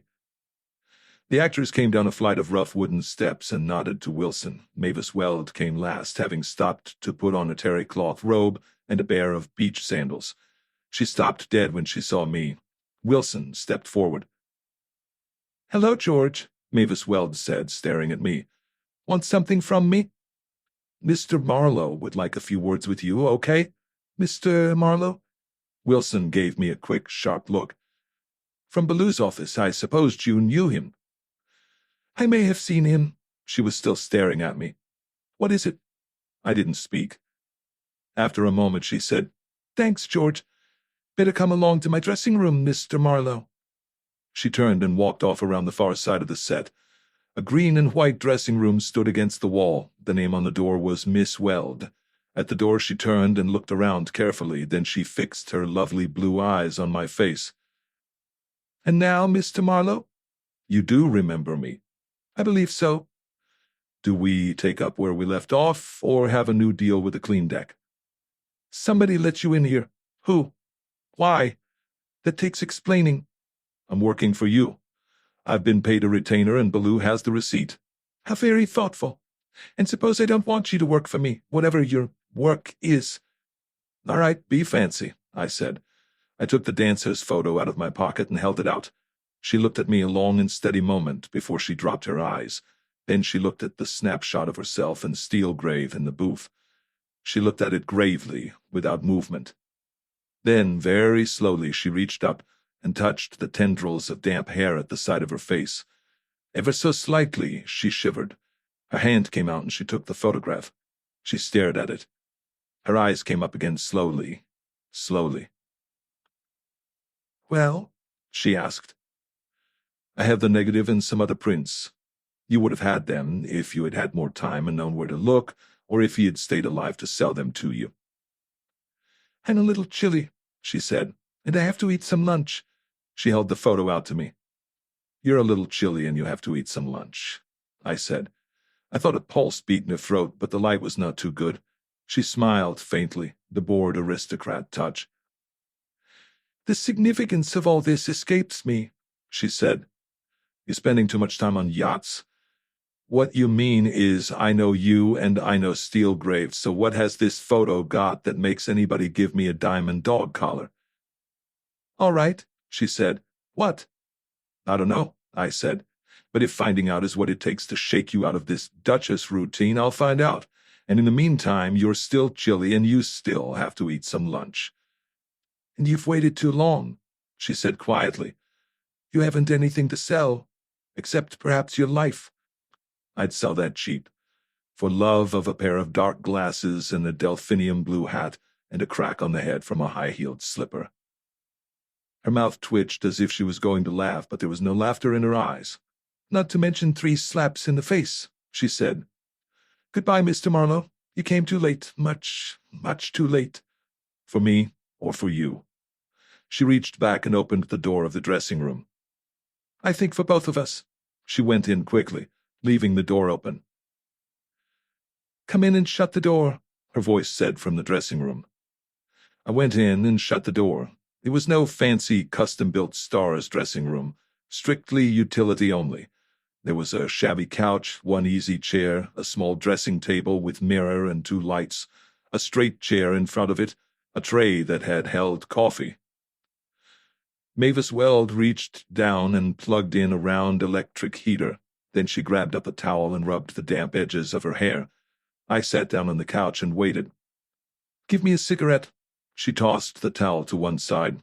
Her eyes came close to my face as I lit the cigarette for her. "How did you like that little scene we ad-libbed on the yacht?" "Bitchy." "We're all bitches. Some smile more than others, that's all. Show business. There's something cheap about it. There always has been. There was a time when actors went in at the back door. Most of them still should. Great strain, great urgency, great hatred. and it comes out in nasty little scenes. They don't mean a thing." "Cat talk," I said. She reached up and pulled a fingertip down the side of my cheek. It burned like a hot iron.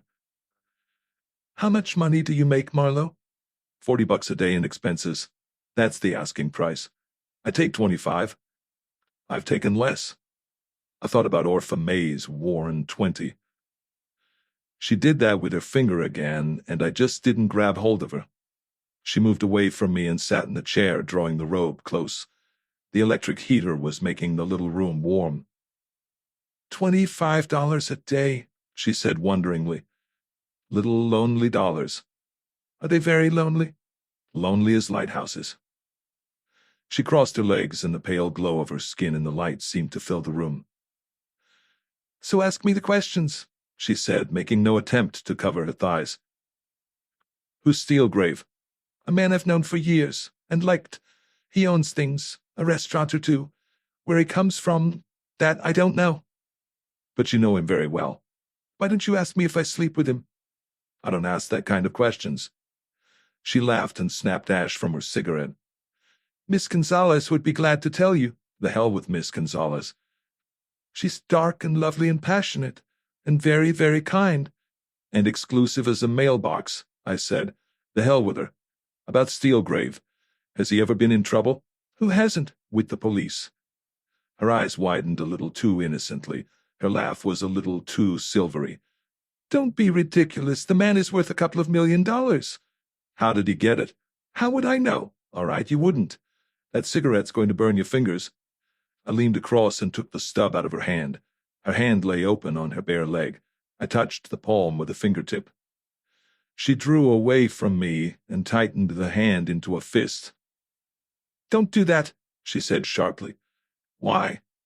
"I used to do that to girls when I was a kid." "I know." She was breathing a little fast. "It makes me feel very young and innocent and kind of naughty, and I'm far from being young and innocent anymore." "Then you don't really know anything about Steelgrave." "I wish you'd make up your mind whether you are giving me a third degree or making love to me." "My mind has nothing to do with it," I said. After a silence, she said, "I really do have to eat something, Marlowe. I'm working this afternoon. You wouldn't want me to collapse on the set, would you?" "Only stars do that." I stood up. "Okay, I'll leave. Don't forget I'm working for you. I wouldn't be if I thought you'd killed anybody, but you were there. You took a big chance. There was something you wanted very badly." She reached the photo out from somewhere and stared at it, biting her lip. Her eyes came up without her head moving. "It could hardly have been this." That was the one thing he had so well hidden, that it was not found. But what good is it? You and a man called Steelgrave in a booth at the dancers. Nothing in that. "Nothing at all," she said. "So it has to be something about Steelgrave, or something about the date." Her eyes snapped down to the picture again. "There's nothing to tell the date," she said quickly, "even if it meant something, unless the cutout piece—" "Here," I gave her the cutout piece. "But you'll need a magnifier. Show it to Steelgrave. Ask him if it means anything, or ask Baloo." I started towards the exit of the dressing room. "Don't kid yourself, the date can't be fixed," I said over my shoulder. "Steelgrave won't." "You're just building a sand castle, Marlowe." "Really?" I looked back at her, not grinning. "You really think that?" "Oh, no, you don't. You went there. The man was murdered. You had a gun. He was a known crook. And I found something the police would love to have me hide from them, because it must be as full of motive as the ocean is full of salt. As long as the cops don't find it, I have a license. And as long as somebody else doesn't find it, I don't have an ice pick in the back of my neck. Would you say I was in an overpaid profession?" She just sat there and looked at me, one hand on her kneecap, squeezing it, the other moving restlessly, finger by finger, on the arm of the chair. All I had to do was turn the knob and go on out. I don't know why it had to be so hard to do. 20. There was the usual coming and going in the corridor outside my office, and when I opened the door and walked into the musty silence of the little waiting room, there was the usual feeling of having been dropped down a well dried up 20 years ago to which no one would come back, ever. The smell of old dust hung in the air as flat and stale as a football interview. I opened the inner door, and inside there it was the same dead air, the same dust along the veneer, the same broken promise of a life of ease. I opened the windows and turned on the radio. It came up too loud, and when I had it turned down to normal, the phone sounded as if it had been ringing for some time. I took my hat off it and lifted the receiver. It was high time I heard from her again. Her cool, compact voice said, "This time I really mean it." "Go on." "I lied before. I'm not lying now. I really have heard from Orin." "Go on." "You're not believing me, I can tell by your voice." "You can't tell anything by my voice. I'm a detective." "Heard from him how?" "By phone from Bay City." "Wait a minute." I put the receiver down on the stained brown blotter and lit my pipe. No hurry. Lies are always patient. I took it up again. "We've been through that routine," I said. "You're pretty forgetful for your age. I don't think Dr. Zugsmith would like it." "Please don't tease me. This is very serious.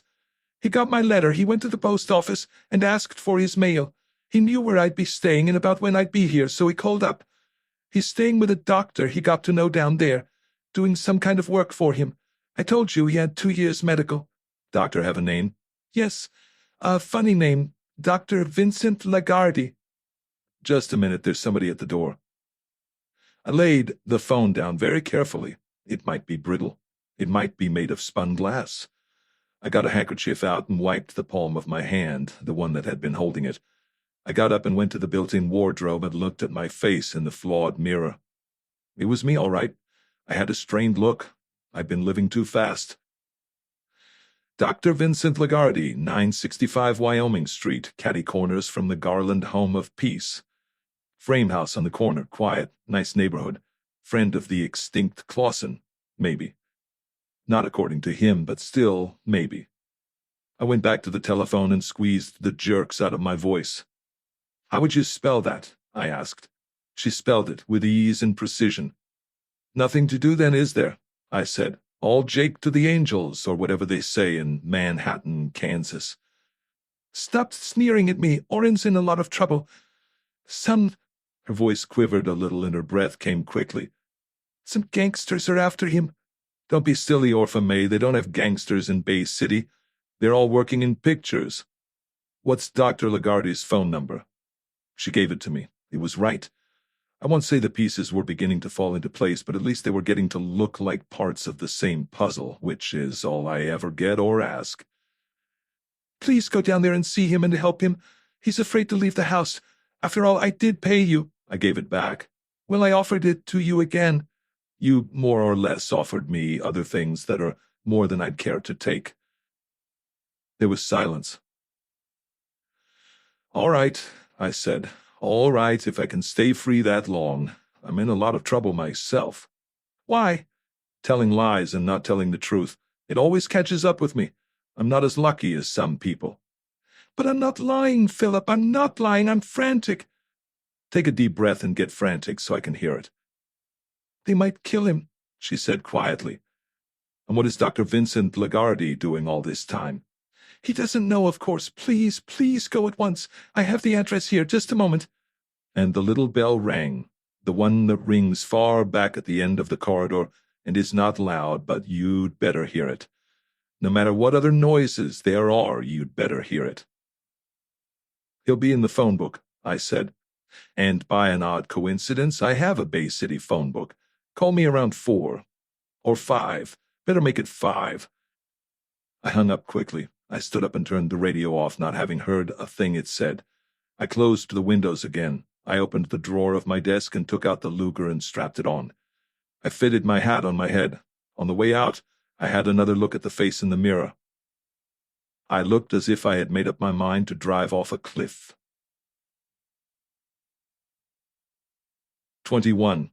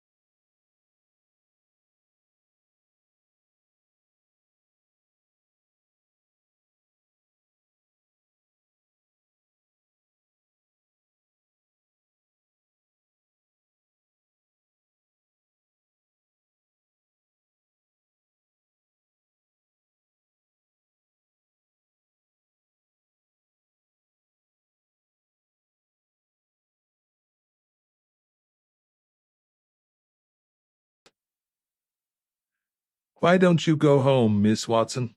There's nothing for you to do here. Thank you, doctor. She sat without moving, looking down at the desk. She squeezed her eyes shut and blinked them open. She shook her head helplessly. Dr. Lagarde turned back to me. Shall we go into my office?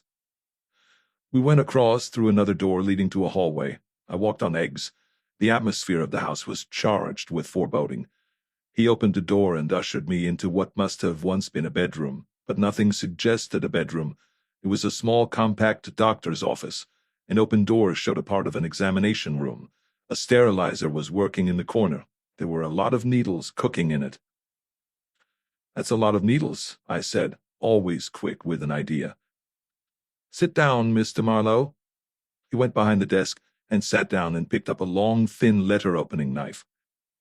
He looked at me levelly from his sorrowful eyes. No, I don't know anyone named Orrin Quest, Mr. Marlowe. I can't imagine any reason in the world why a person of that name should say he was in my house. Hiding out, I said. His eyebrows went up. From what? From some guys that might want to stick an ice pick in the back of his neck on account of he is a little too quick with his little Leica, taking people's photographs when they want to be private. Or it could be something else, like peddling reefers and he got wise. Am I talking in riddles? It was you who sent the police here, he said coldly. I didn't say anything. It was you who called up and reported Clausen's death. I said the same as before. It was you who called me up and asked if I knew Clausen. I said I did not, but it wasn't true. I was under no obligation to give you information, Mr. Marlowe. I nodded and got a cigarette out and lit it. Dr. Lagarde glanced at his watch. He turned in his chair and switched off the sterilizer. I looked at the needles. A lot of needles. Once before, I had had trouble in Bay City with a guy who cooked a lot of needles. What makes it? I asked him. The yacht harbor? He picked up the wicked-looking paper knife with a silver handle in the shape of a nude woman. He pricked the ball of his thumb. A pearl of dark blood showed on it. He put it to his mouth and licked it. I like the taste of blood, he said softly. There was a distant sound as of the front door opening and closing. We both listened to it carefully. We listened to retreating steps on the front steps of the house. We listened hard. Miss Watson has gone home, Dr. Lagarde said. We are all alone in the house. He mulled that over and licked his thumb again. He laid the knife down carefully on the desk blotter. The question of the yacht harbor, he added. The proximity of Mexico you are thinking of, no doubt. The ease with which marijuana— I wasn't thinking so much of marijuana anymore. I stared again at the needles. He followed my stare. He shrugged. I said, Why so many of them? Is it any of your business? Nothing's any of my business. But you seem to expect your questions to be answered. I'm just talking, I said, waiting for something to happen. Something's going to happen in this house. It's leering at me from corners. Dr. Lagarde licked another pearl of blood off his thumb. I looked hard at him. It didn't buy me a way into his soul. He was quiet, dark, and shattered, and all the misery of life was in his eyes, but he was still gentle. Let me tell you about the needles, I said. By all means. He picked the long, thin knife up again. Don't do that, I said sharply. It gives me the creeps like petting snakes. He put the knife down again gently and smiled. We do seem to talk in circles, he suggested. We'll get there. About the needles. A couple of years back I had a case that brought me down here and mixed me up with a doctor named Al Moore, lived over on Altair Street. He had a funny practice, went out nights with a big case of hypodermic needles all ready to go, loaded with the stuff. He had a peculiar practice. Drunks, rich junkies, of whom there are far more than people think, overstimulated people who had driven themselves beyond the possibility of relaxing, insomniacs, all the neurotic types that can't take it cold, have to have their little pills and little shots in the arm, have to help them over the humps. It gets to be all humps after a while. Good business for the doctor. Almore was the doctor for them. It's all right to say it now.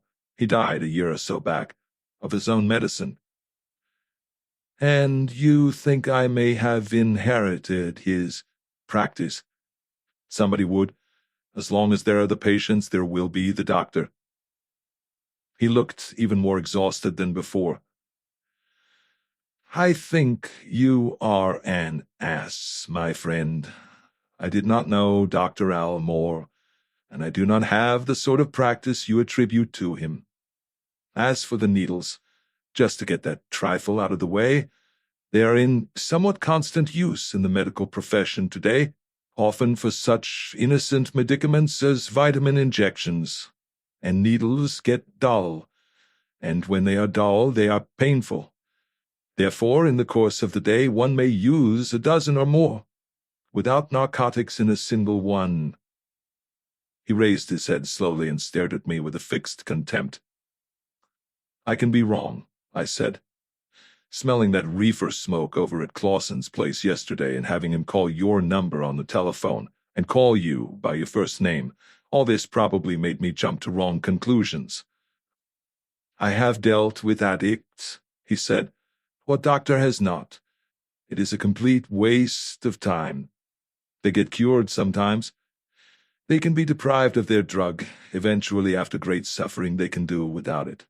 That is not curing them, my friend. That is not removing the nervous or emotional flaw which made them become addicts.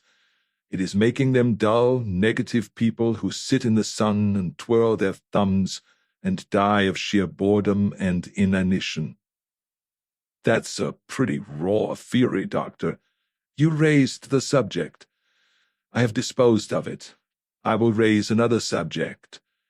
You may have noticed a certain atmosphere and strain about this house, even with those silly mirror glasses on, which you may now remove.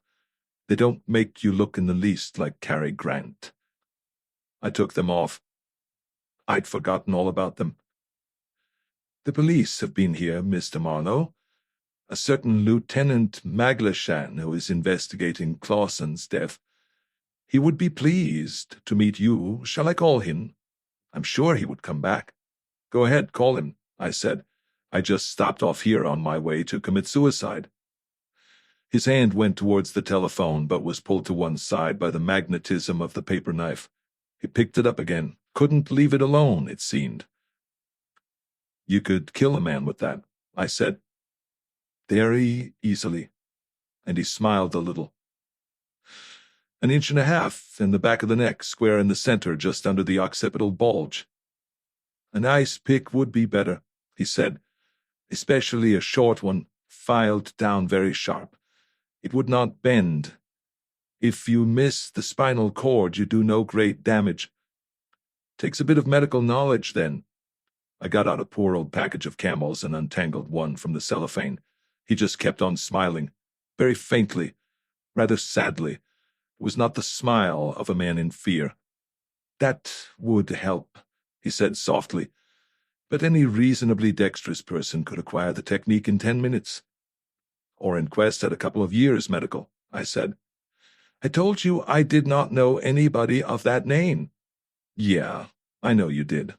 I didn't quite believe you. He shrugged his shoulders, but his eyes as always went to the knife in the end. We're a couple of sweethearts, I said. We just sit here making with the old over-the-desk dialogue as though we hadn't a care in the world, because both of us are going to be in the clink by nightfall. He raised his eyebrows again. I went on. You, because Clausen knew you by your first name, and you may have been the last man he talked to. Me, because I've been doing all the things a PI never gets away with, hiding evidence, hiding information, finding bodies and not coming in with my hat in my hand to these lovely, incorruptible Bay City cops. Oh, I'm through, very much through. But there's a wild perfume in the air this afternoon. I don't seem to care. Or I'm in love. I just don't seem to care. You have been drinking, he said slowly. Only Chanel No. 5 and kisses and the pale glow of lovely legs and the mocking invitation in deep blue eyes, innocent things like that. He just looked sadder than ever. Women can weaken a man terribly, can they not? He said. Clausen, a hopeless alcoholic. You probably know how they are. They drink and don't eat. And little by little the vitamin deficiency brings on the symptoms of delirium. There is only one thing to do for them. He turned and looked at the sterilizer. Needles, and more needles. It makes me feel dirty. I'm a graduate of the Sorbonne, but I practice among dirty little people in a dirty little town. Why? Because of something that happened years ago, in another city. Don't ask me too much, Mr. Marlowe. He used your first name. It is a habit with people of a certain class. One-time actors, especially, and one-time crooks. Oh, I said. That all there is to it? All. Then the cops coming here doesn't bother you on account of Clausen. You're just afraid of this other thing that happened somewhere else, long gone. Or it could even be love. Love. He dropped the word slowly off the end of his tongue, tasting it to the last. A bitter little smile stayed after the word, like powder smell in the air after a gun is fired. He shrugged and pushed a desk cigarette box from behind a filing tray and over to my side of the desk. Not love, then, I said. I'm trying to read your mind. Here you are, a guy with a Sorbonne degree in a cheap little practice in a cheap and nasty little town. I know it well. So what are you doing here? What are you doing with people like Clausen? What was the rap, doctor? Narcotics? Abortions? Or were you by any chance a medic for the gang boys in some hot eastern city? As, for instance, he smiled thinly, as, for instance, Cleveland. A very wild suggestion, my friend. His voice was like ice now. Wild as all hell, I said, but a fellow like me with very limited brains tends to try to fit the things he knows into a pattern. It's often wrong, but it's an occupational disease with me. It goes like this, if you want to listen. I am listening. He picked the knife up again and pricked lightly at the blotter on his desk. You knew Clausen. Clausen was killed very skillfully with an ice pick. Killed while I was in the house upstairs talking to a grifter named Hicks. Hicks moved out fast, taking a page of the register with him, the page that had Orrin Quest's name on it. Later that afternoon, Hicks was killed with an ice pick in L.A. His room had been searched. There was a woman there who had come to buy something from him. She didn't get it. I had more time to search. I did get it. Presumption A. Clausen and Hicks killed by same man, not necessarily for same reason. Hicks killed because he muscled in on another guy's racket and muscled the other guy out. Clausen killed because he was a babbling drunk and might know who would be likely to kill Hicks. Any good so far? Not the slightest interest to me, Dr. Lagarde said. But you are listening. Sheer good manners, I suppose. Okay. Now, what did I find? A photo of a movie queen and an ex-Cleveland gangster, maybe now a Hollywood restaurant owner, etc., having lunch on a particular day when this ex-Cleveland gangster was supposed to be in hock at the county jail, also day when ex-Cleveland gangster's one-time sidekick was shot dead on Franklin Avenue in Los Angeles. Why was he in hock? Tip off that he was who he was, and say what you like against the L.A. cops, they do try to run back East hotshots out of town. Who gave them the tip? The guy they pinched gave it to them himself, because his ex-partner was being troublesome and had to be rubbed out, and being in jail was a first-class alibi when it happened. All fantastic. Dr. Lagarde smiled wearily. Utterly fantastic. Sure, it gets worse. Cops couldn't prove anything on ex-gangster. Cleveland police not interested. The L.A. cops turned him loose, but they wouldn't have turned him loose if they'd seen that photo. Photo therefore strong blackmail material, first against ex-Cleveland character, if he really is the guy, secondly against movie queen for being seen around with him in public. A good man could make a fortune out of that photo. Hicks not good enough. Paragraph. Presumption B. Orrin Quest, the boy I'm trying to find, took that photo, taken with contacts or Leica without flashbulb, without subjects knowing they were being photographed. Quest had a Leica and liked to do things like that. In this case, of course, he had a more commercial motive. Question: how did he get a chance to take a photo? Answer: the movie queen was his sister. She would let him come up and speak to her. He was out of work, needed money. Likely enough, she gave him some and made it a condition he stay away from her. She wants no part of her family. Is it still utterly fantastic, Doctor? He stared at me moodily. I don't know, he said slowly. It begins to have possibilities. But why are you telling this rather dangerous story to me? He reached a cigarette out of the box and tossed me one casually. I caught it and looked it over. Egyptian, oval and fat, a little rich for my blood. I didn't light it, just sat holding it between my fingers, watching his dark, unhappy eyes. He lit his own cigarette and puffed nervously. I'll tie you in on it now, I said. You knew Clausen. Professionally, you said. I showed him I was a dick. He tried at once to call you up. He was too drunk to talk to you. I caught the number and later told you he was dead. Why? If you were on the level, you would call the cops. You didn't. Why? You knew Clausen. You could have known some of his rumors. No proof either way. Paragraph. Presumption C. You knew Hicks or Orenquist or both. The LA cops couldn't or didn't establish identity of ex-Cleveland character. Let's give him his new name, call him Steelgrave. But somebody had to be able to, if that photo was worth killing people over. Did you ever practice medicine in Cleveland, Doctor? Certainly not. His voice seemed to come from far off. His eyes were remote, too. His lips opened barely enough to admit his cigarette. He was very still. I said, They have a whole room full of directories over at the telephone office from all over the country. I checked you up. A suite in a downtown office building, I said, and now this. An almost furtive practice in a little beach town. You'd have liked to change your name, but you couldn't and keep your license. Somebody had to mastermind this deal, Doctor. Clausen was a bum, Hicks a stupid lout, Orenquist a nasty-minded creep, but they could be used. You couldn't go up against Steelgrave directly. You wouldn't have stayed alive long enough to brush your teeth.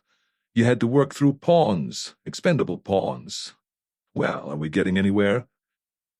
He smiled faintly and leaned back in his chair with a sigh. Presumption D, Mr. Marlowe, he almost whispered. You are an unmitigated idiot. I grinned and reached for a match to light his fat Egyptian cigarette. Added to all the rest, I said. Oren's sister calls me up and tells me he is in your house. There are a lot of weak arguments taken one at a time, I admit, but they do seem to sort of focus on you. I puffed peacefully on the cigarette. He watched me. His face seemed to fluctuate and become vague, to move far off and come back. I felt a tightness in my chest. My mind had slowed to a turtle's gallop. What's going on here? I heard myself mumble. I put my hands on the arms of the chair and pushed myself up. Been dumb, haven't I? I said, with the cigarette still in my mouth and me still smoking it. Dumb was hardly the word. Have to coin a new word. I was out of the chair and my feet were stuck in 2 barrels of cement. When I spoke, my voice seemed to come through cotton wool. I let go of the arms of the chair and reached for the cigarette. I missed it clean a couple of times, then got my hand around it. It didn't feel like a cigarette. It felt like a hind leg of an elephant, with sharp toenails. They stuck into my hand. I shook my hand and the elephant took his leg away. A vague but enormously tall figure swung around in front of me, and a mule kicked me in the chest. I sat down on the floor. A little potassium hydrocyanide, a voice said over the transatlantic telephone. Not fatal, not even dangerous, merely relaxing. I started to get up off the floor. You ought to try it sometime, but have somebody nail the floor down first. This one looped the loop. After a while, it steadied a little. I settled for an angle of 45 degrees. I took hold of myself and started to go somewhere. There was a thing that might have been Napoleon's tomb on the horizon. That was a good enough objective. I started that way. My heart beat fast and thick, and I was having trouble opening my lungs. Like after being winded at football. You think your breath will never come back. Never, never, never.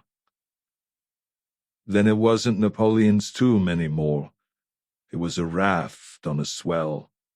There was a man on it. I'd seen him somewhere. Nice fellow, we'd got on fine. I started towards him and hit a wall with my shoulder. That spun me around. I started clawing for something to hold on to. There was nothing but the carpet. How did I get down there? No use asking. It's a secret. Every time you ask a question, they just push the floor in your face. Okay. I started to crawl along the carpet. I was on what formerly had been my hands and knees. No sensation proved it. I crawled towards a dark wooden wall. Or it could have been black marble. Napoleon's tomb again. What did I ever do to Napoleon? What for should he keep shoving his tomb at me? Need a drink of water, I said. I listened for the echo. No echo. Nobody said anything. Maybe I didn't say it. Maybe it was just an idea I thought better of. Potassium cyanide. That's a couple of long words to be worrying about when you're crawling through tunnels. Nothing fatal, he said. Okay. This is just fun. What you might call semi-fatal. Philip Marlowe, 38, a private license operator of shady reputation, was apprehended by police last night while crawling through the Bologna storm drain with a grand piano on his back. Questioned at the University Heights police station, Marlowe declared he was taking the piano to the Maharaja of Kutberar. Asked why he was wearing spurs, Marlowe declared that a client's confidence was sacred. Marlowe is being held for investigation. Chief Hornside said police were not yet ready to say more. Asked if the piano was in tune, Chief Hornside declared that he had played the minute waltz on it in 35 seconds, and so far as he could tell, there were no strings on the piano. He intimated that something else was. A complete statement to the press will be made within 12 hours, Chief Hornside said abruptly. Speculation is rife that Marlowe was attempting to dispose of a body. A face swam towards me out of the darkness. I changed direction and started for the face. But it was too late in the afternoon. The sun was setting. It was getting dark, rapidly. There was no face. There was no wall, no desk. Then there was no floor. There was nothing at all. I wasn't even there. 22. A big black gorilla with a big black paw had his big black paw over my face and was trying to push it through the back of my neck. I pushed back. Taking the weak side of an argument is my specialty. Then I realized that he was trying to keep me from opening my eyes. I decided to open my eyes just the same. Others have done it, why not me? I gathered my strength and very slowly, keeping the back straight, flexing the thighs and knees, using the arms as ropes, I lifted the enormous weight of my eyelids. I was looking at the ceiling, lying on my back on the floor, a position in which my calling has occasionally placed me. I rolled my head. My lungs felt stiff and my mouth felt dry. The room was just Dr. Lagarde's consulting room. Same chair, same desk, same walls and window. There was a shuttered silence hanging around. I got up on my haunches and braced myself on the floor and shook my head. It went into a flat spin. It spun down about 5,000 feet, and then I dragged it out and leveled off. I blinked. Same floor, same desk, same walls, but no Dr. Lagarde. I wet my lips and made some kind of a vague noise to which nobody paid any attention. I got up on my feet. I was as dizzy as a dervish, as weak as a worn-out washer, as low as a badger's belly, as timid as a titmouse, and as unlikely to succeed as a ballet dancer with a wooden leg.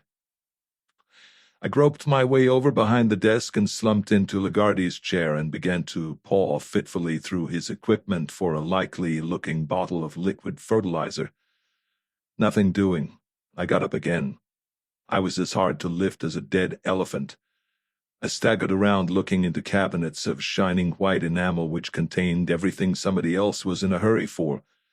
Finally, after what seemed like 4 years on the road gang, my little hand closed around 6 ounces of ethyl alcohol. Just what the label said. All I needed now was a glass and some water. A good man ought to be able to get that far. I started through the door to the examination room. The air still had the aromatic perfume of overripe peaches. I hit both sides of the doorway going through and paused to take a fresh sighting. At that moment I was aware that steps were coming down the hall. I leaned against the wall wearily and listened. Slow, dragging steps, with a long pause between each. At first they seemed furtive. Then they just seemed very, very tired. An old man trying to make it to his last armchair. That made 2 of us. And then I thought, for no reason at all, of Orpha Mae's father back there on the porch in Manhattan, Kansas, moving quietly along to his rocking chair with his cold pipe in his hand, to sit down and look out over the front lawn and have himself a nice economical smoke that required no matches and no tobacco and didn't mess up the living room carpet. I arranged his chair for him. In the shade at the end of the porch, where the bougainvillea was thick, I helped him sit down. He looked up and thanked me with the good side of his face. His fingernails scratched on the arm of the chair as he leaned back. The fingernails scratched, but it wasn't on the arm of any chair. It was a real sound. It was close by, on the outside of a closed door that led from the examination room to the hallway. A thin, feeble scratch, possibly a young kitten wanting to be let in. "Okay, Marlowe, you're an old animal lover. Go over and let the kitten in." I started. I made it with the help of the nice examination couch with the rings on the end and the nice clean towels. The scratching had stopped. Poor little kitten, outside and wanting to come in. A tear formed itself in my eye and trickled down my furrowed cheek. I let go of the examination table and made a smooth 4 yards to the door. The heart was bumping inside me, and the lungs still had that feeling of having been in storage for a couple of years. I took a deep breath and got hold of the doorknob and opened it. Just at the last moment it occurred to me to reach for a gun. It occurred to me, but that's as far as I got. I'm a fellow that likes to take an idea over by the light and have a good look at it. I'd have had to let go of the doorknob. It seemed like too big an operation. I just twisted the knob and opened the door instead. He was braced to the doorframe by 4 hooked fingers made of white wax. He had eyes 1/8 of an inch deep, pale gray-blue, wide open. They looked at me, but they didn't see me. Our faces were inches apart. Our breathing met in midair. Mine was quick and harsh. His was the far-off whisper which has not yet begun to rattle. Blood bubbled from his mouth and ran down his chin. Something made me look down. Blood drained slowly down the inside of his trouser leg and out on his shoe, and from his shoe it flowed without haste to the floor. It was already a small pool. I couldn't see where he had been shot, His teeth clicked, and I thought he was going to speak or try.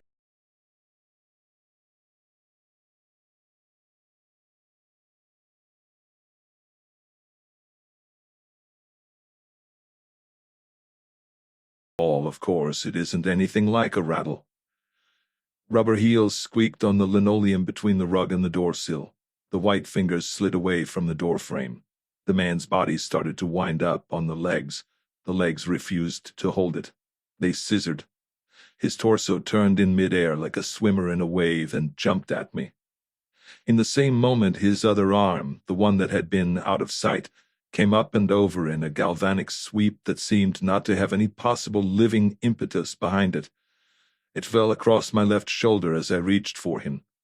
A bee stung me between the shoulder blades. Something besides the bottle of alcohol I had been holding thumped to the floor and rattled against the bottom of the wall. I clamped my teeth hard and spread my feet and caught him under the arms. He weighed like 5 men. I took a step and tried to hold him up. It was like trying to lift one end of a fallen tree. I went down with him. His head bumped the floor. I couldn't help it. There wasn't enough of me working to stop it. I straightened him out a bit and got away from him. I climbed up on my knees and bent down and listened. The rattle stopped. There was a long silence. Then there was a muted sigh, very quiet and indolent and without urgency. Another silence. Another still lower sigh, languid and peaceful as a summer breeze drifting past the nodding roses. Something happened to his face and behind his face, the indefinable thing that happens in that always baffling and inscrutable moment, the smoothing out, the going back over the years to the age of innocence. The face now had a vague inner amusement, an almost roguish lift at the corners of the mouth, all of which was very silly, because I knew damn well, if I ever knew anything at all, that Orrin P. Quest had not been that kind of boy. In the distance a siren wailed. I stayed kneeling and listened. It wailed and went away. I got to my feet and went over and looked out of the side window. In front of the Garland Home of Peace, another funeral was forming up. The street was thick with cars again. People walked slowly up the path past the tree roses. Very slowly, the men with their hats in their hands long before they reached the little colonial porch. I dropped the curtain and went over and picked up the bottle of ethyl alcohol and wiped it off with my handkerchief and laid it aside. I was no longer interested in alcohol. I bent down again, and the bee sting between my shoulder blades reminded me that there was something else to pick up. A thing with a round, white wooden handle that lay against the baseboard. An ice pick with a filed-down blade not more than 3 inches long. I held it against the light and looked at the needle's sharp tip. There might or might not have been a faint stain of my blood on it. I pulled a finger gently beside the point. No blood. The point was very sharp. I did some more work with my handkerchief and then bent down and put the ice pick on the palm of his right hand, white and waxy against the dull nap of the carpet. It looked too arranged. I shook the arm enough to make it roll off his hand to the floor. I thought about going through his pockets, but a more ruthless hand than mine would have done that already. In a flash of sudden panic, I went through mine instead. Nothing had been taken. Even the Luger under my arm had been left. I dragged it out and sniffed at it. It had not been fired, something I should have known without looking.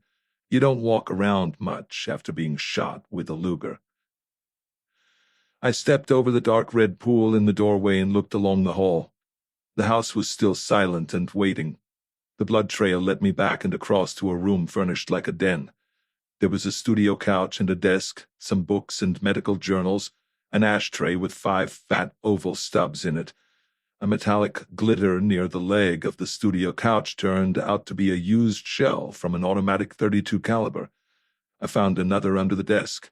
I put them in my pocket. I went back out and up the stairs. There were 2 bedrooms, both in use, one pretty thoroughly stripped of clothes. In an ashtray more of Dr. Lagardy's oval stubs.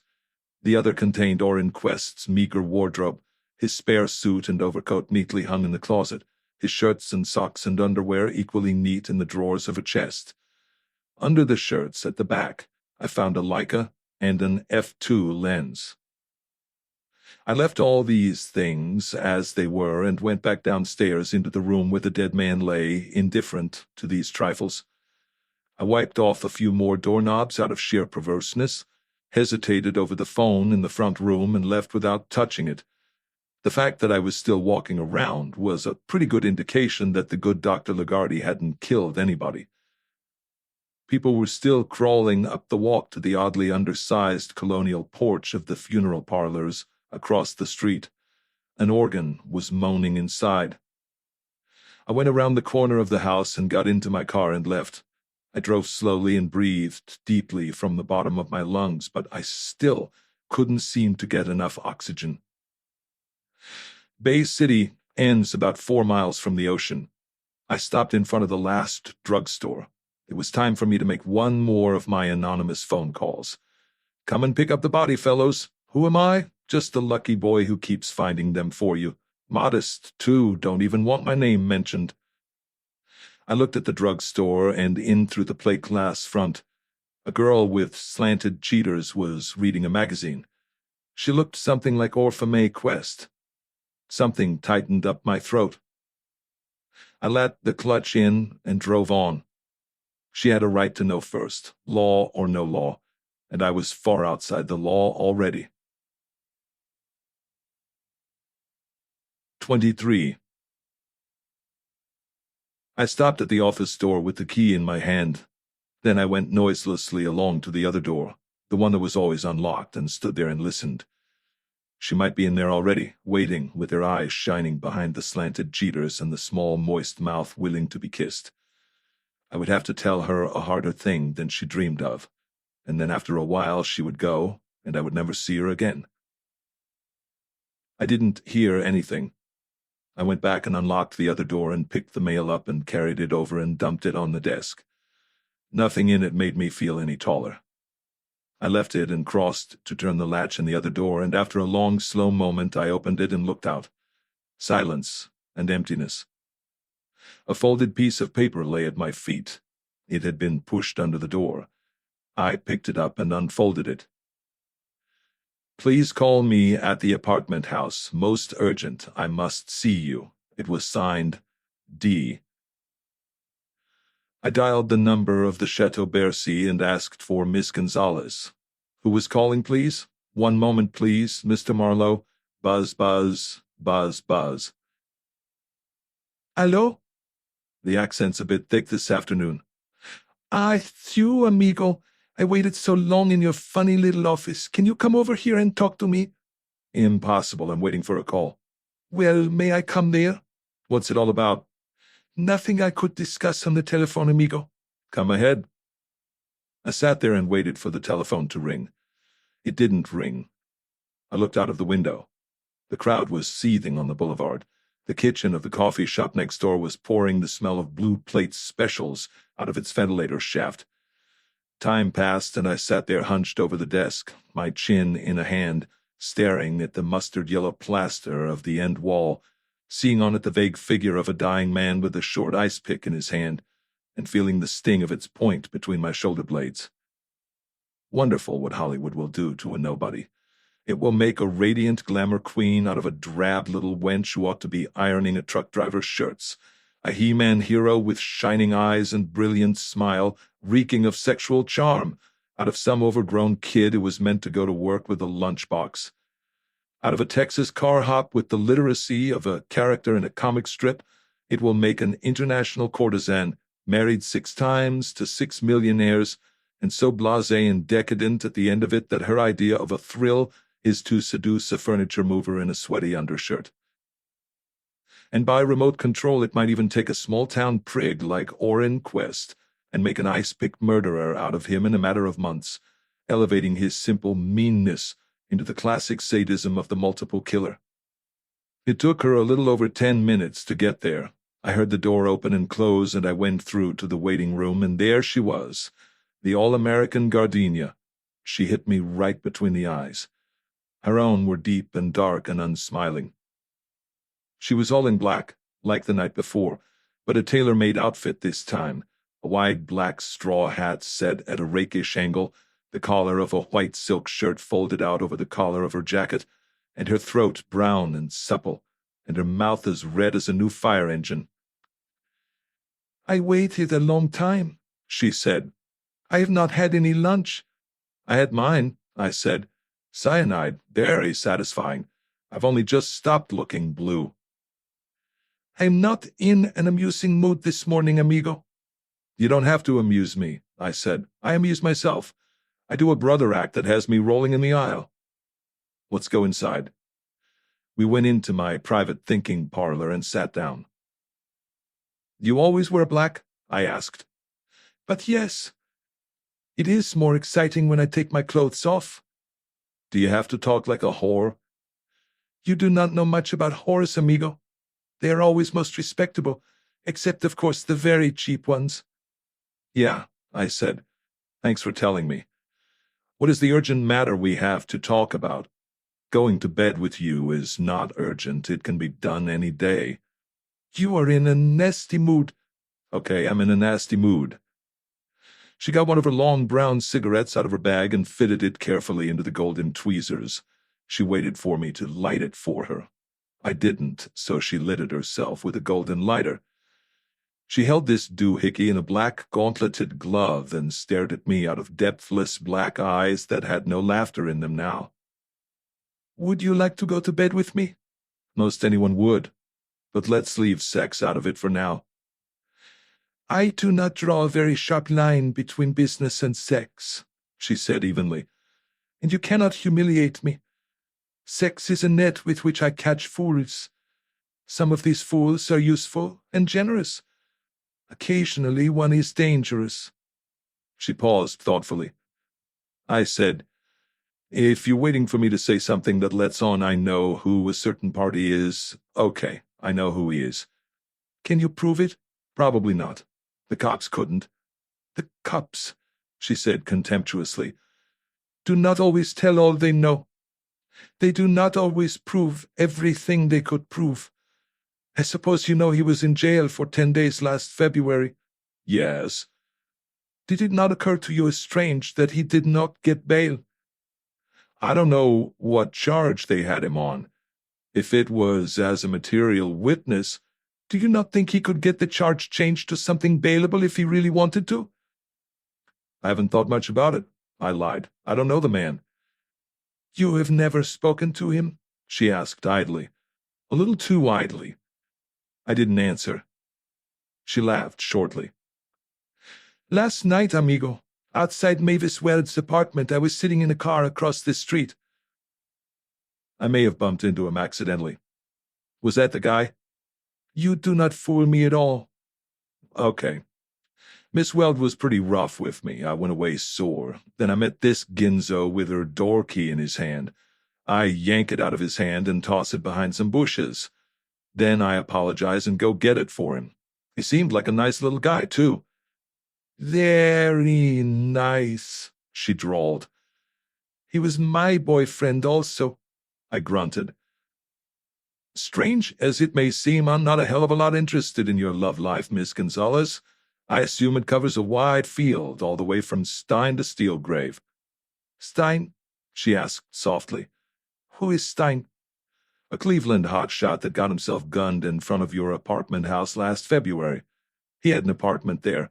I thought perhaps you might have met him." She let out a silvery little laugh. "Amigo, there are men I do not know, even at the Chateau Bercy." "Reports say he was gunned 2 blocks away," I said.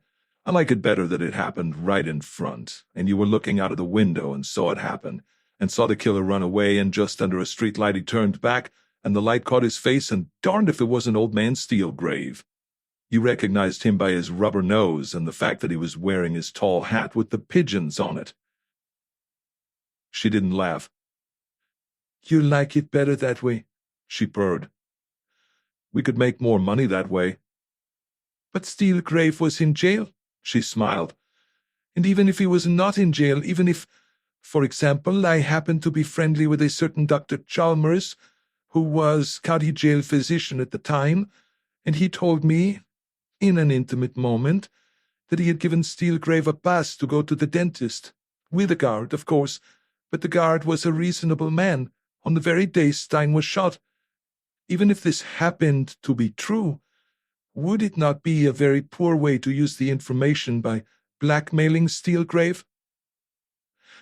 I hate to talk big, I said, but I'm not afraid of Steelgrave or a dozen like him in one package. But I am, amigo. A witness to a gang murder is not in a very safe position in this country. No, we will not blackmail Steelgrave, and we will not say anything about Mr. Stein, whom I may or may not have known. It is enough that Mavis Weld is a close friend of a known gangster and is seen in public with him. We'd have to prove he was a known gangster, I said. Can we not do that? How? She made a disappointed mouth. But I felt sure that was what you had been doing these last couple of days. Why? I have private reasons. They mean nothing to me while you keep them private. She got rid of the brown cigarette stub in my ashtray. I leaned over and squashed it out with the stub of a pencil. She touched my hand lightly with a gauntleted finger. Her smile was the reverse of anesthetic. She leaned back and crossed her legs. The little lights began to dance in her eyes. It was a long time between passes for her. Love is such a dull word, she mused. It amazed me that the English language, so rich in the poetry of love, can accept such a feeble word for it. It has no life, no resonance. It suggests to me little girls in ruffled summer dresses with little pink smiles and little shy voices and probably the most unbecoming underwear. I said nothing. With an effortless change of pace, she became businesslike again. Mavis will get $75,000 a picture from now on, and eventually $150,000. She has started to climb and nothing will stop her, except possibly a bad scandal. Then somebody ought to tell her who Steelgrave is, I said. Why don't you? And incidentally, suppose we did have all this proof. What's Steelgrave doing all the time we're putting the bite on Weld? Does he have to know? I hardly think she would tell him.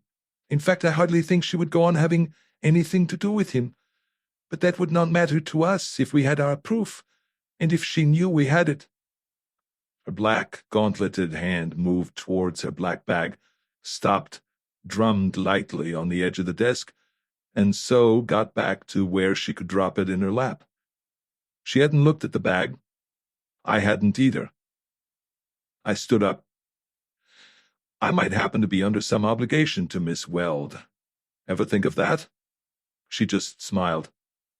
And if that was so, I said, don't you think it's about time you got the hell out of my office? She put her hands on the arms of her chair and started to get up, still smiling. I scooped the bag before she could change direction. Her eyes filled with glare. She made a spitting sound. I opened the bag and went through and found a white envelope that looked a little familiar. Out of it, I shook the photo at the dancers. The two pieces fitted together and pasted on another piece of paper. I closed the bag and tossed it to her. She was on her feet now, her lips drawn back over her teeth. She was very silent. Interesting, I said, and snapped a digit at the glazed surface of the print. If it's not a fake. Is that Steelgrave? The silvery laugh bubbled up again. You are a ridiculous character, amigo. You really are. I did not know they made such people anymore. Pre-war stock, I said. We're getting scarcer every day. Where did you get this? From Mavis Weld's purse in Mavis Weld's dressing room, while she was on the set. She know? She does not know. I wonder where she got it. From you. Nonsense. I raised my eyebrows a few inches. Where would I get it? She reached the gauntleted hand across the desk. Her voice was cold. Give it back to me, please. I'll give it back to Mavis Weld. And I hate to tell you this, Miss Gonzalez, but I'd never get anywhere as a blackmailer. I just don't have the engaging personality. Give it back to me, she said sharply. If you do not... She cut herself off. I waited for her to finish. A look of contempt showed on her smooth features. "Very well," she said. "It is my mistake. I thought you were smart. I can see that you're just another dumb private eye. This shabby little office," she waved a black-gloved hand at it, "and this shabby little life that goes on here. They ought to tell me what sort of idiot you are." "They do," I said.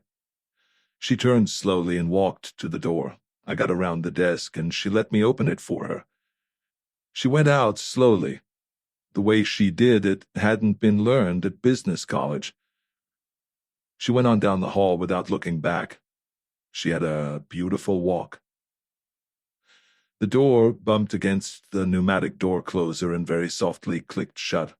It seemed to take a long time to do that. I stood there watching it as if I had never seen it happen before. Then I turned and started back towards my desk, and the phone rang. I picked it up and answered it. It was Christy French. "Marlowe, we'd like to see you down at headquarters." "Right away, if not sooner," he said and hung up. I slipped the pasted-together print from under the blotter and went over to put it in the safe with the others. I put my hat on and closed the window. There was nothing to wait for. I looked at the green tip on the sweep hand of my watch. It was a long time until 5 o'clock. The sweep hand went around and around the dial like a door-to-door salesman. The hand stood at 4:10. You'd think she'd have called up by now. I peeled my coat off and unstrapped the shoulder harness and locked it with the Luger in the desk drawer. The cops don't like you to be wearing a gun in their territory, even if you have the right to wear one. They like you to come in properly humble, with your hat in your hand and your voice low and polite, and your eyes full of nothing. I looked at the watch again. I listened. The building seemed quiet this afternoon. After a while it would be silent, and then the Madonna of the dark gray mop would come shuffling along the hall, trying doorknobs. I put my coat back on and locked the communicating door and switched off the buzzer and let myself out into the hallway. And then the phone rang. I nearly took the door off its hinges, getting back to it.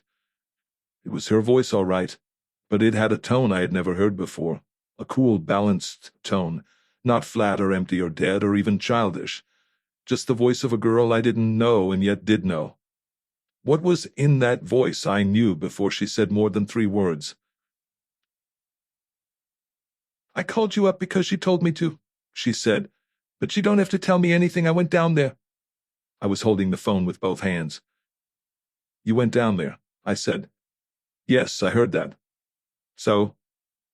"I borrowed a car," she said. "I parked across the street. There were so many cars you would never have noticed me. There's a funeral home there. I wasn't following you. I tried to go after you when you came out, but I don't know the streets down there at all. I lost you, so I went back." "What did you go back for?" "I don't really know. I thought you looked kind of funny when you came out of the house, or maybe I just had a feeling, he being my brother and all. So I went back and rang the bell, and nobody answered the door. I thought that was funny, too. Maybe I'm psychic or something. All of a sudden I seemed to have to get into that house, and I didn't know how to do it, but I had to." "That's happened to me," I said, and it was my voice, but somebody had been using my tongue for sandpaper. "I called the police and told them I had heard shots," she said.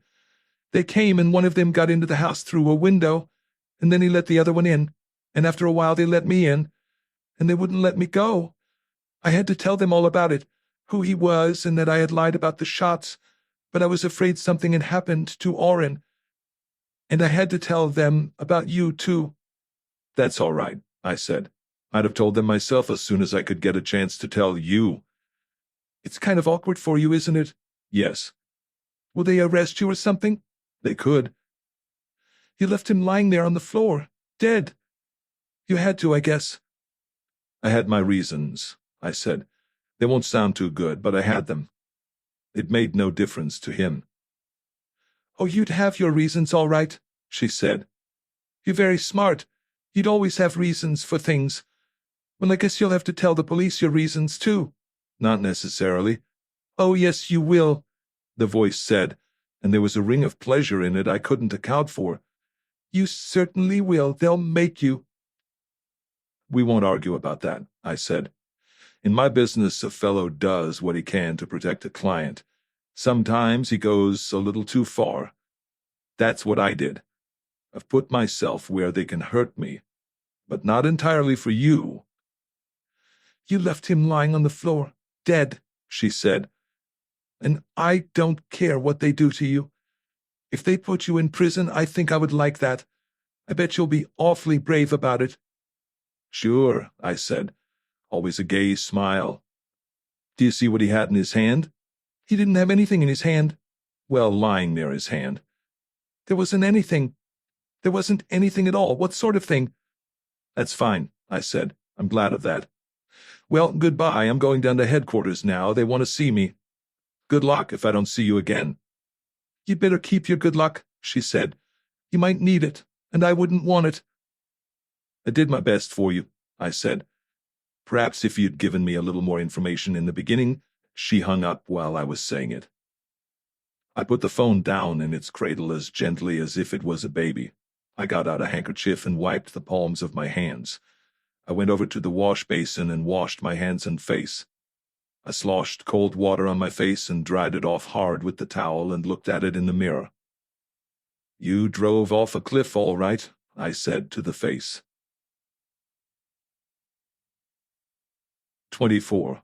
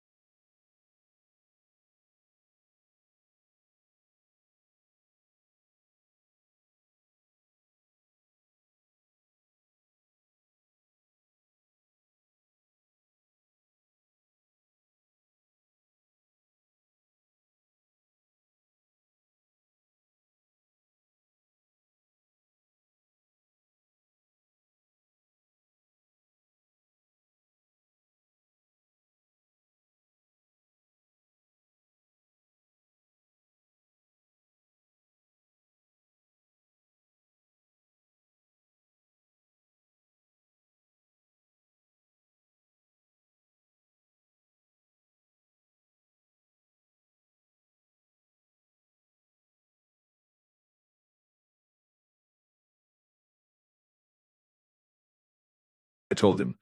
The Orange Queen wrote without looking up. To say she had a face that would have stopped a clock would have been to insult her. It would have stopped a runaway horse. "Now, if you're in the mood," Bifus told me, "you could start in at the beginning and give us all the stuff you left out yesterday. Don't try to sort it out. Just let it flow. Natural. We got enough stuff to check you as you go along." "You want me to make a statement?" "A very full statement," Bifus said. "Fun, huh?" "This statement is to be voluntary and without coercion?" "Yeah, they all are." Bifus grinned. Maglashan looked at me steadily for a moment. The Orange Queen turned back to her typing. Nothing for her yet. 30 years of it had perfected her timing. Maglashan took a heavy, worn pigskin glove out of his pocket and put it on his right hand and flexed his fingers. "What's that for?" Bifus asked him. "I break my nails times," Maglashan said. "Funny. Only bite 'em on my right hand." He raised his slow eyes to stare at me. "Some guys are more voluntary than others," he said idly. "Something to do with the kidneys, they told me. I've known guys of the not-so-voluntary type that had to go to the can every 15 minutes for weeks after they got voluntary. Couldn't seem to hold water. Just think of that, Bifus said wonderingly. Then there's the guys can't talk above a husky whisper, Maglashan went on, like punch-drunk fighters that have stopped too many with their necks. Maglashan looked at me. It seemed to be my turn. Then there's the type that won't go to the can at all, I said. They try too hard, sit in a chair like this for 30 hours straight, then they fall down and rupture a spleen or burst a bladder. They over-cooperate. And after sunrise court, when the tank is empty, you find them dead in a dark corner. Maybe they ought to have seen a doctor, but you can't figure everything, can you, Lieutenant? We figure pretty close down in Bay City, he said, when we got anything to figure with. There were hard lumps of muscle at the corners of his jaws. His eyes had a reddish glare behind them. I could do lovely business with you, he said, staring at me. Just lovely. I'm sure you could, Lieutenant. I've always had a swell time in Bay City while I stayed conscious. I'd keep you conscious a long, long time, baby. I'd make a point of it. I'd give it my personal attention. Christy French turned his head slowly and yawned. What makes you Bay City cops so tough? He asked. You pickle your nuts in salt water or something? Bifus put his tongue out so that the tip showed and ran it along his lips. We've always been tough, Maglashan said, not looking at him. We like to be tough. Jokers like this character here keep us tuned up. He turned back to me. So you're the sweetheart that phoned in about Clausen. You're right handy with the payphone, ain't you, sweetheart? I didn't say nothing. I'm talking to you, sweetheart, Maglashan said. I asked you a question, sweetheart. When I ask a question, I get answered. Get that, sweetheart? Keep on talking and you'll answer yourself, Christy French said. And maybe you won't like the answer, and maybe you'll be so damn tough you'll have to knock yourself out with that glove just to prove it. Maglashan straightened up. Red spots the size of $50 glowed dully on his cheeks. I come up here to get cooperation, he told French slowly. The big razoo I can get at home from my wife. Here I don't expect the wise numbers to work out on me. You'll get cooperation, French said. Just don't try to steal the picture with that 1930 dialogue. He swung his chair around and looked at me. Let's take out a clean sheet of paper and play like we're just starting this investigation. I know all your arguments. I'm no judge of them. The point is, do you want to talk or get booked as a material witness? Ask the questions, I said. If you don't like the answers, you can book me. If you book me, I get to make a phone call. Correct, French said. If we book you. But we don't have to. We can ride the circuit with you. It might take days. And canned corned beef hash to eat, Bifus put in cheerfully. Strictly speaking, it wouldn't be legal, French said, but we do it all the time, like you do a few things which you hadn't ought to do, maybe. Would you say you were legal in this picture? No.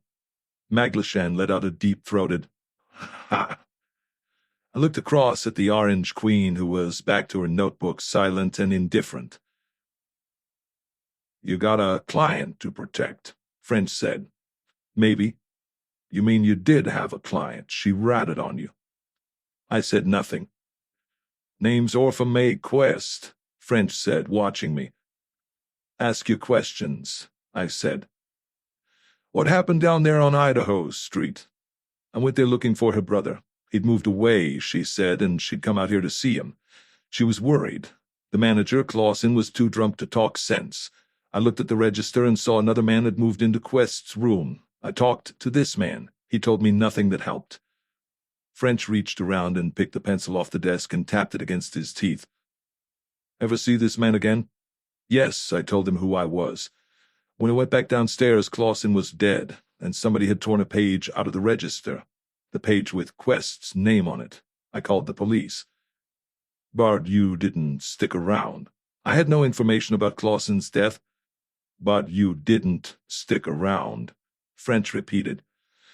Maglashan made a savage noise in his throat and threw the carpenter's pencil clear across the room. I watched it bounce against the wall and floor and come to a stop. That's correct, I said. In Bay City, Maglashan said, we could murder you for that. In Bay City, you could murder me for wearing a blue tie, I said. He started to get up. Bifus looked sideways at him and said, leave Christie handle it. There's always a second show. We could break you for that, French said to me without inflection. Consider me broke, I said. I never liked the business anyway. So you came back to your office. What then? I reported to the client. Then a guy called me up and asked me over to the Van Nuys Hotel. He was the same guy I had talked to down on Idaho Street, but with a different name. You could have told us that, couldn't you? If I had, I'd have had to tell you everything. That would have violated the conditions of my employment. French nodded and tapped his pencil. He said slowly, a murder wipes out agreements like that. 2 murderers ought to do it double, and 2 murders by the same method, treble. You don't look good, Marlowe. You don't look good at all. I don't even look good to the client, I said, after today. What happened today? She told me her brother had called her up from this doctor's house, Dr. Lagarde. The brother was in danger. I was to hurry on down and take care of him. I hurried on down. Dr. Lagarde and his nurse had the office closed. They acted scared. The police had been there. I looked at Maglashan. Another of his phone calls. Maglashan snarled. Not me this time, I said. All right, go on, French said after a pause. Lagarde denied knowing anything about our inquest. He sent his nurse home. Then he slipped me a doped cigarette, and I went away from there for a while. When I came to, I was alone in the house. Then I wasn't. Our inquest, or what was left of him, was scratching at the door. He fell through it and died as I opened it. With his last ounce of strength, he tried to stick me with an ice pick. I moved my shoulders. The place between them was a little stiff and sore, nothing more. French looked hard at Maglashan. Maglashan shook his head, but French kept on looking at him. Bifus began to whistle under his breath. I couldn't make out the tune at first, and then I could. It was Old Nan Mose is Dead. French turned his head and said slowly, No ice pick was found by the body. I left it where it fell, I said. Maglashan said, Looks like I ought to be putting on my glove again. He stretched it between his fingers. Somebody's a goddamn liar, and it ain't me. All right, French said. All right. Let's not be theatrical. Suppose the kid did have an ice pick in his hand. That doesn't prove he was born holding one. Filed down, I said. Short, 3 inches from the handle to the tip of the point. That's not the way they come from the hardware store. Why would he want to stick you? Bifus asked with his derisive grin.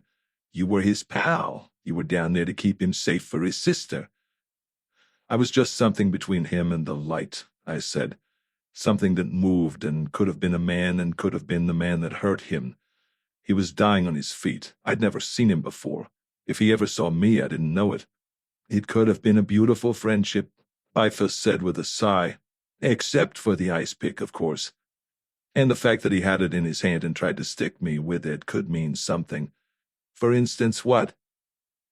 A man in his condition acts from instinct. He doesn't invent new techniques. He got me between the shoulder blades, a sting, the feeble last effort of a dying man.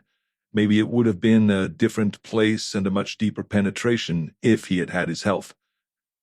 Maglashan said, How much longer we have to barber around with this monkey? You talk to him like he was human. Leave me talk to him my way. The captain doesn't like it, French said casually. Hell with the captain. The captain doesn't like small-town cops saying the hell with him, French said.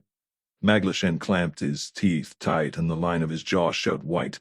His eyes narrowed and glistened. He took a deep breath through his nose. Thanks for the cooperation, he said and stood up. I'll be on my way. He rounded the corner of the table and stopped beside me. He put his left hand out and tilted my chin up again. See you again, sweetheart, in my town. He lashed me across the face twice with the wrist end of the glove. The buttons stung sharply. I put my hand up and rubbed my lower lip. French said, "For Christ's sake, Maglashan, sit down and let the guy speak his piece, and keep your hands off him." Maglashan looked back at him and said, "Think you can make me?" French just shrugged. After a moment, Maglashan rubbed his big hand across his mouth and strolled back to his chair. French said, "Let's have your ideas about all this, Marlowe." "Among other things, Clausen was probably pushing reefers," I said. "I sniffed marijuana smoke in his apartment. A tough little guy was counting money in the kitchen when I got there. He had a gun and a sharpened rat-tail file, both of which he tried to use on me. I took them away from him and he left. He would be the runner. But Clausen was liquored to a point where you wouldn't want to trust him anymore. They don't go for that in the organizations. The runner thought I was a dick. Those people wouldn't want Clausen picked up. He would be too easy to milk. The minute they smelled dick around the house, Clausen would be missing." French looked at Maglashan. "That make any sense to you?" "It could happen," Maglashan said grudgingly. French said, "Suppose it was so. What's it got to do with this inquest?" "Anybody can smoke reefers," I said. "If you're dull and lonely and depressed and out of a job, they might be very attractive. But when you smoke them, you get warped and calloused emotions, and marijuana affects different people different ways. Some it makes very tough, and some it just makes never no mind. Suppose Quest tried to put the bite on somebody and threatened to go to the police. Quite possibly all 3 murders are connected with the reefer gang." "That don't jibe with Quest having a filed-down ice pick," Bifus said. I said, "According to the lieutenant here, he didn't have one, so I must have imagined that. Anyhow, he might just have picked it up. They might be standard equipment around Dr. Lagarde's house. Get anything on him?" He shook his head. "Not so far." "He didn't kill me. Probably he didn't kill anybody," I said. "Quest told his sister, according to her, that he was working for Dr. Lagarde, but that some gangsters were after him." "This Lagarde," French said, prodding at his blotter with a pen point. "What do you make of him?" "He used to practice in Cleveland, downtown, in a large way. He must have had his reasons for hiding out in Bay City." "Cleveland, huh?" French drawled and looked at a corner of the ceiling. Bifus looked down at his papers. Maglashan said, "Probably an abortionist. I've had my eye on him for some time." "Which eye?" Bifus asked him mildly. Maglashan flushed. French said, "Probably the one he didn't have on Idaho Street." Maglashan stood up violently. "You boys think you're so goddamn smart. It might interest you to know that we're just a small-town police force. We got to double in brass once in a while. Just the same, I like that reefer angle. It might cut down my work considerable. I'm looking into it right now." He marched solidly to the door and left. French looked after him. Bifus did the same. When the door closed, they looked at each other. "I bet you they pull that raid again tonight," Bifus said. French nodded. Bifus said, "In a flat over a laundry. They'll go down on the beach and pull in 3 or 4 vagrants and stash them in the flat, and then they'll line them up for the camera boys after they pull the raid." French said, "You're talking too much, Fred." Bifus grinned and was silent. French said to me, "If you were guessing, what would you guess they were looking for in that room at the Van Nuys?" "A claim check for a suitcase full of weed." "Not bad," French said. "And still guessing where it would have been?" "I thought about that. When I talked to Hicks down at Bay City, he wasn't wearing his muff. A man doesn't around the house, but he was wearing it on the bed at the Van Nuys. Maybe he didn't put it on himself." French said, "So?" I said, "Wouldn't be a bad place to stash a claim check." French said, "You could pin it down with a piece of Scotch tape. Quite an idea." There was a silence. The Orange Queen went back to her typing. I looked at my nails. They weren't as clean as they might be. After the pause, French said slowly, Don't think for a minute you're in the clear, Marlowe. Still guessing. How comes Dr. Lagarde to mention Cleveland to you? I took the trouble to look him up. A doctor can't change his name if he wants to go on practicing. The ice pick made you think of Weepy Moyer. Weepy Moyer operated in Cleveland. Sonny Mo Stein operated in Cleveland. It's true the ice pick technique was different, but it was an ice pick. You said yourself the boys might have learned. And always with these gangs, there's a doctor somewhere in the background. Pretty wild, French said. Pretty loose connection. Would I do myself any good if I tightened it up? Can you? I can try. French sighed. A little Quest girl is okay, he said. I talked to her mother back in Kansas. She really did come out here to look for her brother, and she really did hire you to do it. She gives you a good write-up, up to a point. She really did suspect her brother was mixed up in something wrong. You make any money on the deal? Not much, I said. I gave her back the fee. She didn't have much. That way you don't have to pay income tax on it, Bifus said. French said, let's break this off. The next move is up to the DA, and if I know when to card, it will be a week from Tuesday before he decides how to play it. He made a gesture towards the door. I stood up. Will it be all right if I don't leave town? I asked. They didn't bother to answer that one. I just stood there and looked at them. The ice pick wound between my shoulders had a dry sting, and the flesh around the place was stiff. The side of my face and mouth smarted where Maglashan had side-swiped me with his well-used pigskin glove. I was in the deep water. It was dark and unclear, and the taste of the salt was in my mouth. They just sat there and looked back at me. The Orange Queen was clacking her typewriter. Cop talk was no more treat to her than legs to a dance director. They had the calm, weathered faces of healthy men in hard condition. They had the eyes they always have, cloudy and gray like freezing water, the firm set mouth, the hard little wrinkles at the corners of the eyes, the hard, hollow, meaningless stare, not quite cruel and 1,000 miles from kind. The dull, ready-made clothes, worn without style, with a sort of contempt. The look of men who are poor and yet proud of their power, watching always for ways to make it felt, to shove it into you and twist it and grin and watch you squirm. Ruthless without malice, cruel and yet not always unkind. What would you expect them to be? Civilization had no meaning for them. All they saw of it was the failures, the dirt, the dregs, the aberrations, and the disgust. What you standing there for? Bifus asked sharply. You want us to give you a great big spitty kiss? No snappy comeback, huh? Too bad. His voice fell away into a dull drone. He frowned and reached a pencil off the desk. With a quick motion of his fingers, he snapped it in half and held the two halves out on his palm. We're giving you that much break, he said thinly, the smile all gone. Going out and square things up. What the hell you think we're turning you loose for? Maglashan bought you a rain check. Use it. I put my hand up and rubbed my lip. My mouth had too many teeth in it. Bifus lowered his eyes to the table, picked up a paper, and began to read it. Christy French swung around in his chair and put his feet on the desk and stared out of the open window at the parking lot. The Orange Queen stopped typing. The room was suddenly full of heavy silence, like a fallen cake. I went on out, parting the silence as if I was pushing my way through water. 25. The office was empty again.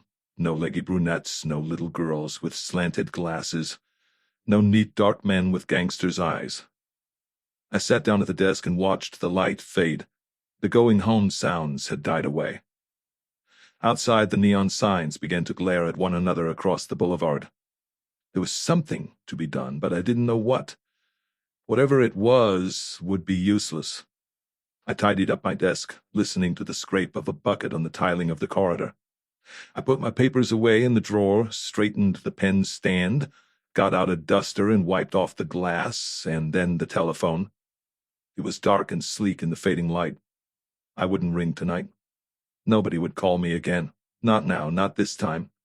Perhaps not ever. I put the duster away, folded with the dust in it, leaned back, and just sat, not smoking, not even thinking. I was a blank man. I had no face, no meaning, no personality.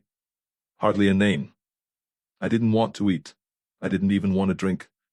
I was the page from yesterday's calendar, crumpled at the bottom of the wastebasket. So I pulled the phone towards me and dialed Mavis Weld's number. It rang and rang and rang, 9 times. That's a lot of ringing, Marlowe. I guess there's nobody home. Nobody home to you. I hung up. Who would you like to call now? You got a friend somewhere that might like to hear your voice? No. Nobody. Let the telephone ring, please. Let there be somebody to call up and plug me into the human race again. Even a cop, even a Magla Shan. Nobody has to like me. I just want to get off this frozen star. The telephone rang. Amigo, Her voice said. there is trouble. Bad trouble. She wants to see you. She likes you. She thinks you are an honest man. Where? I asked. It wasn't really a question, just a sound I made. I sucked on a cold pipe and leaned my head on my hand, brooding at the telephone. It was a voice to talk to anyway. You will come? I'd sit with a sick parrot tonight. Where do I go? I will come for you. I will be before your building in 15 minutes. It is not easy to get where we go. How is it coming back? I asked. Or don't we care? But she had already hung up. Down at the drugstore lunch counter, I had time to inhale 2 cups of coffee and a melted cheese sandwich with 2 slivers of ersatz bacon embedded in it, like dead fish in the silt at the bottom of a drained pool. I was crazy. I liked it. 26. It was a black Mercury convertible with a light top. The top was up. When I leaned in at the door, Dolores Gonzalez slid over towards me along the leather seat. You drive, please, amigo. I do not really ever like to drive. The light from the drugstore caught her face. She had changed her clothes again, but it was still all black, save for a flame-colored shirt, slacks, and a kind of loose coat like a man's leisure jacket. I leaned on the door of the car. Why didn't she call me? She couldn't. She did not have the number and she had very little time. Why? It seemed to be while someone was out of the room for just a moment. And where is this place she called from? I do not know the name of the street, but I can find the house. That is why I come. Please get into the car and let us hurry. Maybe, I said. And again, maybe I am not getting into the car. Old age and arthritis have made me cautious. Always the wisecrack, she said. It is a very strange man. Always the wisecrack where possible, I said. And it is a very ordinary guy with only one head, which has been rather harshly used at times. The times usually started out like this. Will you make love to me tonight? She asked softly. That is an open question. Probably not. You would not waste your time. I am not one of those synthetic blondes with a skin you could strike matches on. These ex-laundresses with large bony hands and sharp knees and unsuccessful breasts. Just for half an hour, I said. Let's leave the sex to one side. It's great stuff, like chocolate sundaes, but there comes a time you would rather cut your throat. I guess maybe I'd better cut mine. I went around the car and slid under the wheel and started the motor. We go west, she said, through the Beverly Hills, and then farther on. I let the clutch in and drifted around the corner to go south to Sunset. Dolores got one of her long brown cigarettes out. Did you bring a gun? She asked. No. What would I want a gun for? The inside of my left arm pressed against the Luger in the shoulder harness. It is better not, perhaps. She fitted the cigarette into the little golden tweezer thing and lit it with the golden lighter. The light, flaring in her face, seemed to be swallowed up by her depthless black eyes. I turned west on Sunset and swallowed myself up in 3 lanes of racetrack drivers who were pushing their mounts hard, to get nowhere and do nothing. What kind of trouble is Miss Weld in? I do not know. She just said that it was trouble and she was much afraid and she needed you. You ought to be able to think up a better story than that. She didn't answer. I stopped for a traffic signal and turned to look at her. She was crying softly in the dark. I would not hurt a hair of Mavis Weld's head, she said. I do not quite expect that you would believe me. On the other hand, I said, maybe the fact that you don't have a story helps. She started to slide along the seat towards me. Keep to your own side of the car, I said. I've got to drive this heap. You do not want my head on your shoulder? Not in this traffic. I stopped at Fairfax with the green light to let a man make a left turn. Horns blew violently behind. When I started again, the car that had been right behind swung out and pulled level, and a fat guy in a sweatshirt yelled, "Oh, go get yourself a hammock." He went on, cutting in so hard that I had to brake. I used to like this town, I said, just to be saying something and not be thinking too hard. A long time ago. There were trees along Wilshire Boulevard. Beverly Hills was a country town. Westwood was bare hills and lots offering at $1,100 and no takers. Hollywood was a bunch of frame houses on the interurban line. Los Angeles was just a big, dry, sunny place with ugly homes and no style, but good-hearted and peaceful. It had the climate they just yap about now. People used to sleep out on porches. Little groups who thought they were intellectual used to call it the Athens of America. It wasn't that, but it wasn't a neon-lighted slum either. We crossed La Cienega and went into the curve of the Strip. The Dancers was a blaze of light. The terrace was packed. The parking lot was like ants on a piece of overripe fruit. Now we get characters like this steel grave owning restaurants. We get guys like that fat boy that bawled me out back there. We've got the big money, the sharpshooters, the percentage workers, the fast dollar boys, the hoodlums out of New York and Chicago and Detroit and Cleveland. We've got the flash restaurants and nightclubs they run and the hotels and apartment houses they own and the grifters and con men and female bandits that live in them. The luxury trades, the pansy decorators, the lesbian dress designers, the riff-raff of a big, hard-boiled city with no more personality than a paper cup. Out in the fancy suburbs, dear old Dad is reading the sports page in front of a picture window with his shoes off, thinking he is high class because he has a 3-car garage. Mom is in front of her princess dresser trying to paint the suitcases out from under her eyes, and Junior is clamped onto the telephone calling up a succession of high school girls that talk pidgin English and carry contraceptives in their makeup kit. It is the same in all big cities, amigo. Real cities have something else. Some individual bony structure under the muck. Los Angeles has Hollywood and hates it. It ought to consider itself damn lucky. Without Hollywood, it would be a mail-order city. Everything in the catalog you could get better somewhere else. You are bitter tonight, amigo. I've got a few troubles. The only reason I'm driving this car with you beside me is that I've got so much trouble, a little more will seem like icing. You have done something wrong? She asked and came close to me along the seat. Well, just collecting a few bodies, I said. Depends on the point of view. The cops don't like the work done by us amateurs. They have their own service. What will they do to you? They might run me out of town, and I couldn't care less. Don't push me so hard. I need this arm to shift gears with.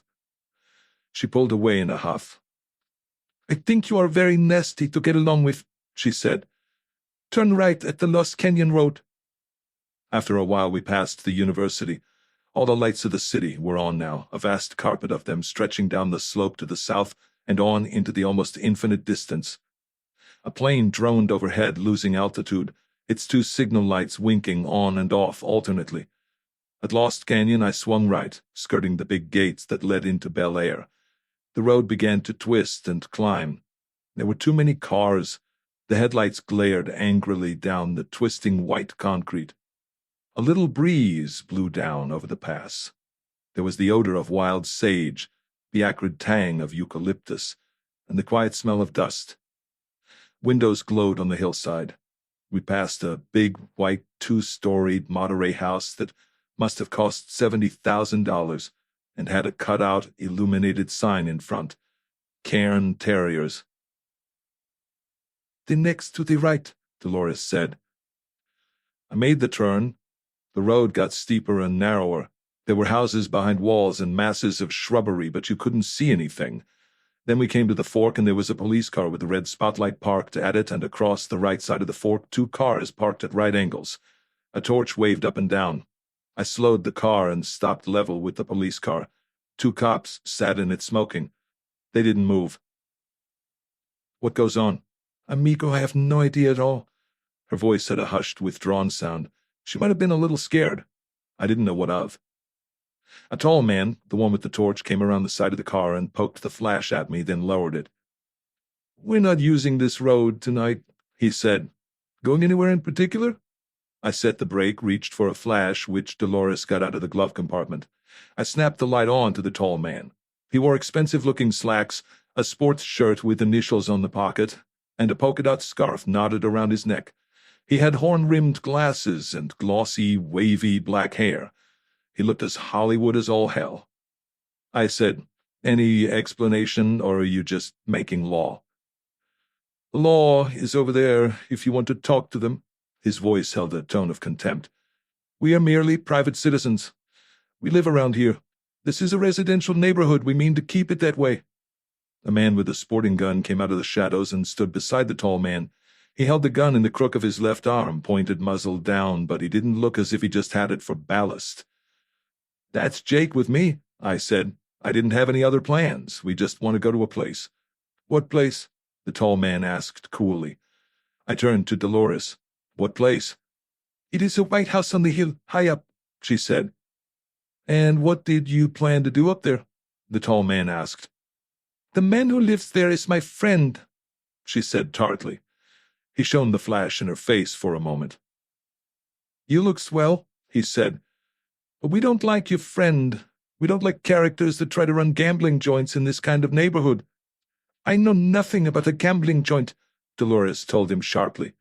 "Neither do the cops," the tall man said. "They don't even want to find out. What's your friend's name, darling?" "That is none of your business," Dolores spit at him. "Go on home and knit socks, darling," the tall man said. He turned to me. "The road's not in use tonight," he said. "Now you know why." "Think you can make it stick?" I asked him. "It will take more than you to change our plans. You ought to see our tax assessments. And those monkeys in the prowl car, and a lot more like them down at the city hall, just sit on their hands when we ask for the law to be enforced." I unlatched the car door and swung it open. He stepped back and let me get out. I walked over to the prowl car. The 2 cops in it were leaning back lazily. Their loudspeaker was turned low, just audibly muttering. One of them was chewing gum, rhythmically. "How's to break up this roadblock and let the citizens through?" I asked him. "No orders, buddy. We just here to keep the peace. Anybody starts anything, we finish it." "They say there's a gambling house up the line." "They say," the cop said. "You don't believe them?" "I don't even try, buddy," he said, and spat past my shoulder. "Suppose I have urgent business up there." He looked at me without expression and yawned. "Thanks a lot, buddy," I said. I went back to the Mercury, got my wallet out, and handed the tall man a card. He put his flash on it and said, "Well?" He snapped the flash off and stood silent. His face began to take form palely in the darkness. "I'm on business. To me, it's important business. Let me through, and perhaps you won't need this block tomorrow." "You talk large, friend." "Would I have the kind of money it takes to patronize a private gambling club?" "She might." He flicked an eye at Dolores. "She might have brought you along for protection." He turned to the shotgun man. "What do you think?" "Chance it. Just 2 of them and both sober." The tall one snapped his flash on again and made a side sweep with it back and forth. A car motor started. One of the block cars backed around on the shoulder. I got in and started the Mercury, went on through the gap and watched the block car in the mirror as it took up position again, then cut its high beam lights. "Is this the only way in and out of here?" "They think it is, amigo. There is another way, but it is a private road through an estate. We would have had to go around by the valley side." "We nearly didn't get through," I told her. "This can't be very bad trouble anybody is in." "I knew you would find a way, amigo." "Something stinks," I said, "and it isn't wild lilac." "Such a suspicious man. Do you not even want to kiss me?" "You ought to have used a little of that back at the roadblock. That tall guy looked lonely. You could have taken him off in the bushes." She hit me across the mouth with the back of her hand. "You son of a bitch," she said casually. "The next driveway on the left, if you please." We topped a rise, and the road ended suddenly in a wide black circle edged with whitewashed stones. Directly ahead was a wire fence with a wide gate in it and a sign on the gate, "Private road, no trespassing." The gate was open, and a padlock hung from one end of a loose chain on the posts. I turned the car around a white oleander bush and was in the motor yard of a long, low white house with a tile roof and a 4-car garage in the corner, under a walled balcony. Both the wide garage doors were closed. There was no light in the house. A high moon made a bluish radiance on the white stucco walls. Some of the lower windows were shuttered. 4 packing cases full of trash stood in a row at the foot of the steps. There was a big garbage can, upended and empty. There were 2 steel drums with papers in them. There was no sound from the house, no sign of life. I stopped the Mercury, cut the lights and the motor, and just sat. Dolores moved in the corner. The seat seemed to be shaking. I reached across and touched her. She was shivering. "What's the matter?" Get out, please," she said, as if her teeth chattered. "How about you?" She opened the door on her side and jumped out. I got out my side and left the door hanging open, the keys in the lock. She came around the back of the car, and as she got close to me, I could almost feel her shaking before she touched me. Then she leaned up against me hard, thigh to thigh and breast to breast. Her arms went around my neck. "I am being very foolish," she said softly. "He will kill me for this, just as he killed Stein. Kiss me." I kissed her. Her lips were hot and dry. "Is he in there?" "Yes." "Who else?" "Nobody else, except Mavis. He will kill her too." "Listen." "Kiss me again. I have not very long to live, amigo.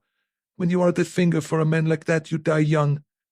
I pushed her away from me, but gently. She stepped back and lifted her right hand quickly. There was a gun in it now. I looked at the gun. There was a dull shine on it from the high moon. She held it level, and her hand wasn't shaking now. "What a friend I would make if I pulled this trigger," she said. "They'd hear the shot down the road." She shook her head. "No, there is a little hill between. I do not think they would hear, amigo." I thought the gun would jump when she pulled the trigger, if I dropped just at the right moment. I wasn't that good. I didn't say nothing. My tongue felt large in my mouth. She went on slowly in a soft, tired voice. "With Stein it did not matter. I would have killed him myself gladly, that filth. To die is not much, to kill is not much, but to entice people to their deaths." She broke off with what might have been a sob. "Amigo, I liked you for some strange reason.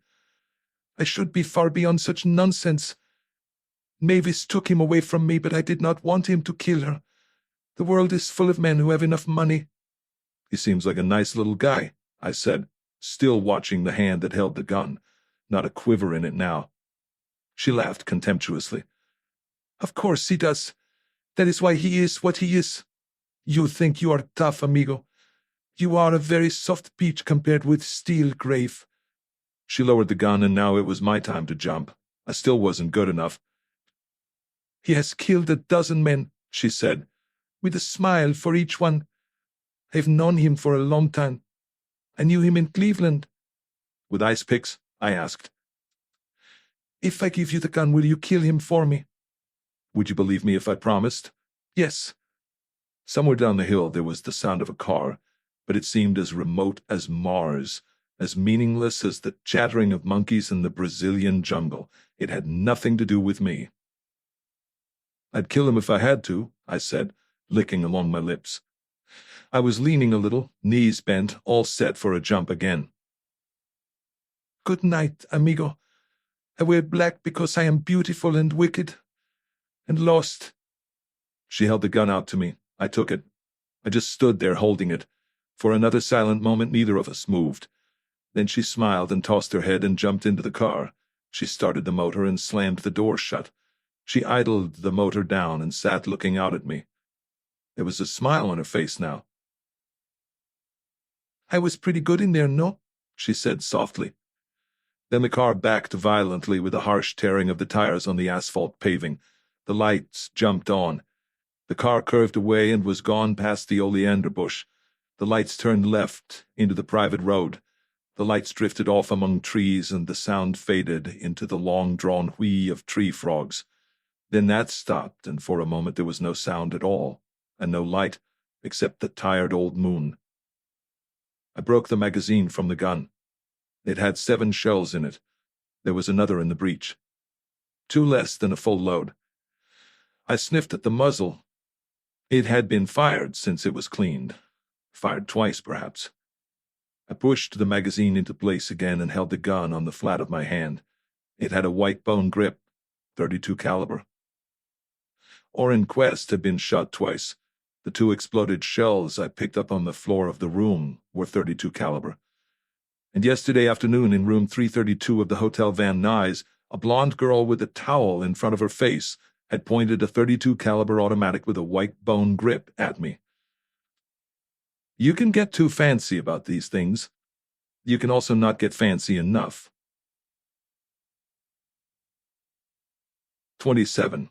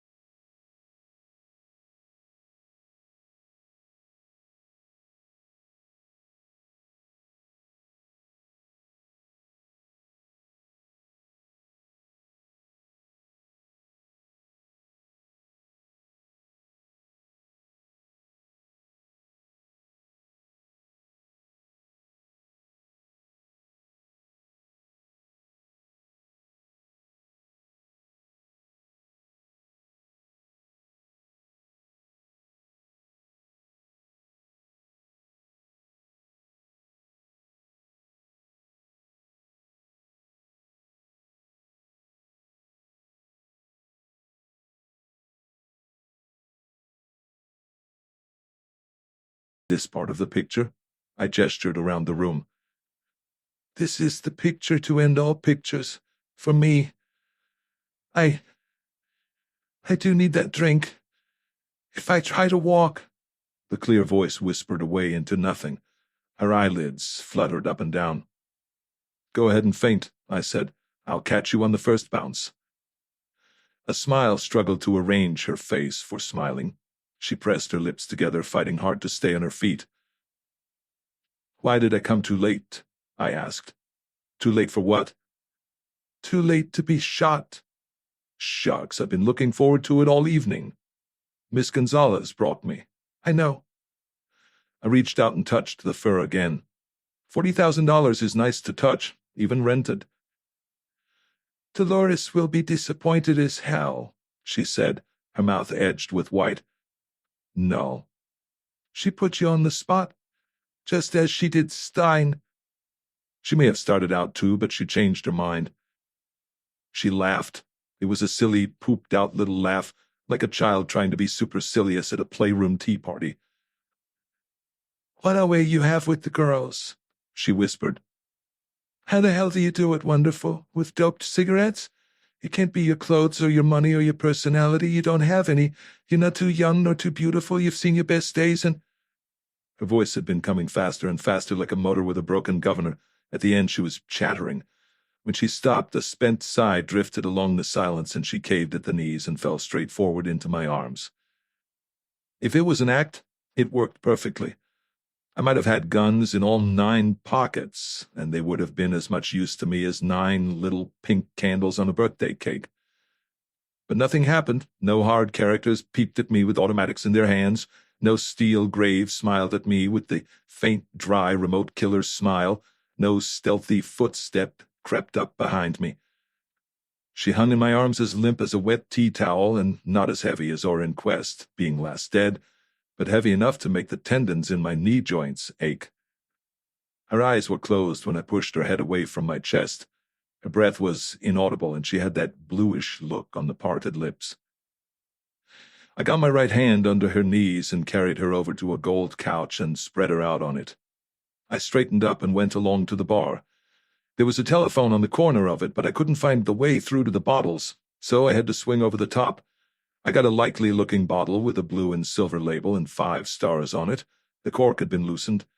I poured dark and pungent brandy into the wrong kind of glass and went back over the bar top, taking the bottle with me.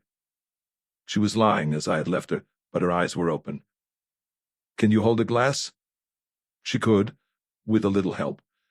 She drank the brandy and pressed the edge of the glass hard against her lips as if she wanted to hold them still. I watched her breathe into the glass and cloud it. A slow smile formed itself on her mouth. "It's cold tonight," she said. She swung her legs over the edge of the couch and put her feet on the floor. "More," she said, holding the glass out. I poured into it. "Where's yours?" "Not drinking. My emotions are being worked on enough without that." The second drink made her shudder, but the blue look had gone away from her mouth and her lips didn't glare like stoplights, and the little etched lines at the corners of her eyes were not in relief anymore. "Who's working on your emotions?" "Oh, a lot of women that keep throwing their arms around my neck and fainting on me and getting kissed and so forth. Quite a full couple of days for a beat-up gumshoe with no yacht."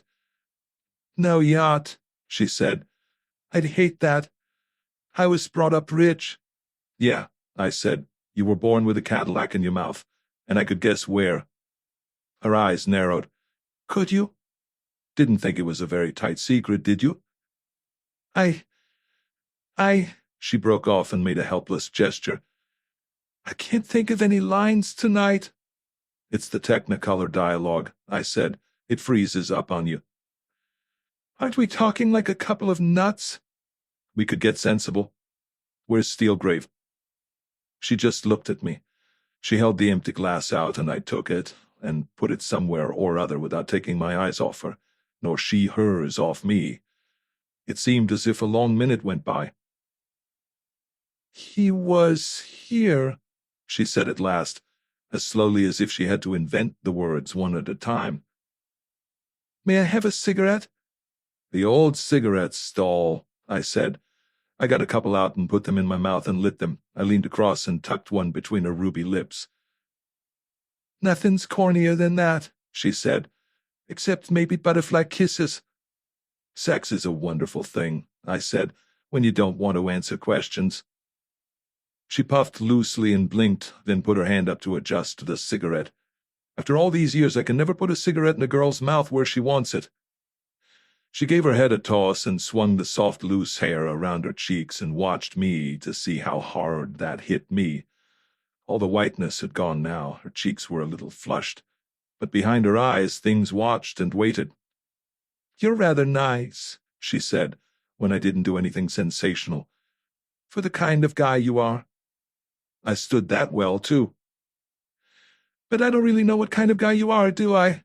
She laughed suddenly, and a tear came from nowhere and slid down her cheek. For all I know, you might be nice for any kind of guy. She snatched the cigarette loose and put her hand to her mouth and bit on it. What's the matter with me? Am I drunk? You're stalling for time, I said. But I can't make up my mind whether it's to give someone time to get here or to give somebody time to get far away from here. And again, it could just be brandy on top of shock. You're a little girl and you want to cry into your mother's apron. Not my mother, she said. I could get as far crying into a rain barrel. Dalton passed, so where is Steelgrave? You ought to be glad wherever he is. He had to kill you, or thought he had. You wanted me here, didn't you? Were you that fond of him? She blew cigarette ash off the back of her hand. A flake of it went into my eye and made me blink. I must have been, she said. Once. She put a hand down on her knee and spread the fingers out, studying the nails. She brought her eyes up slowly without moving her head. It seems like about 1,000 years ago I met a nice, quiet little guy who knew how to behave in public and didn't shoot his charm around every bistro in town. Yes, I liked him. I liked him a lot. She put her hand up to her mouth and bit a knuckle. Then she put the same hand into the pocket of the fur coat and brought out a white-handled automatic, the brother of the one I had myself. And in the end, I liked him with this, she said. I went over and took it out of her hand. I sniffed the muzzle. Yes, that made 2 of them fired around. Aren't you going to wrap it up in a handkerchief the way they do in the movies? I just dropped it into my other pocket where it could pick up a few interesting crumbs of tobacco and some seeds that grow only on the southeast slope of the Beverly Hills City Hall. It might amuse a police chemist for a while. 28. I watched her for a minute, biting at the end of my lip. She watched me. I saw no change of expression. Then I started prowling the room with my eyes. I lifted up the dust cover on one of the long tables. Under it was a roulette layout, but no wheel. Under the table was nothing. Try that chair with the magnolias on it, she said. She didn't look towards it, so I had to find it myself. Surprising how long it took me. It was a high-backed wing chair covered in flowered chintz, the kind of chair that a long time ago was intended to keep the draft off while you sat crouched over a fire of cannel coal. It was turned away from me. I went over there walking softly, in low gear. It almost faced the wall. Even at that, it seemed ridiculous that I hadn't spotted him on my way back from the bar. He leaned in the corner of the chair with his head tilted back. His carnation was red and white and looked as fresh as though the flower girl had just pinned it into his lapel. His eyes were half open, as such eyes usually are. They stared at a point in the corner of the ceiling. The bullet had gone through the outside pocket of his double-breasted jacket. It had been fired by someone who knew where the heart was. I touched his cheek, and it was still warm. I lifted his hand and let it fall. It was quite limp. It felt like the back of somebody's hand. I reached for the big artery in his neck. No blood moved in him, and very little had stained his jacket. I wiped my hands off on my handkerchief and stood for a little longer, looking down at his quiet little face. Everything I had done or not done, everything wrong and everything right, all wasted. I went back and sat down near her and squeezed my kneecaps. "What did you expect me to do?" she asked. "He killed my brother." "Your brother was no angel." "He didn't have to kill him. Somebody had to. And quick. Her eyes widened suddenly. I said, "Didn't you ever wonder why Steelgrave never went after me and why he let you go to the Van Nuys yesterday instead of going himself? Didn't you ever wonder why a fellow with his resources and experience never tried to get hold of those photographs, no matter what he had to do to get them?" She didn't answer. "How long have you known the photographs existed?" I asked. "Weeks, nearly 2 months. I got one in the mail a couple of days after that time we had lunch together." "After Stein was killed?" "Yes, of course." "Did you think Steelgrave had killed Stein?" "No, why should I? Until tonight, that is." "What happened after you got the photo?" "My brother Orrin called me up and said he had lost his job and was broke. He wanted money. He didn't say anything about the photo. He didn't have to. There was only one time it could have been taken." "How did he get your number?" "Telephone. How did you?" "Bought it." "Well," she made a vague movement with her hand. "why not call the police and get it over with?" "Wait a minute. Then what? More prints of the photo?" "One every week. I showed them to Hien." She gestured towards the chintzy chair. "He didn't like it. I didn't tell him about Orrin." "He must have known his kind find things out." "I suppose so." "But not where Orrin was hiding out," I said, "or he wouldn't have waited this long. When did you tell Steelgrave?" She looked away from me. Her fingers kneaded her arm.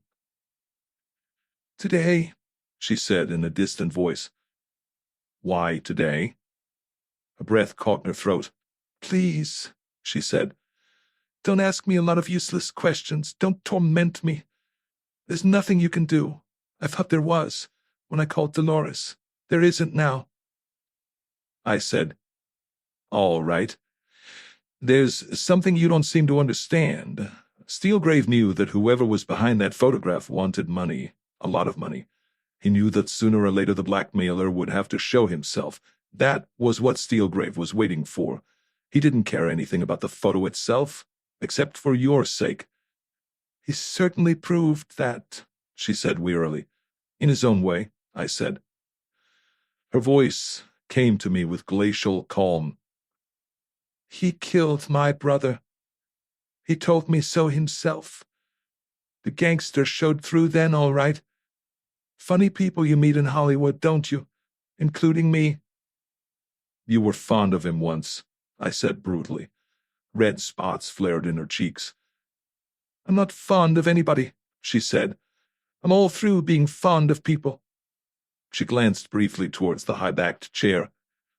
"I stopped being fond of him last night. He asked me about you, who you were, and so on. I told him. I told him that I would have to admit that I was at the Van Nuys Hotel when that man was lying there dead." "You were going to tell the police that?" "I was going to tell Julius Oppenheimer. He would know how to handle it." "If he didn't, one of his dogs would," I said. She didn't smile. I didn't either. "If Oppenheimer couldn't handle it, I'd be through in pictures," she added without interest. "Now I'm through everywhere else as well." I got a cigarette out and lit it. I offered her one. She didn't want one. I wasn't in any hurry. Time seemed to have lost its grip on me, and almost everything else. I was flat out. "You're going too fast for me," I said after a moment. "You didn't know when you went to the Van Nuys that Steelgrave was Weepy Moyer." "No." "Then what did you go there for?" "To buy back those photographs." "That doesn't check. The photographs didn't mean anything to you then. They were just you and him having lunch." She stared at me and winked her eyes tight, then opened them wide. "I'm not going to cry," she said. "I said I didn't know. But when he was in jail that time, I had to know there was something about him that he didn't care to have known. I knew he had been in some kind of racket, I guess, but not killing people." I said, "Uh-huh." I got up and walked around the high-backed chair again. Her eyes traveled slowly to watch me. I leaned over the dead Steelgrave and felt under his arm on the left side. There was a gun there in the holster. I didn't touch it. I went back and sat down opposite her again. "It's going to cost a lot of money to fix this," I said. For the first time she smiled. It was a very small smile, but it was a smile. I don't have a lot of money, she said. So that's out. Oppenheimer has. You're worth millions to him by now. He wouldn't chance it. Too many people have their knives into the picture business these days. He'll take his loss and forget it in 6 months. You said you'd go to him. I said if I got into a jam and hadn't really done anything, I'd go to him. But I have done something now. How about Baloo? You're worth a lot to him, too. I'm not worth a plugged nickel to anybody. Forget it, Marlowe. You mean well that I know these people? That puts it up to me, I said. That would be why you sent for me. Wonderful, she said. You fix it, darling, for free. Her voice was brittle and shallow again. I went and sat beside her on the davenport. I took hold of her arm and pulled her hand out of the fur pocket and took hold of that. It was almost ice-cold in spite of the fur. She turned her head and looked at me squarely. She shook her head a little. Believe me, darling, I'm not worth it. Even to sleep with. I turned the hand over and opened the fingers out. They were stiff and resisted. I opened them out one by one. I smoothed the palm of her hand. Tell me why you had the gun with you. The gun? Don't take time to think, just tell me. Did you mean to kill him? Why not, darling? I thought I meant something to him, I guess. I'm a little vain. He fooled me. Nobody means anything to the steel graves of this world, and nobody means anything to the Mavis Welds of this world anymore. She pulled away from me and smiled thinly. I oughtn't to have given you that gun. If I killed you, I might get clear yet. I took it out and held it towards her. She took it and stood up quickly, the gun pointed at me. The small, tired smile moved her lips again. Her finger was very firm on the trigger. Shoot high, I said. I'm wearing my bulletproof underwear. She dropped the gun to her side, and for a moment she just stood staring at me. Then she tossed the gun down on the davenport. I guess I don't like the script, she said. I don't like the lines. It just isn't me, if you know what I mean. She laughed and looked down at the floor. The point of her shoe moved back and forth on the carpeting. We've had a nice chat, darling. The phone's over there at the end of the bar. Thanks. Do you remember Dolores's number? Why Dolores? When I didn't answer, she told me. I went along the room to the corner of the bar and dialed. The same routine as before. Good evening, the Chateau Bercy, who is calling? Miss Gonzalez, please. One moment, please. Buzz, buzz, and then a sultry voice saying, Hello? This is Marlowe. Did you really mean to put me on a spot? I could almost hear her breath catch. Not quite. You can't really hear it over the phone. Sometimes you think you can. Amigo, but I am glad to hear your voice, she said. I am so very glad. Did you or didn't you? I don't know. I am very sad to think that I might have. I liked you very much. I'm in a little trouble here. Is he? Long pause. Apartment house phone, careful. Is he there? Well, in a way, he is, and yet he isn't. I really did hear her breath this time, a long indrawn sigh that was almost a whistle. Who else is there? Nobody, just me and my homework. I want to ask you something. It is deadly important. Tell me the truth. Where did you get that thing you gave me tonight? Why, from him. He gave it to me. When? Early this evening. Why? How early? About 6 o'clock, I think. Why did he give it to you? He asked me to keep it. He always carried one. Asked you to keep it. Why? He did not say, amigo. He was a man that did things like that. He did not often explain himself. Notice anything unusual about it? About what he gave you? Why, no, I did not. Yes, you did. You noticed that it had been fired, and that it smelled of burned powder. But I did not. Yes, you did. Just like that. You wondered about it. You didn't like to keep it. You didn't keep it. You gave it back to him. You don't like them around anyhow. There was a long silence. She said at last, But of course. But why did he want me to have it? I mean, if that was what happened. He didn't tell you why. He just tried to ditch a gun on you and you weren't having any, remember? That is something I have to tell? See. Will it be safe for me to do that? When did you ever try to be safe? She laughed softly. Amigo, you understand me very well. Good night, I said. One moment, you have not told me what happened. I haven't even telephoned you. I hung up and turned. Mavis Weld was standing in the middle of the floor watching me. You have your car here? I asked. Yes. Get going. And do what? Just go home. That's all. You can't get away with it, she said softly. You're my client. I can't let you. I killed him. Why should you be dragged into it? Don't stall. And when you leave, go the back way, not the way Dolores brought me. She stared me straight in the eyes and repeated, in a tense voice. But I killed him. I can't hear a word you say. Her teeth took hold of her lower lip and held it cruelly. She seemed hardly to breathe. She stood rigid. I went over close to her and touched her cheek with a fingertip. I pressed it hard and watched the white spot turn red. If you want to know my motive, I said, it has nothing to do with you. I owe it to the Johns. I haven't played clean cards in this game. They know, I know. I'm just giving them a chance to use the loud pedal. As if anyone ever had to give them that, she said, and turned abruptly and walked away. I watched her to the arch and waited for her to look back. She went on through without turning. After a long time, I heard a whirring noise, then the bump of something heavy, the garage door going up. A car started a long way off. It idled down, and after another pause, the whirring noise again. When that stopped, the motor faded off into the distance. I heard nothing now. The silence of the house hung around me in thick, loose folds like that fur coat around the shoulders of Mavis Weld. I carried the glass and bottle of brandy over to the bar and climbed over it. I rinsed the glass in a little sink and set the bottle back on the shelf. I found the trick catch this time and swung the door open at the end opposite the telephone. I went back to Steelgrave. I took the gun Dolores had given me out and wiped it off and put his small limp hand around the butt, held it there and let go. The gun thudded to the carpet. The position looked natural. I wasn't thinking about fingerprints. He would have learned long ago not to leave them on any gun. That left me with 3 guns.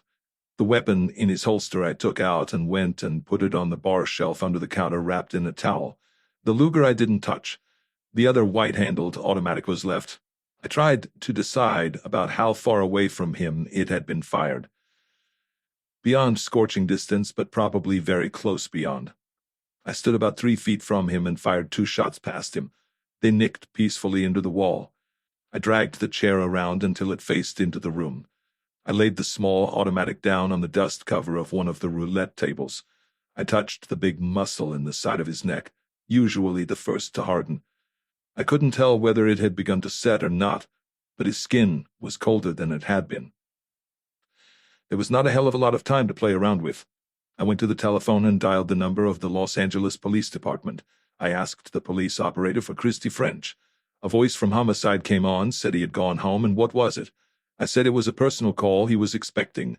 They gave me his phone number at home, reluctantly, not because they cared, but because they hate to give anybody anything anytime. I dialed, and a woman answered and screamed his name. He sounded rested and calm.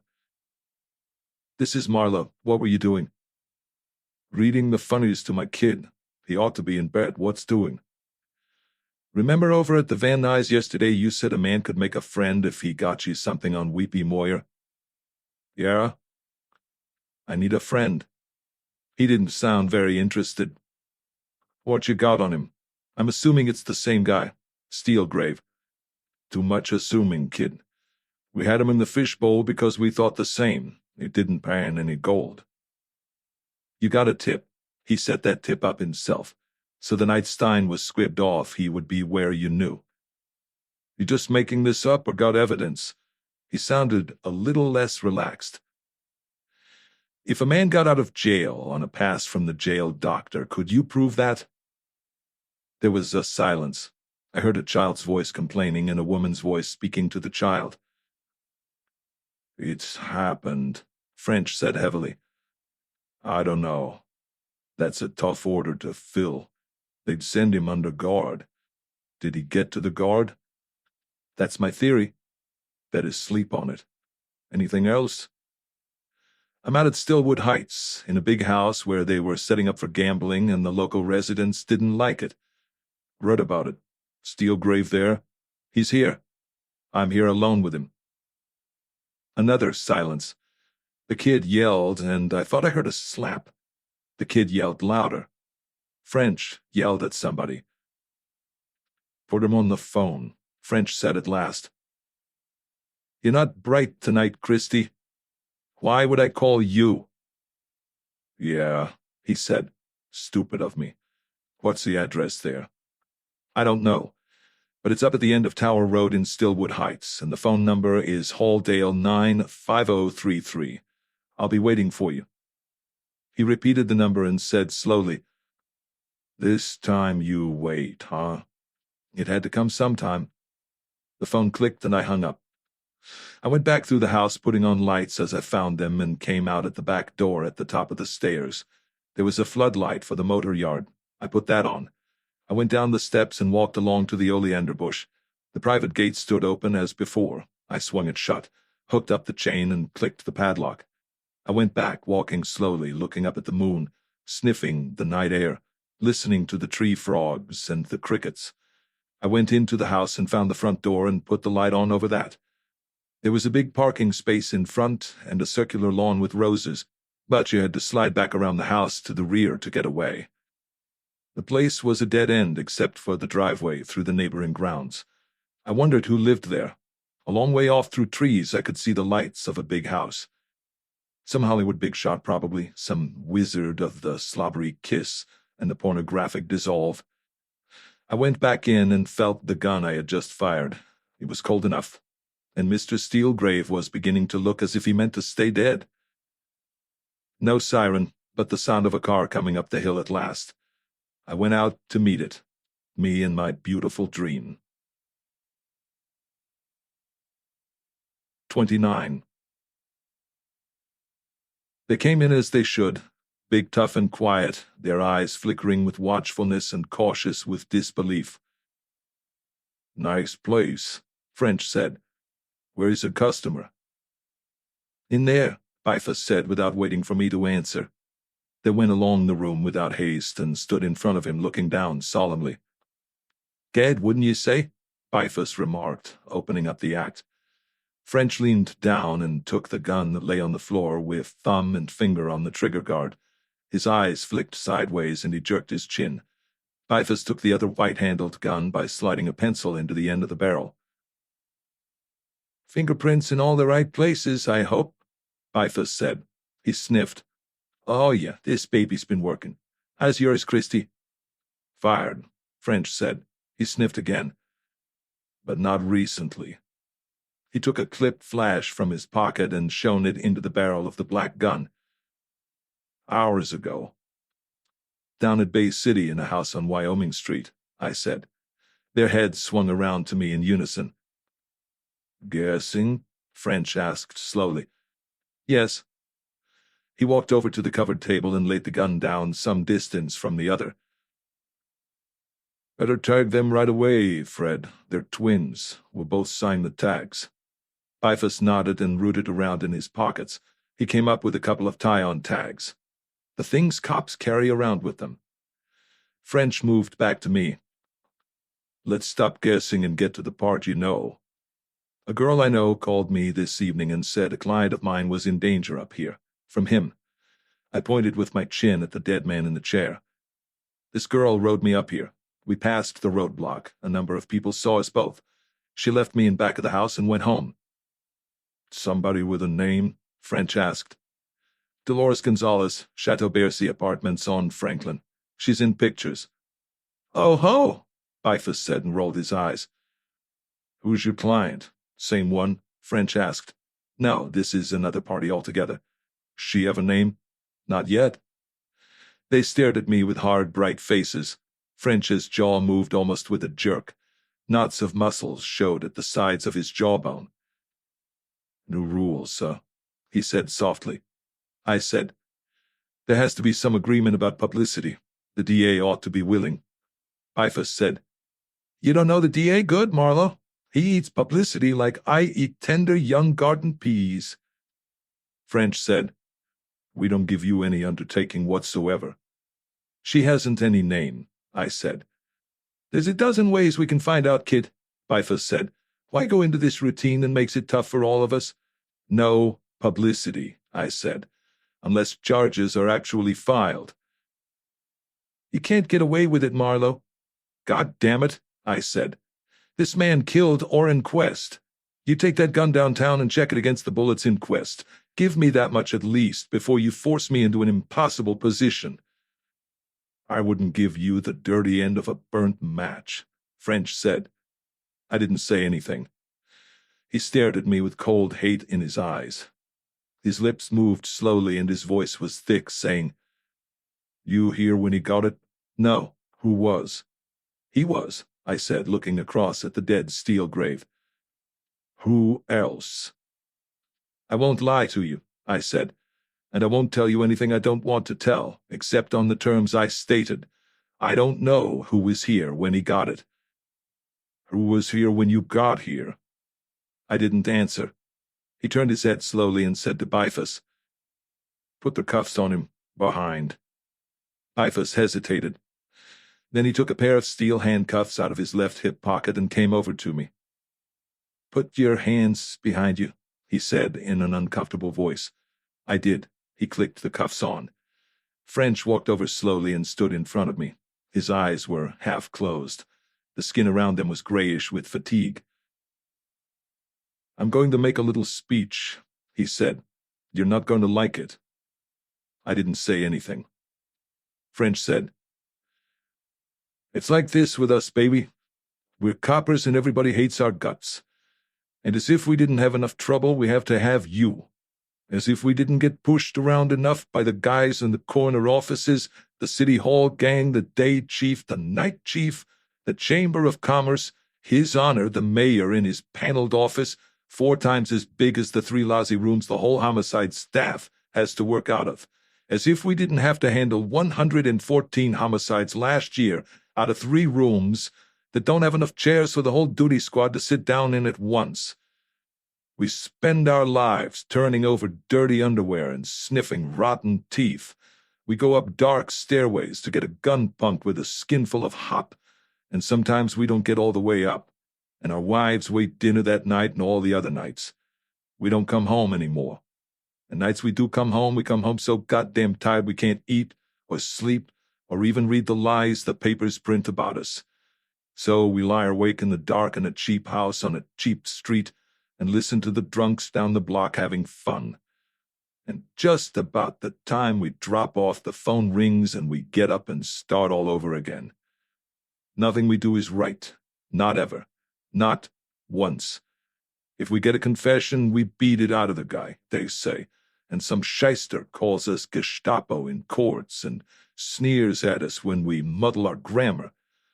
If we make a mistake, they put us back in uniform on Skid Row, and we spend the nice cool summer evenings picking drunks out of the gutter and being yelled at by whores and taking knives away from greaseballs in zoot suits. But all that ain't enough to make us entirely happy. We got to have you." He stopped and drew in his breath. His face glistened a little as if with sweat. He leaned forward from his hips. "We got to have you," he reported. "We got to have sharpers with private licenses, hiding information and dodging around corners and stirring up dust for us to breathe in.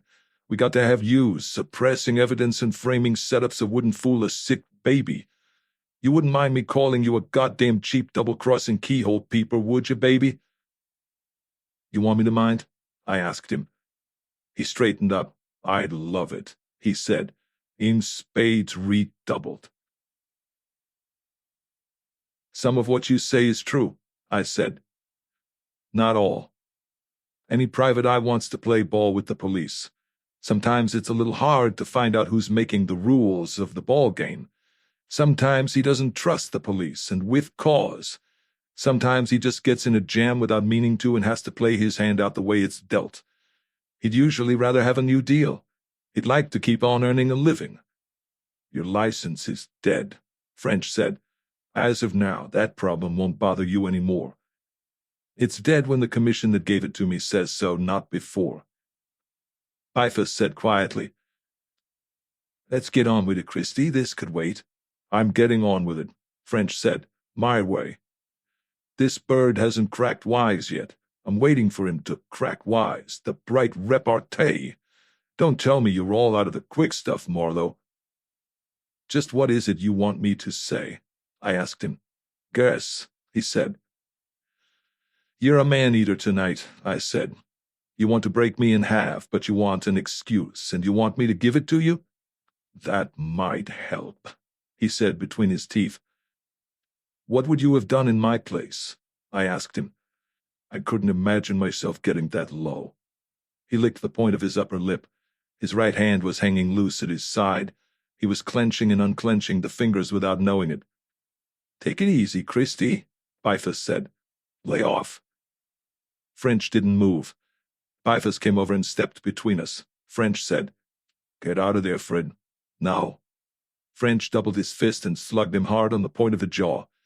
Bifus stumbled back and knocked me out of the way. His knees wobbled. He bent forward and coughed. He shook his head slowly in a bent-over position. After a while, he straightened up with a grunt. He turned and looked at me. He grinned.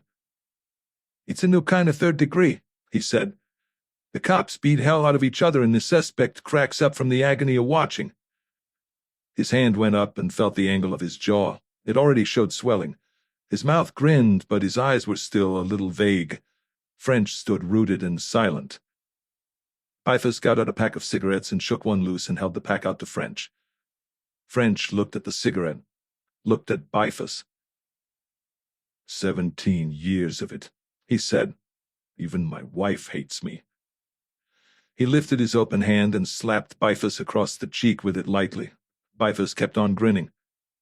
French said, Was it you I hit, Fred? Bifus said, Nobody hit me, Christie. Nobody that I can remember.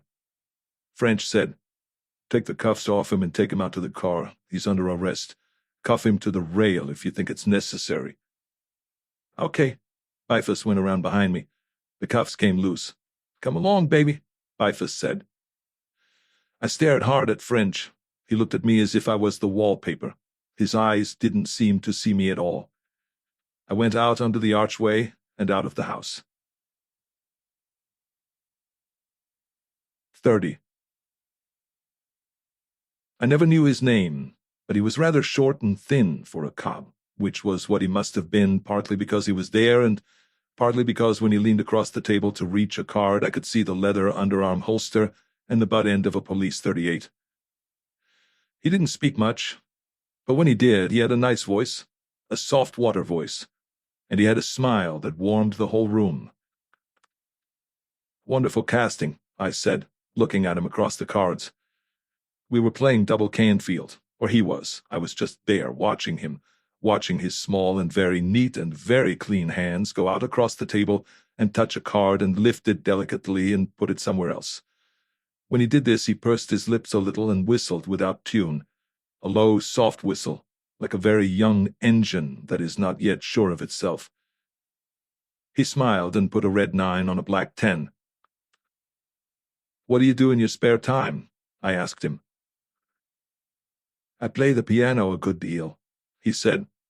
I have a 7-foot Steinway. Mozart and Bach mostly. I'm a bit old-fashioned. Most people find it dull stuff. I don't. Perfect casting, I said, and put a card somewhere. You'd be surprised how difficult some of that Mozart is, he said. It sounds so simple when you hear it played well. Who can play it well? I asked. Schnabel? Rubinstein? He shook his head. Too heavy, too emotional. Mozart is just music, no comment needed from the performer. I bet you get a lot of them in the confession mood, I said. Like the job? He moved another card and flexed his fingers lightly. His nails were bright but short. You could see he was a man who loved to move his hands, to make little, neat, inconspicuous motions with them. Motions without any special meaning, but smooth and flowing and light as swan's down. They gave him a feel of delicate things delicately done, but not weak. Mozart, all right. I could see that. It was about 5:30, and the sky behind the screened window was getting light. The roll-top desk in the corner was rolled shut. The room was the same room I had been in the afternoon before. Down at the end of the table, the square carpenter's pencil was lying where somebody had picked it up and put it back after Lieutenant Maglashan of Bay City threw it against the wall. The flat desk at which Christy French had sat was littered with ash. An old cigar butt clung to the extreme edge of a glass ashtray. A moth circled around the overhead light on a drop cord that had one of those green and white glass shades they still have in country hotels. "Tired?" he asked. "Pooped." "You oughtn't get yourself involved in these elaborate messes. No point in it that I can see. No point in shooting a man." He smiled the warm smile. "You never shot anybody. What makes you say that?" "Common sense. And a lot of experience sitting here with people." "I guess you do like the job," I said. "It's night work. Gives me the days to practice. I've had it for 12 years now. Seen a lot of funny ones come and go." He got another ace out just in time. We were almost blocked. "Get many confessions?" "I don't take confessions," he said. "I just establish a mood. Why give it all away?" He leaned back and tapped lightly with the edge of a card on the edge of the table. The smile came again. "I'm not giving anything away. We got you figured long ago." "Then what are they holding me for?" He wouldn't answer that. He looked around at the clock on the wall. "I think we could get some food now." He got up and went to the door. He half opened it and spoke softly to someone outside. Then he came back and sat down again and looked at what we had in the way of cards. "No use," he said. 3 more up and we're blocked. Okay with you to start over?" "Okay with me if we never started at all. I don't play cards. Chess." He looked up at me quickly. "Why didn't you say so? I'd rather have played chess too. I'd rather drink some hot black coffee as bitter as sin. Any minute now. But I won't promise the coffee's what you're used to. Hell, I eat anywhere." "Well, if I didn't shoot him, who did?" "Guess that's what is annoying them. They ought to be glad to have him shot. They probably are," he said, "but they don't like the way it was done. Personally, I thought it was as neat a job as you could find." He looked at me in silence. He had the cards between his hands, all in a lump. He smoothed them out and flicked them over on their faces and dealt them rapidly into the 2 decks. The cards seemed to pour from his hands in a stream, in a blur. "If you were that fast with a gun," I began. The stream of cards stopped. Without apparent motion, a gun took their place. He held it lightly in his right hand, pointed at a distant corner of the room. It went away and the cards started flowing again. "You're wasted in here," I said. "You ought to be in Las Vegas." He picked up one of the packs and shuffled it slightly and quickly, cut it, and dealt me a king-high flush in spades. "I'm safer with a Steinway," he said. The door opened and a uniformed man came in with a tray. We ate canned corned beef hash and drank hot but weak coffee. By that time it was full morning. At 8:15, Christy French came in and stood with his hat on the back of his head and dark smudges under his eyes. I looked from him to the little man across the table, but he wasn't there anymore. The cards weren't there either. Nothing was there but a chair pushed in neatly to the table and the dishes we had eaten off gathered on a tray. For a moment I had that creepy feeling. Then Christy French walked around the table and jerked the chair out and sat down and leaned his chin on his hand. He took his hat off and rumpled his hair. He stared at me with hard, morose eyes.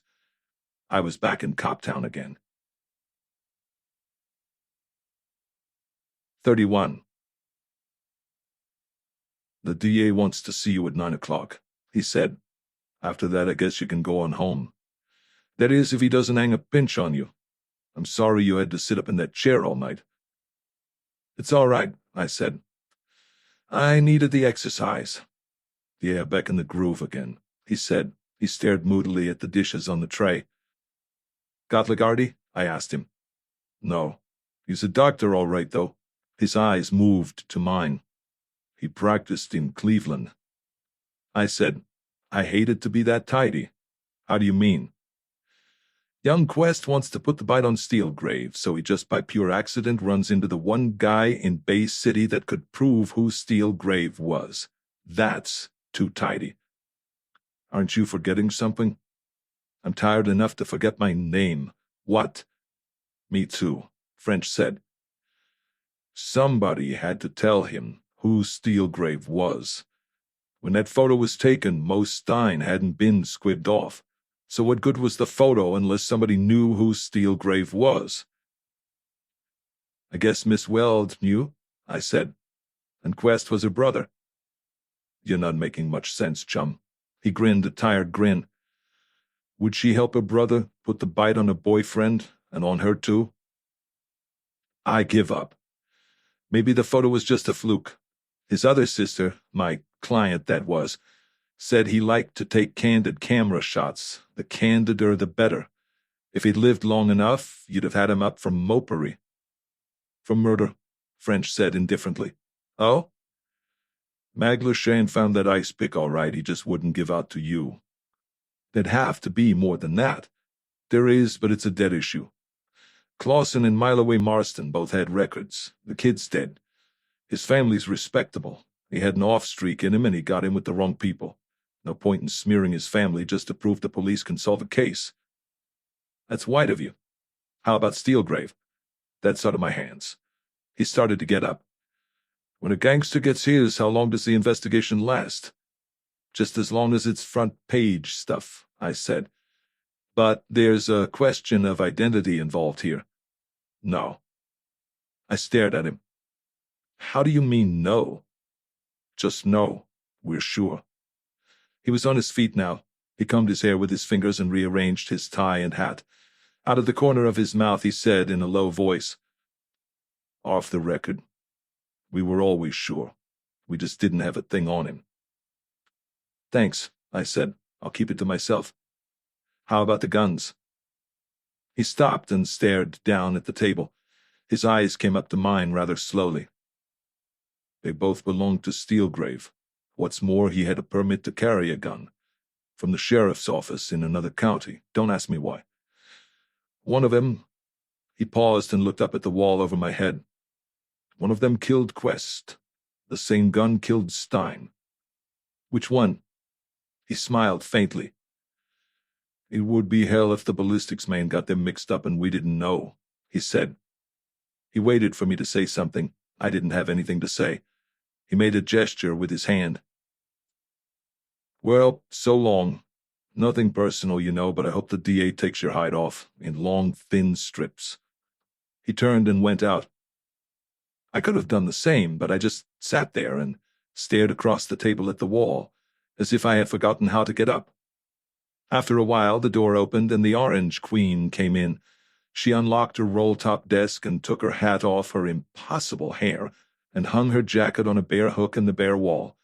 She opened the window near her and uncovered her typewriter and put paper in it.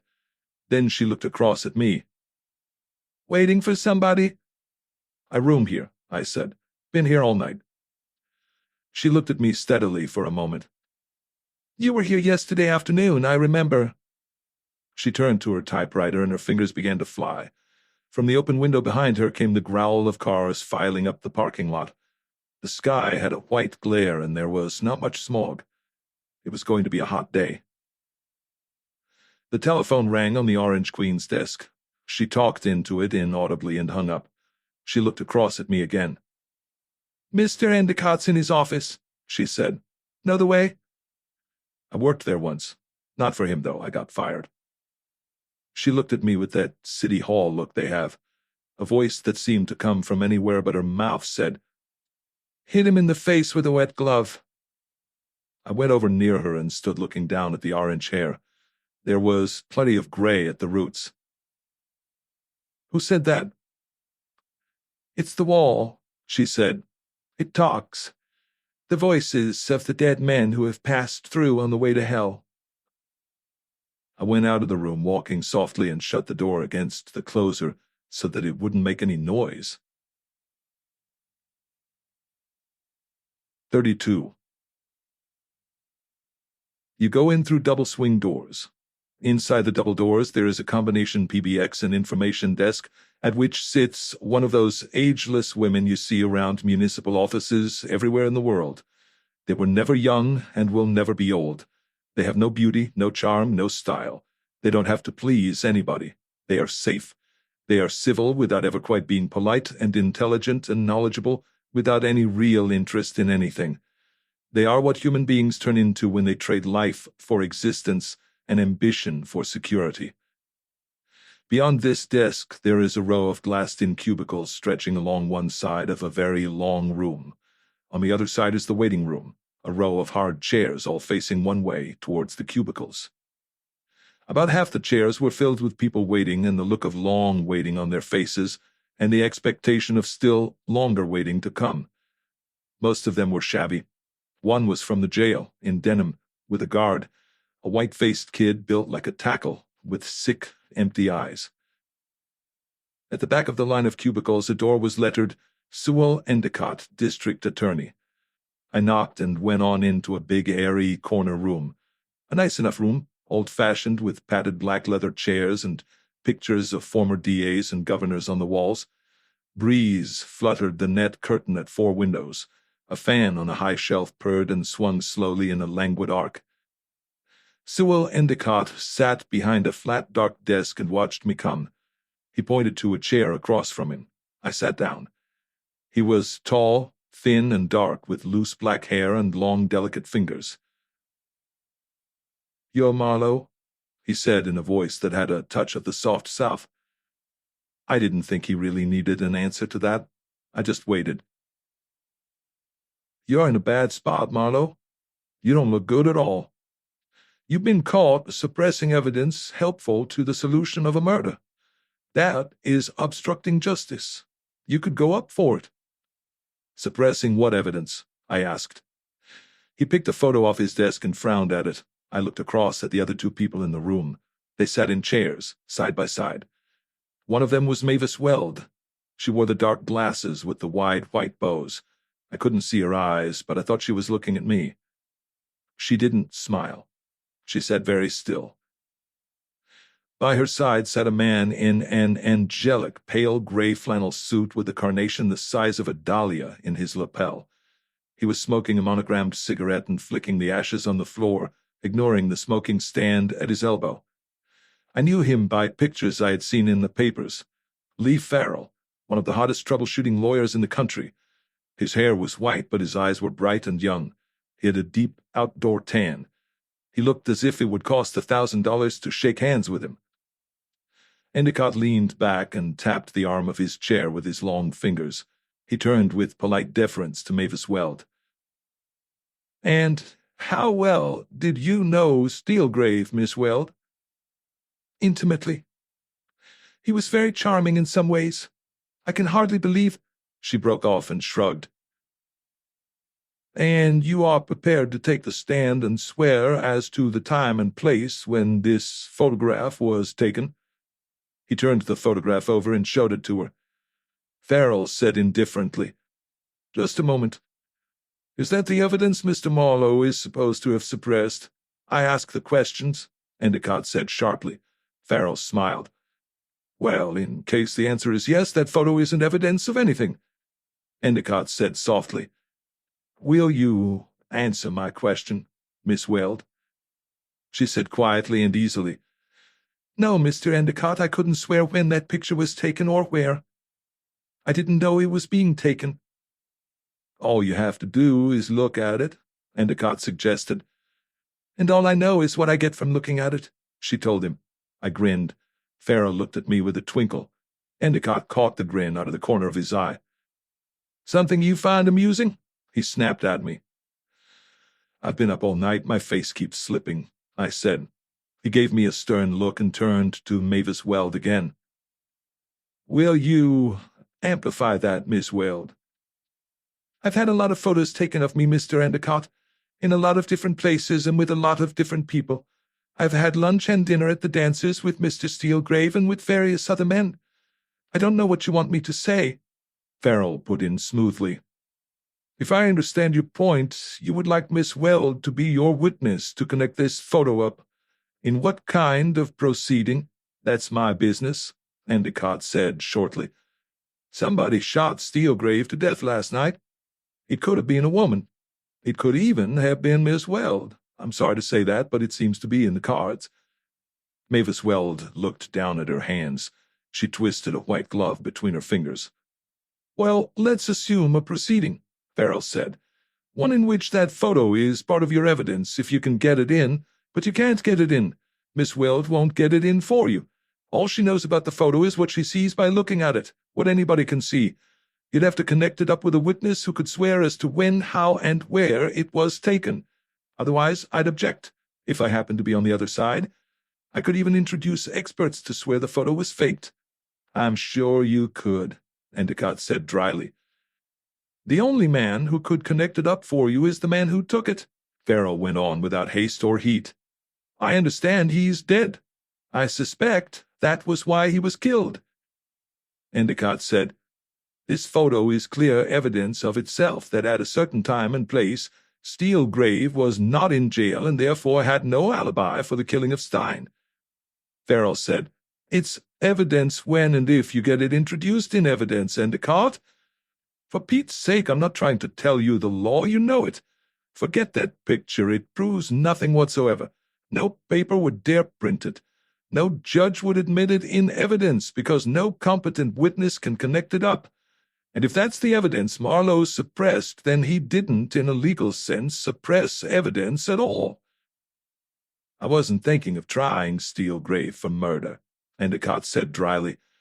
"But I am a little interested in who killed him. The police department, fantastically enough, also has an interest in that. I hope our interest doesn't offend you." Farrell said, "Nothing offends me. That's why I'm where I am. Are you sure Steelgrave was murdered?" Endicott just stared at him. Farrell said easily, "I understand 2 guns were found, both the property of Steelgrave." "Who told you?" Endicott asked sharply. He leaned forward, frowning. Farrell dropped his cigarette into the smoking stand and shrugged. "Hell, these things come out. One of these guns had killed Quest and also Stein. The other had killed Steelgrave. Fired at close quarters, too. I admit those boys don't as a rule take that way out, but it could happen." Endicott said gravely, "No doubt. Thanks for the suggestion. It happens to be wrong." Farrell smiled a little and was silent. Endicott turned slowly to Mavis Weld. "Miss Weld, this office, or the present incumbent of it at least, doesn't believe in seeking publicity at the expense of people to whom a certain kind of publicity might be fatal. It is my duty to determine whether anyone should be brought to trial for any of these murders and to prosecute them, if the evidence warrants it. It is not my duty to ruin your career by exploiting the fact that you had the bad luck or bad judgment to be the friend of a man who, although never convicted or even indicted for any crime, was undoubtedly a member of a criminal mob at one time. I don't think you have been quite candid with me about this photograph, but I won't press the matter now. There is not much point in my asking you whether you shot Steelgrave, but I do ask you whether you have any knowledge that would point to who may have or might have killed him." Farrell said quickly, "Knowledge, Miss Weld, not mere suspicion." She faced Endicott squarely. "Now." He stood up and bowed. "That will be all for now, then. Thanks for coming in." Farrell and Mavis Weld stood up. I didn't move. Farrell said, "Are you calling a press conference?" "I think I'll leave that to you, Mr. Farrell. You have always been very skillful in handling the press." Farrell nodded and went to open the door. They went out. She didn't seem to look at me when she went out, but something touched the back of my neck, lightly, probably accidental. Her sleeve. Endicott watched the door close. He looked across the desk at me. "Is Farrell representing you? I forgot to ask him." "I can't afford him, so I'm vulnerable." He smiled thinly. I let them take all the tricks and then salve my dignity by working out on you, eh? I couldn't stop you.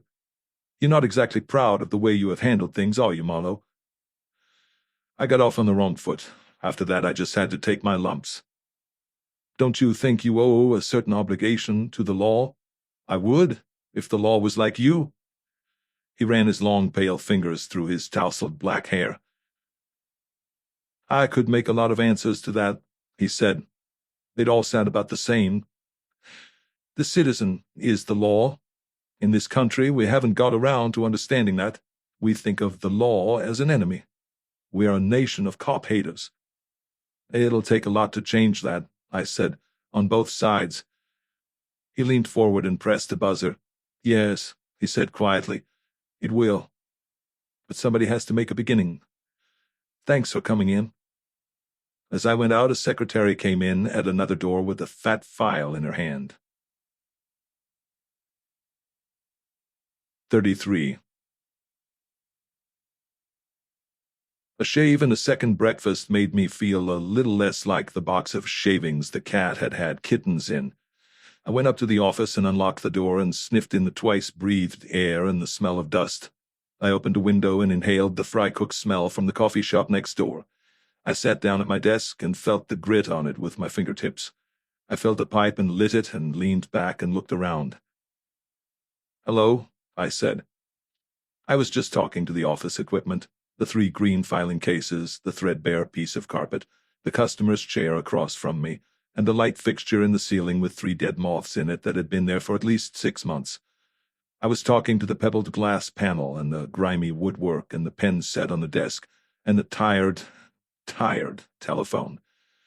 I was talking to the scales on an alligator, the name of the alligator being Marlowe, a private detective in our thriving little community. Not the brainiest guy in the world, but cheap. He started out cheap and he ended cheaper still. I reached down and put the bottle of Old Forester up on the desk. It was about a third full. Old Forester. Now who gave you that, pal? That's Green Label stuff, out of your class entirely. Must have been a client. I had a client once. And that got me thinking about her. And maybe I have stronger thoughts than I know. The telephone rang and the funny little precise voice sounded just as it had the first time she called me up. I'm in that telephone booth, she said. If you're alone, I'm coming up. Uh-huh. I suppose you're mad at me, she said.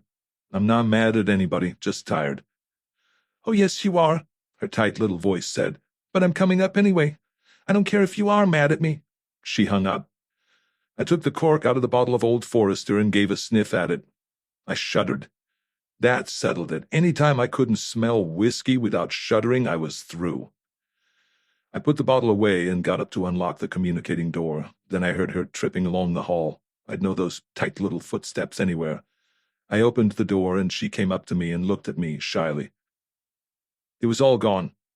The slanted cheaters and the new hairdo and the smart little hat and the perfume and the prettied-up touch, the costume jewelry, the rouge, the everything. All gone. She was right back where she started that first morning. Same brown tailor-made, same square bag, same rimless glasses, same prim little narrow-minded smile. It's me, she said. I'm going home. She followed me into my private thinking parlor and sat down primly, and I sat down just any old way and stared at her. Back to Manhattan, I said. I'm surprised they let you. I may have to come back. Can you afford it? She gave a quick little half-embarrassed laugh. It won't cost me anything, she said. She reached up and touched the rimless glasses. These feel all wrong now, she said. I liked the others, but Dr. Zuck-Smith wouldn't like them at all. She put her bag on the desk and drew a line along the desk with her fingertip. That was just like the first time, too. I can't remember whether I gave you back your $20 or not, I said. We kept passing it back and forth until I lost count. Oh, you gave it to me, she said. Thank you. Sure. I never make mistakes about money. Are you all right? Did they hurt you? The police? No. And it was as tough a job as they ever didn't do. She looked innocently surprised. Then her eyes glowed. You must be awfully brave, she said. Just luck, I said. I picked up a pencil and felt the point. It was a good sharp point, if anybody wanted to write anything. I didn't. I reached across and slipped the pencil through the strap of her bag and pulled it towards me. "Don't touch my bag," she said quickly and reached for it. I grinned and drew it out of her reach. "All right. But it's such a cute little bag. It's so like you." She leaned back. There was a vague worry behind her eyes, but she smiled. "You think I'm cute, Philip? I'm so ordinary." "I wouldn't say so." "You wouldn't?" "Hell no. I think you're one of the most unusual girls I ever met." I swung the bag by its strap and set it down on the corner of the desk. Her eyes fastened on it quickly, but she licked her lip and kept on smiling at me. "And I bet you've known an awful lot of girls," she said. "Why?" She looked down and did that with her fingertip on the desk again. "Why didn't you ever get married?" I thought of all the ways you answered that. I thought of all the women I had liked that much. No, not all. But some of them. "I suppose I know the answer," I said, "but it would just sound corny. The ones I'd maybe like to marry, well, I haven't what they need. The others you don't have to marry, you just seduce them, if they don't beat you to it." She flushed to the roots of her mousy hair. "You're horrid when you talk like that." "It goes for some of the nice ones, too," I said. "Not what you said, what I said. You wouldn't have been so hard to take yourself." "Don't talk like that, please." "Well, would you?" She looked down at the desk. "I wish you'd tell me," she said slowly. "What happened to Oren? I'm all confused." "I told you he probably went off the rails the first time you came in, remember?" She nodded slowly, still blushing. "Abnormal sort of home life," I said. "Very inhibited sort of guy with a very highly developed sense of his own importance. It looked at you out of the picture you gave me. I don't want to go psychological on you, but I figure he was just the type to go very completely haywire, if he went haywire at all. Then there's that awful money hunger that runs in your family. All except one." She smiled at me now. If she thought I meant her, that was Jake with me. "There's one question I want to ask you," I said. "Was your father married before?" She nodded, yes. "That helps. Leela had another mother. That suits me fine. Tell me some more. After all, I did a lot of work for you for a very low fee of no dollars net." "You got paid," she said sharply. "Well paid by Leela. And don't expect me to call her Mavis Weld. I won't do it." "You didn't know I was going to get paid?" "Well—" There was a long pause during which her eyes went to her bag again. "You did get paid." "Okay, past that. Why wouldn't you tell me who she was?" "I was ashamed. Mother and I were both ashamed." "Oren wasn't. He loved it." "Oren—" There was a tidy little silence while she looked at her bag again. I was beginning to get curious about that bag. "But he had been out here, and I suppose he'd got used to it." "Being in pictures isn't that bad, surely." "It wasn't just that," she said swiftly, and her tooth came down on the outer edge of her lower lip, and something flared in her eyes and very slowly died away. I just put another match to my pipe. I was too tired to show emotions, even if I felt any. "I know. Or anyway, I kind of guessed. How did Oren find out something about Steelgrave that the cops didn't know?" I don't know," she said slowly, picking her way among her words like a cat on a fence. "Could it have been that doctor?" "Oh, sure," I said with a big warm smile. "He and Oren got to be friends somehow. A common interest in sharp tools, maybe." She leaned back in her chair. Her little face was thin and angular now. Her eyes had a watchful look. "Now you're just being nasty," she said. "Every so often you have to be that way." "Such a pity," I said. "I'd be a lovable character if I'd let myself alone." "Nice bag." I reached for it and pulled it in front of me and snapped it open. She came up out of her chair and lunged. "You let my bag alone." I looked her straight in the rimless glasses. "You want to go home to Manhattan, Kansas, don't you? Today? You got your ticket and everything?" She worked her lips and slowly sat down again. "Okay," I said. "I'm not stopping you. I just wondered how much dough you squeezed out of the deal." She began to cry. I opened the bag and went through it. Nothing until I came to the zipper pocket at the back. I unzipped and reached in. There was a flat packet of new bills in there. I took them out and riffled them. 10 centuries, all new, all nice, and even $1,000. Nice traveling money. I leaned back and tapped the edge of the packet on my desk. She sat silent now, staring at me with wet eyes. I got a handkerchief out of her bag and tossed it across to her. She dabbed at her eyes. She watched me around the handkerchief. Once in a while she made a nice little appealing sob in her throat. Leila gave the money to me, she said softly. What size chisel did you use? She just opened her mouth and a tear ran down her cheek into it. Skip it, I said. I dropped the pack of money back into the bag, snapped the bag shut, and pushed it across the desk to her. I guess you and Oren belong to that class of people that can convince themselves that everything they do is right. He can blackmail his sister, and then when a couple of small-time crooks get wise to his racket and take it away from him, he can sneak up on them and knock them off with an ice pick in the back of the neck. Probably didn't even keep him awake that night. You can do much the same. Leila didn't give you that money. Steelgrave gave it to you. For what? You filthy, she said. You vile. How dare you say such things to me? Who tipped off the law that Dr. Lagarde knew Clausen? Lagarde thought I did. I didn't. So you did. Why? To smoke out your brother who was not cutting you in, because right then he had lost his deck of cards and was hiding out.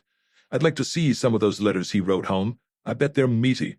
I can see him working at it, watching his sister, trying to get her lined up for his Leica, with the good Dr. Lagarde waiting quietly in the background for his share of the take. What did you hire me for?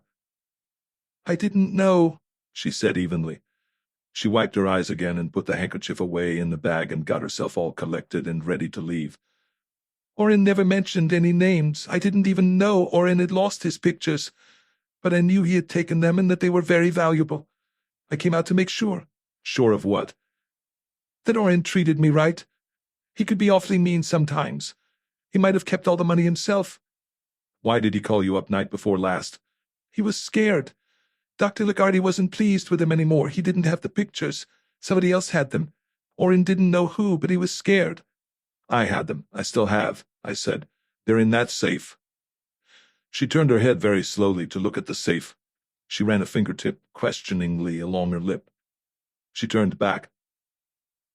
I don't believe you, she said, and her eyes watched me like a cat watching a mouse hole. How's to split that $1,000 with me? You get the pictures. She thought about it. I could hardly give you all that money for something that doesn't belong to you, she said and smiled. Please give them to me. Please, Philip. Leila ought to have them back. For how much dough? She frowned and looked hurt.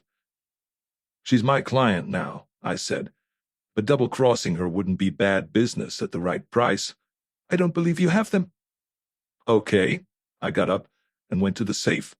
In a moment I was back with the envelope. I poured the prints and the negative out on the desk, my side of the desk.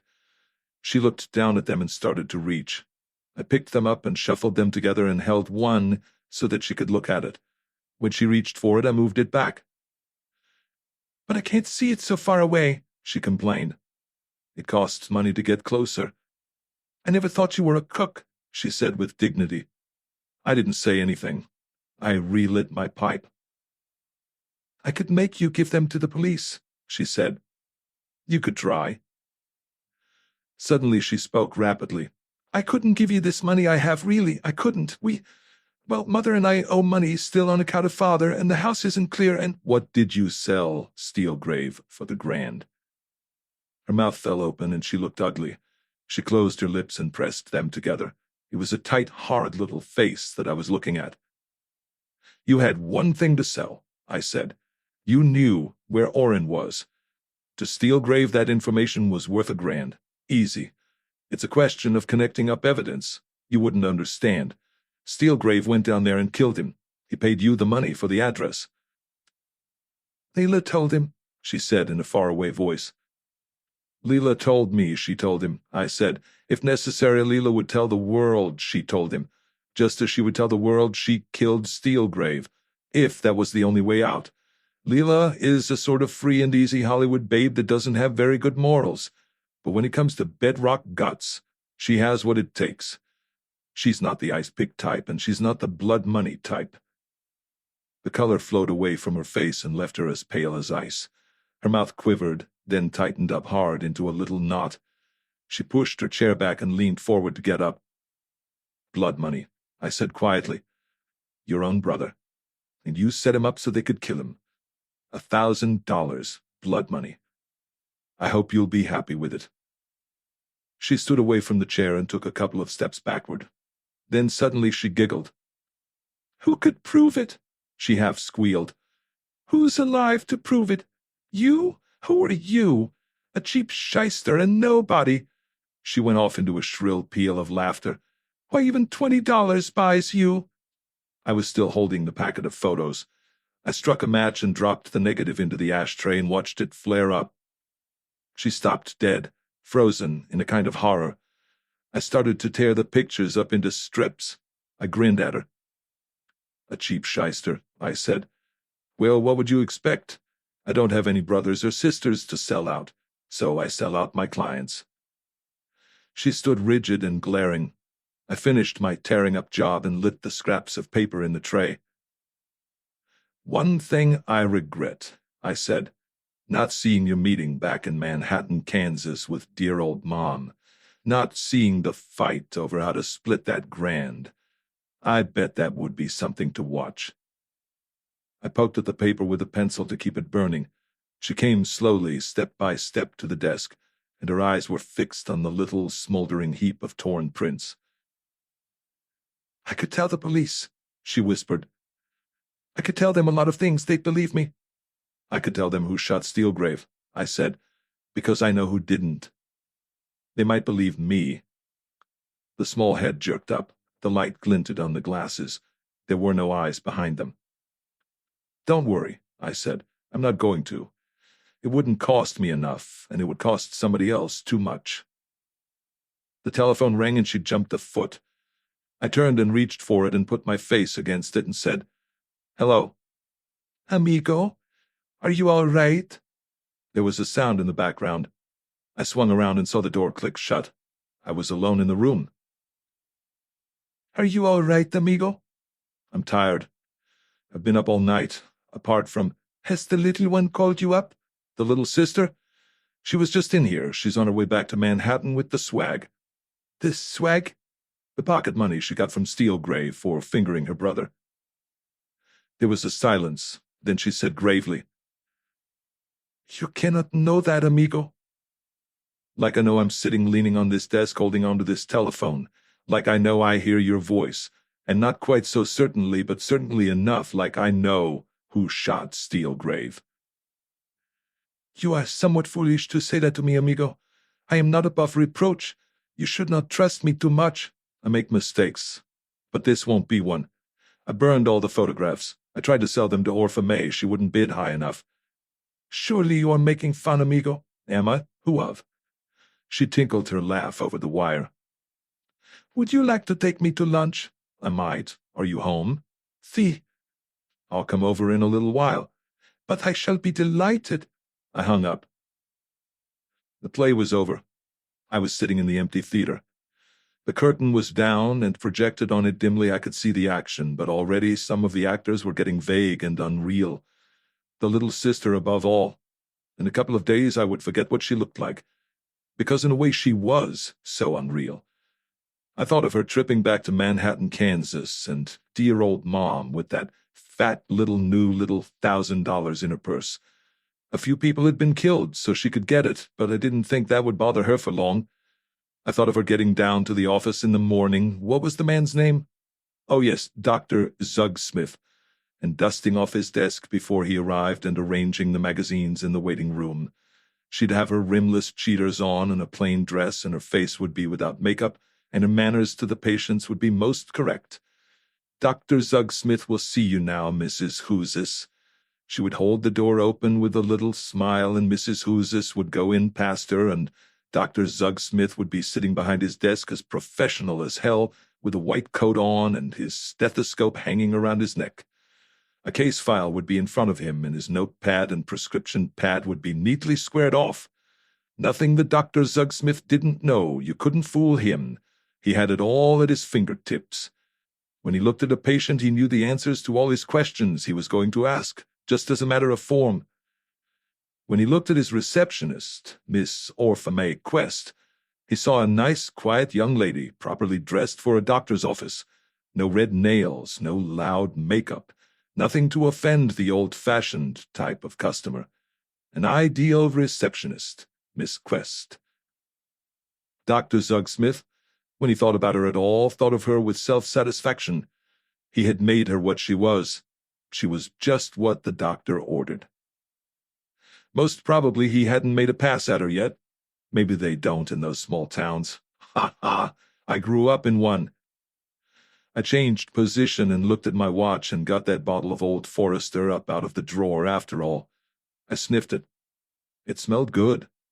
I poured myself a good stiff jolt and held it up against the light. "Well, Dr. Zugsmith," I said out loud, just as if he was sitting there on the other side of the desk with a drink in his hand. "I don't know you very well, and you don't know me at all. Ordinarily, I don't believe in giving advice to strangers, but I've had a short, intensive course of Miss Orpha Quest, and I'm breaking my rule. If ever that little girl wants anything from you, give it to her quick. Don't stall around or gobble about your income tax and your overhead. Just wrap yourself in a smile and shell out. Don't you get involved in any discussions about what belongs to who. Keep the little girl happy, that's the main thing. Good luck to you, Doctor, and don't leave any harpoons lying around the office." I drank off half of my drink and waited for it to warm me up. When it did that, I drank the rest and put the bottle away. I knocked the cold ashes out of my pipe and refilled it from the leather humidor an admirer had given me for Christmas. The admirer, by an odd coincidence, having the same name as mine. When I had the pipe filled, I lit it carefully, without haste, and went on out and down the hall, as breezy as a Britisher coming in from a tiger hunt. 34. The Chateau Bercy was old, but made over. It had the sort of lobby that asks for plush and India rubber plants, but gets glass brick, cornice lighting, three-cornered glass tables, and a general air of having been redecorated by a parolee from a nuthatch. Its color scheme was bile green, linseed poultice brown, sidewalk gray, and monkey bottom blue. It was as restful as a split lip. The small desk was empty, but the mirror behind it could be diaphanous, so I didn't try to sneak up the stairs. I rang a bell, and a large, soft man oozed out from behind a wall and smiled at me with moist, soft lips and bluish-white teeth and unnaturally bright eyes. "Miss Gonzalez," I said. "Name's Marlowe. She's expecting me." "Why, yes, of course," he said, fluttering his hands. "Yes, of course, I'll telephone up at once." He had a voice that fluttered too. He picked up the telephone and gurgled into it and put it down. "Yes, Mr. Marlowe, Miss Gonzalez says to come right up. Apartment 412. He giggled. "But I suppose you know." "I know now," I said. "By the way, were you here last February?" Last February. Oh, yes, I was here last February." He pronounced it exactly as spelled. "Remember the night Stein got chilled out front?" The smile went away from the fat face in a hurry. "Are you a police officer?" His voice was now thin and reedy. "No, but your pants are unzipped if you care." He looked down with horror and zipped them up with hands that almost trembled. "Why, thank you," he said. "Thank you." He leaned across the low desk. "It was not exactly out front," he said. "That is, not exactly. It was almost to the next corner." "Living here, wasn't he?" "I'd really rather not talk about it. Really, I'd rather not talk about it." He paused and ran his pinky along his lower lip. "Why do you ask?" "Just to keep you talking. You want to be more careful, Bud. I can smell it on your breath."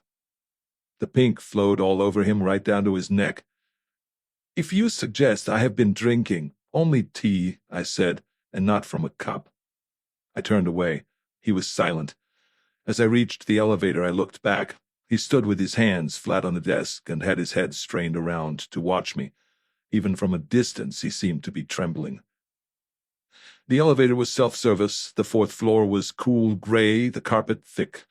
There was a small bell push beside apartment 412. It chimed softly inside. The door was swung open instantly. The beautiful deep dark eyes looked at me, and the red mouth smiled at me. Black slacks and the flame-colored shirt, just like last night. "Amigo," she said softly. She put her arms out. I took hold of her wrists and brought them together and made her palms touch. I played pat-a-cake with her for a moment. The expression in her eyes was languorous and fiery at the same time. I let go of her wrists, closed the door with my elbow, and slid past her. It was like the first time. "You ought to carry insurance on those," I said, touching one. It was real enough. The nipple was as hard as a ruby. She went into her joyous laugh. I went on in and looked the place over. It was French gray and dusty blue. Not her colors, but very nice. There was a false fireplace with gas logs and enough chairs and tables and lamps, but not too many. There was a neat little cellarette in the corner. "You like my little apartment, amigo?" "Don't say little apartment. That sounds like a whore, too." I didn't look at her. I didn't want to look at her. I sat down on a davenport and rubbed a hand across my forehead. 4 hours sleep and a couple of drinks, I said, and I'd be able to talk nonsense to you again. Right now I've barely strength to talk sense, but I've got to. She came to sit close to me. I shook my head. "Over there. I really do have to talk sense." She sat down opposite and looked at me with grave, dark eyes. "But yes, amigo, whatever you wish. I am your girl.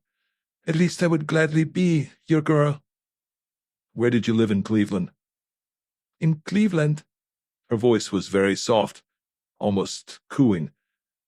"Did I say I had lived in Cleveland?" "You said you knew him there." She thought back and then nodded. "I was married then, amigo. What is the matter?" "You did live in Cleveland then?" "Yes," she said softly. "You got to know Steele Grave how?"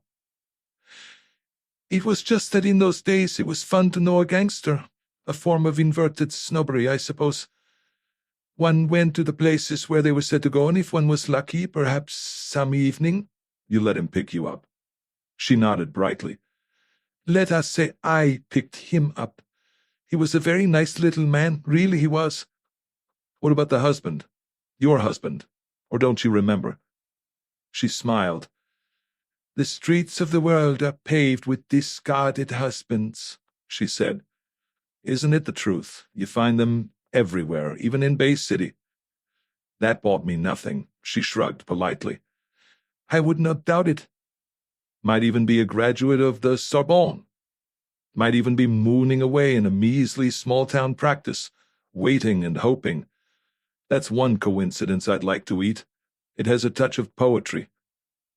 The polite smile stayed in place on her lovely face. "We've slipped far apart," I said. "Ever so far, and we got to be pretty clubby there for a while." I looked down at my fingers. My head ached.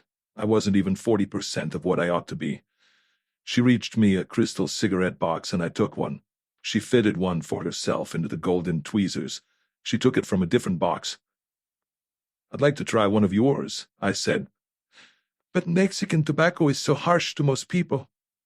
"As long as it's tobacco," I said, watching her. I made up my mind. "No, you're right, I wouldn't like it." "What," she asked carefully, "is the meaning of this byplay?" "Desk clerk's a muggle smoker." She nodded slowly. "I have warned him," she said, "several times." "Amigo," I said. "What?" "You don't use much Spanish, do you? Perhaps you don't know much Spanish. Amigo gets worn to shreds." "We are not going to be like yesterday afternoon, I hope," she said slowly. "We're not. The only thing Mexican about you is a few words and a careful way of talking that's supposed to give the impression of a person speaking a language they had to learn, like saying do not instead of don't, that sort of thing." She didn't answer. She puffed gently on a cigarette and smiled. "I'm in bad trouble downtown," I went on. "Apparently Miss Weld had the good sense to tell it to her boss, Julius Oppenheimer, and he came through, got Lee Farrell for her. I don't think they think she shot Steele Grave, but they think I know who did, and they don't love me anymore." And do you know, amigo? Told you over the phone I did. She looked at me steadily for a longish moment. I was there. Her voice had a dry, serious sound for once. It was very curious, really. The little girl wanted to see the gambling house. She had never seen anything like that, and there had been in the papers. She was staying here with you? Not in my apartment, amigo. In a room I got for her here. No wonder she wouldn't tell me, I said. But I guess you didn't have time to teach her the business. She frowned very slightly and made a motion in the air with the brown cigarette. I watched its smoke write something unreadable in the still air. Please. As I was saying, she wanted to go to that house. So I called him up and he said to come along. When we got there, he was drunk. I've never seen him drunk before. He laughed and put his arm around little Orphamay and told her she had earned her money well. He said he had something for her. Then he took from his pocket a billfold wrapped in a cloth of some kind and gave it to her. When she unwrapped it, there was a hole in the middle of it, and the hole was stained with blood. That wasn't nice, I said. I wouldn't even call it characteristic. You did not know him very well. True. Go on. Little Orphamay took the billfold and stared at it, and then stared at him, and her white little face was very still. Then she thanked him and opened her bag to put the billfold in it, as I thought. It was all very curious. A scream, I said. It would have had me gasping on the floor. But instead she took a gun out of her bag. It was a gun he had given Mavis, I think. It was like the one— I know exactly what it was like, I said. I played with it some. She turned around and shot him dead with one shot. It was very dramatic. She put the brown cigarette back in her mouth and smiled at me, a curious, rather distant smile, as if she was thinking of something far away. You made her confess to Mavis Weld, I said. She nodded. Mavis wouldn't have believed you, I guess. I did not care to risk it. It wasn't you gave Orphamay the $1,000, was it, darling, to make her tell? She's a little girl who would go a long way for $1,000. I do not care to answer that, she said with dignity. No. So last night when you rushed me out there, you already knew Steelgrave was dead and there wasn't anything to be afraid of, and all that act with the gun was just an act. I do not like to play God, she said softly. There was a situation, and I knew that somehow or other you would get Mavis out of it. There was no one else who would. Mavis was determined to take the blame. I'd better have a drink, I said. I'm sunk. She jumped up and went to the little cellarette. She came back with a couple of huge glasses of scotch and water. She handed me one and watched me over her glass as I tried it out. It was wonderful. I drank some more. She sank down into her chair again and reached for the golden tweezers. I chased her out, I said finally. Mavis, I'm talking about. She told me she had shot him. She had the gun. The twin of the one you gave me. You probably didn't notice that yours had been fired. I know very little about guns, she said softly. Sure. I counted the shells in it, and assuming it had been full to start with, 2 had been fired. Quest was killed with 2 shots from a .32 automatic, same caliber. I picked up the empty shells in the den down there. Down where, amigo? It was beginning to grate. Too much amigo, far too much. Of course, I couldn't know it was the same gun, but it seemed worth trying out. Only confuse things up a little anyhow and give Mavis that much break. So I switched guns on him, and I put his behind the bar. His was a black .38, more like what he would carry if he carried one at all. Even with a checked grip, you can leave prints, but with an ivory grip, you're apt to leave a fair set of finger marks on the left side.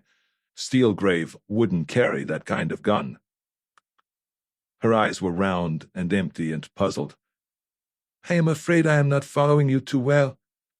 And if he killed a man, he would kill him dead, and be sure of it. This guy got up and walked a bit. A flash of something showed in her eyes and was gone. I'd like to say he talked a bit, I went on, but he didn't. His lungs were full of blood. He died at my feet, down there. But down where? You have not told me where it was that this— Do I have to? She sipped from her glass. She smiled. She put the glass down. I said, You were present when little Orpha told him where to go. Oh, yes, of course. Nice recovery, fast and clean, but his smile looked a little more tired. Only he didn't go, I said. Her cigarette stopped in midair. That was all, nothing else. It went on slowly to her lips. She puffed elegantly. That's what's been the matter all along, I said. I just wouldn't buy what was staring me in the face. Steelgrave is Weepy Moyer. That's solid, isn't it? Most certainly. And it can be proved. Steelgrave is a reformed character and doing fine. Then this Stein comes out bothering him, wanting to cut in. I'm guessing, but that's about how it would happen. Okay, Stein has to go. Steelgrave doesn't want to kill anybody, and he has never been accused of killing anybody. The Cleveland cops wouldn't come out and get him. No charges pending. No mystery, except that he had been connected with a mob in some capacity. But he has to get rid of Stein, so he gets himself pinched, and then he gets out of jail by bribing the jail doctor, and he kills Stein and goes back into jail at once. When the killing shows up, whoever let him out of jail is going to run like hell and destroy any records there might be of his going out, because the cops will come over and ask questions. Very naturally, amigo. I looked her over for cracks, but there weren't any yet. So far, so good. But we've got to give this lad credit for a few brains. Why did he let them hold him in jail for 10 days? Answer 1, to make himself an alibi. Answer 2, because he knew sooner or later this question of him being Moyer was going to get aired, so why not give them the time and get it over with? That way, any time a racket boy gets blown down around here, they're not going to keep pulling Steelgrave in and trying to hang the rap on him. You like that idea, amigo? Yes. Look at it this way. Why would he have lunch in a public place the very day he was out of the cooler to knock Stein off? And if he did, why would young Quest happen around to snap that picture? Stein hadn't been killed, so the picture wasn't evidence of anything. I like people to be lucky, but that's too lucky. Again, even if Steelgrave didn't know his picture had been taken, he knew who Quest was. Must have. Quest had been tapping his sister for eating money since he lost his job, maybe before. Steelgrave had a key to her apartment. He must have known something about this brother of hers, which simply adds up to the result that night of all nights, Steelgrave would not have shot Stein, even if he had planned to. It is now for me to ask you who did, she said politely. Somebody who knew Stein and could get close to him. Somebody who already knew that photo had been taken, knew who Stein was, knew that Mavis Weld was on the edge of becoming a big star, knew that her association with Steelgrave was dangerous, but would be 1,000 times more dangerous if Steelgrave could be framed for the murder of Stein. Knew Quest because he had been to Mavis Weld's apartment and had met him there and given him the works, and he was a boy that could be knocked clean out of his mind by that sort of treatment. Knew that those bone-handled 32s were registered to Steelgrave, although he had only bought them to give to a couple of girls, and if he carried a gun himself, it would be one that was not registered and could not be traced to him. Knew, stop! Her voice was a sharp stab of sound, but neither frightened nor even angry. You will stop at once, please. I will not tolerate this another minute. You will now go. I stood up. She leaned back and a pulse beat in her throat. She was exquisite. She was dark. She was deadly. And nothing would ever touch her, not even the law. Why did you kill Quest? I asked her. She stood up and came close to me, smiling again. For 2 reasons, amigo. He was more than a little crazy, and in the end he would have killed me. And the other reason is that none of this, absolutely none of it, was for money. It was for love. I started to laugh in her face. I didn't. She was dead serious. It was out of this world. No matter how many lovers a woman may have, she said softly, there is always one she cannot bear to lose to another woman. He was the one. I just stared into her lovely dark eyes. I believe you, I said at last. Kiss me, amigo. Good God. I must have men, amigo. But the man I loved is dead. I killed him. That man I would not share. You waited a long time. I can be patient, as long as there is hope. Oh, nuts. She smiled a free, beautiful, and perfectly natural smile. And you cannot do a damn thing about all this, darling, unless you destroy Mavis Weld, utterly and finally. Last night she proved she was willing to destroy herself. If she was not acting, she looked at me sharply and laughed. That hurt, did it not? You are in love with her. I said slowly. That would be kind of silly. I could sit in the dark with her and hold hands, but for how long? In a little while she will drift off into a haze of glamour and expensive clothes and froth and unreality and muted sex. She won't be a real person anymore, just a voice from a soundtrack, a face on a screen. I'd want more than that. I moved towards the door without putting my back to her. I didn't really expect a slug. I thought she liked better having me the way I was, and not being able to do a damn thing about any of it. I looked back as I opened the door. Slim, dark, and lovely and smiling. Reeking with sex. Utterly beyond the moral laws of this or any world I could imagine. She was one for the book, all right. I went out quietly. Very softly her voice came to me as I closed the door. Querido, I have liked you very much. It is too bad. I shut the door. As the elevator opened at the lobby, a man stood there waiting for it. He was tall and thin, and his hat was pulled low over his eyes. It was a warm day, but he wore a thin topcoat with the collar up. He kept his chin low. "Dr. Lagarde," I said softly. He glanced at me with no trace of recognition. He moved into the elevator. It started up. I went across to the desk and banged the bell. The large, fat, soft man came out and stood with a pained smile on his loose mouth. His eyes were not quite so bright. "Give me the phone." He reached down and put it on the desk. I dialed Madison 7911. The voice said, "Police." This was the emergency board. Chateau Bercy Apartments, Franklin and Gerard in Hollywood. A man named Dr. Vincent Lagarde, wanted for questioning by homicide lieutenants French and Bifus, has just gone up to apartment 412. This is Philip Marlowe, a private detective. "Franklin and Gerard. Wait there, please. Are you armed?" "Yes." "Hold him if he tries to leave." I hung up and wiped my mouth off.